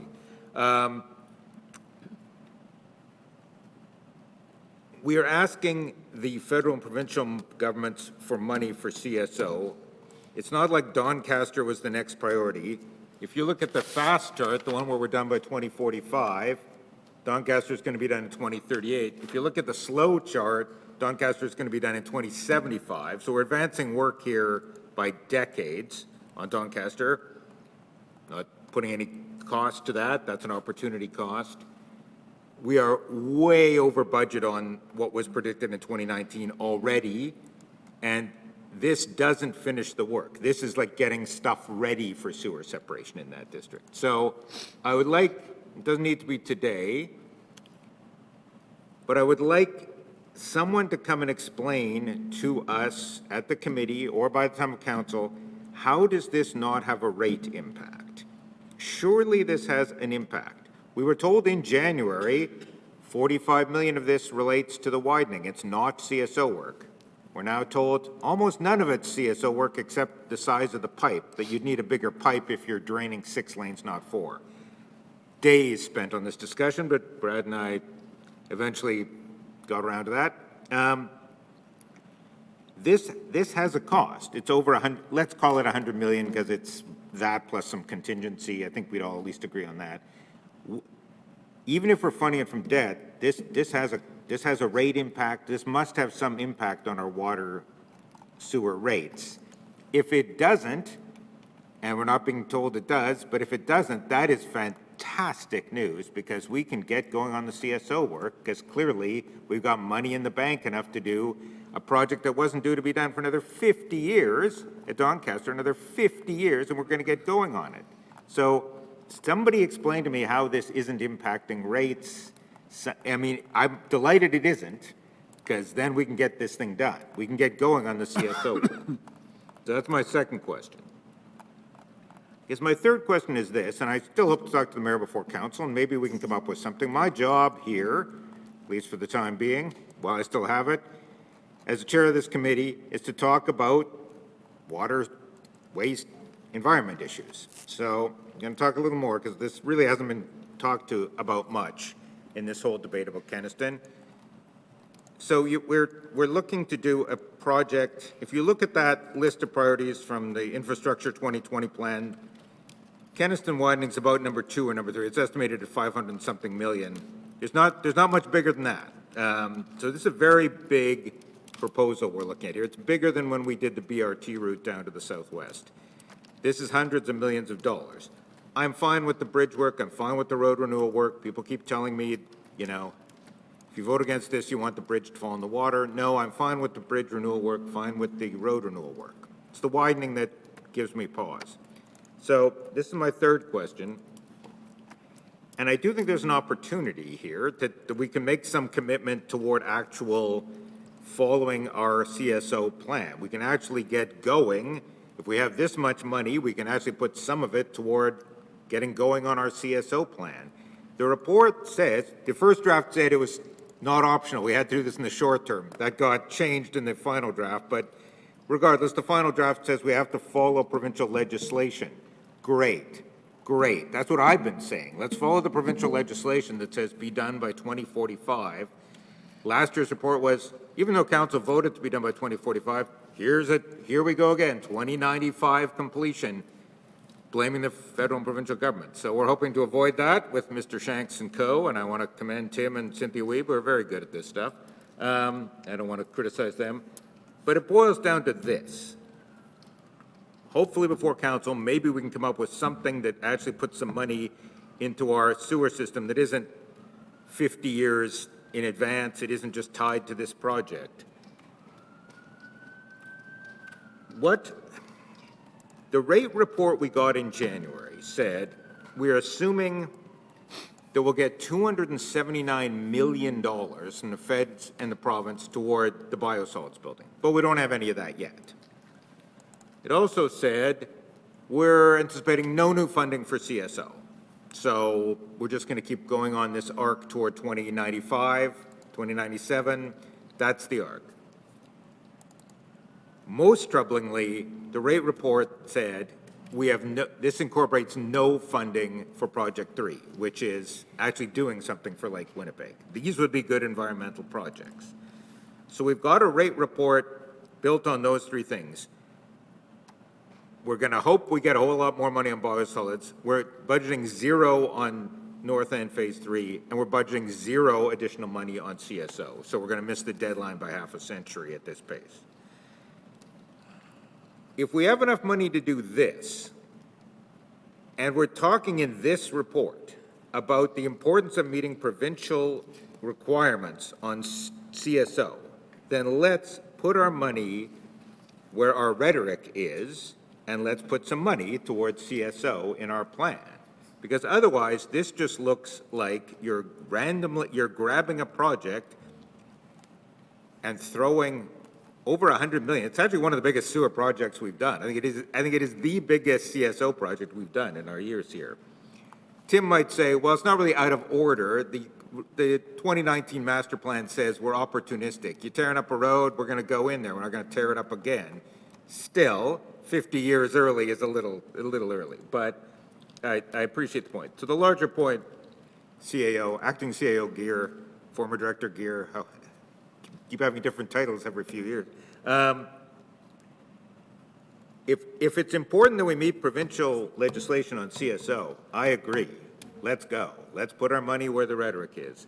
Because I will end by saying, yeah, this was priority 14 in the 2020 infrastructure plan. But you know what priority number 1 was? It's the biosolids building. You know what priority number 4 is? It's project 3. It's the nutrient removal. So if we can find $750 million for this project at number 14, let's find some money, because right now we have 18 million of the $1 billion, Tim, allocated for the project 3. Let's do something that really does have environmental benefits. Let's do something that really does address our sewer needs. Let's put some money into the CSO plan or the North End plans, because otherwise this kind of looks like a sewer plan grafted onto something else. So I appreciate, in closing, you've let me go on an enormous length here, Mr. Mayor, I appreciate that. I like it when people try and implement stuff that's in their platform. I admire that. The mayor and his staff have said to me repeatedly, this is important to the mayor. I'm okay with that. I kind of like that. You don't have to do what the public service tells you is advisable or their priorities. So I'm still have an open mind. I'm still happy to talk about this, but I would like to see some actual environmental benefits coming, and I would like to see us actually put some money toward the CSO program, because we're saying we have to comply with the provincial regulations. Well, I agree. Let's try and comply with the provincial regulations and be done by 2045. Okay. All right, thank you very much. Councillor Mays, any other comments on this? I just have one question. Maybe, Mr. Neerick, you could perhaps answer this one for me. The project and associated costs broken down into 3 major components. There's the bridge rehab and road renewal. Second bullet is road widening and capacity improvements. Third is sewer upgrades and drainage improvements. Of the first 2, where would you, like, there are several intersections that would need upgrades. Certainly if it's 3 lanes, even if it's 2 lanes, there are several intersections that need upgrades. Where would those upgrades be? Is that in the widening, or is that the capacity improvements and the road renewal? What, as far as, because you've got it broken down, 42% of the project, 36% of the project. Just wondering where the intersection upgrades, where are those captured? The intersection upgrades would be included in the improvements portion of it. In the capacity improvements portion? Capacity improvements, yeah. Okay. So even if we built a 4-lane Kenaston, we would have to go back to the drawing board and re-undertake a preliminary design, and we would probably still include some sort of intersection improvements, which would require some widening, property acquisition at those key nodes.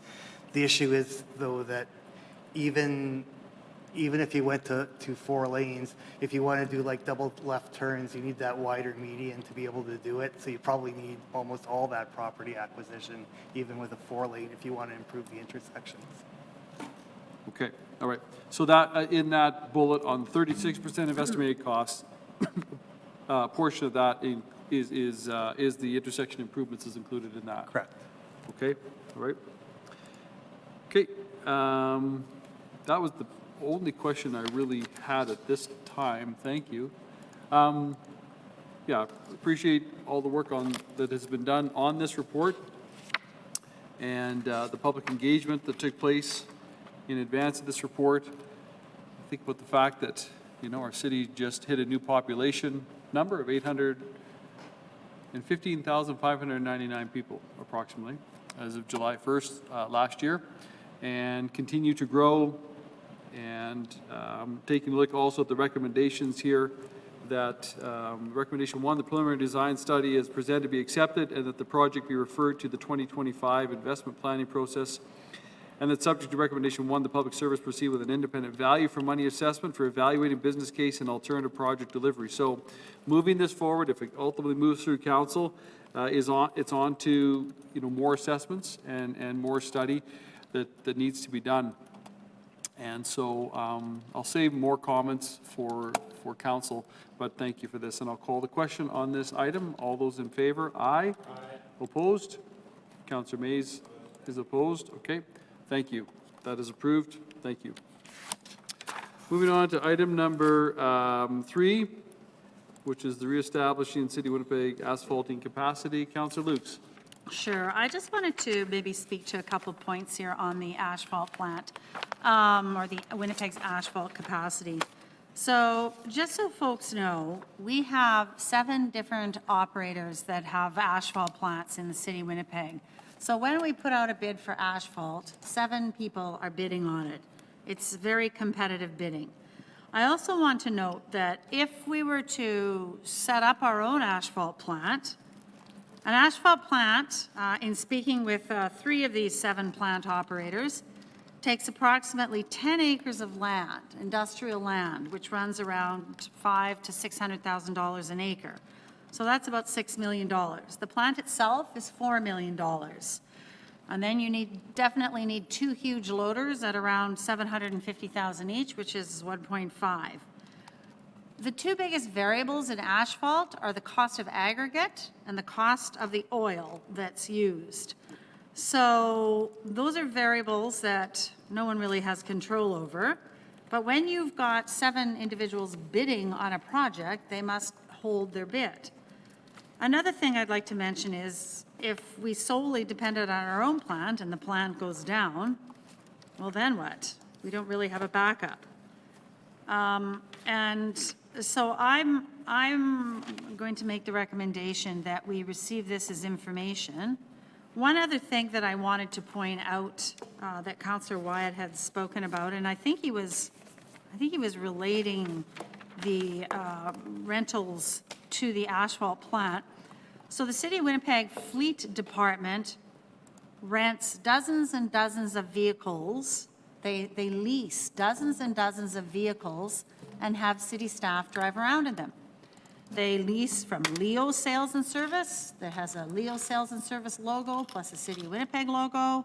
Herc Rentals, which has the Herc Rental logo plus the City of Winnipeg logo. They rent from Cubex and they rent from Kalman, just to name a few. And what happens is Fleet leases these vehicles from these organizations because the city either doesn't have them or doesn't have them in quality condition to do the work that's required. Bayview in particular, they lease from them. They're one of the few companies that does not hold them to a 3-month contract. If you rent something, you have to use it for 3 months or you pay for it for 3 months. If you use it for a day, a week, whatever, that's how they rent. So I'm not quite sure. I think he was tying that all to the asphalt plant, but I just wanted people to understand that the City of Winnipeg, like even pavers, $1.2 million for a new paver. We lease pavers. We own a paver. It doesn't quite fit all the roads, so we lease a paver. We lease rollers. We lease half-tons, tractors, sweepers.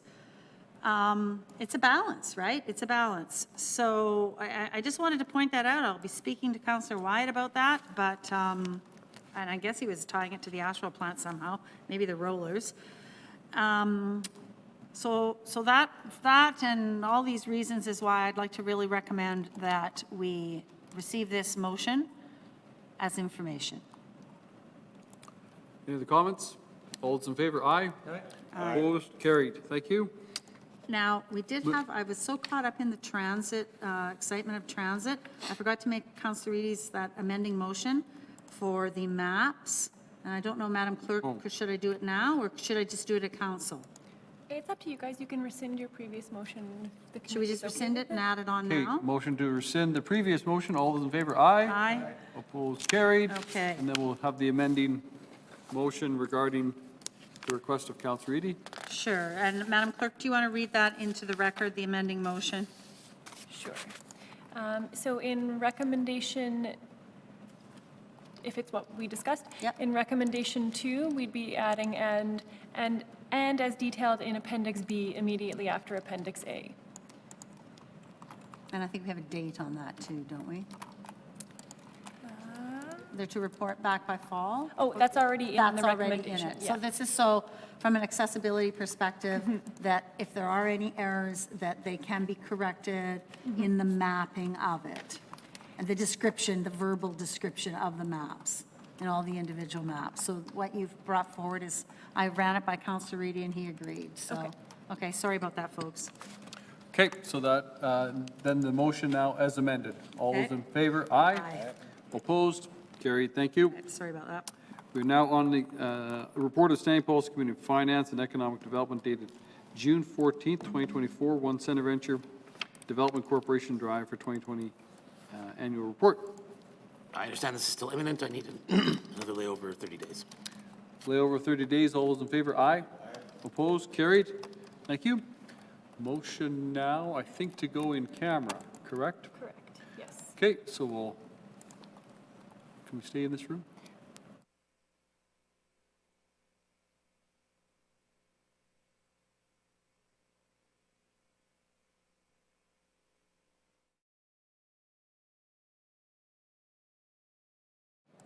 Okay, thank you very much. We have come back out of camera, and then Councillor Brody, motion? I'll move consent and adjournment. Councillor Brody moves consent and adjournment. All those in favor? Aye. Opposed? Carried. Thank you. We are adjourned.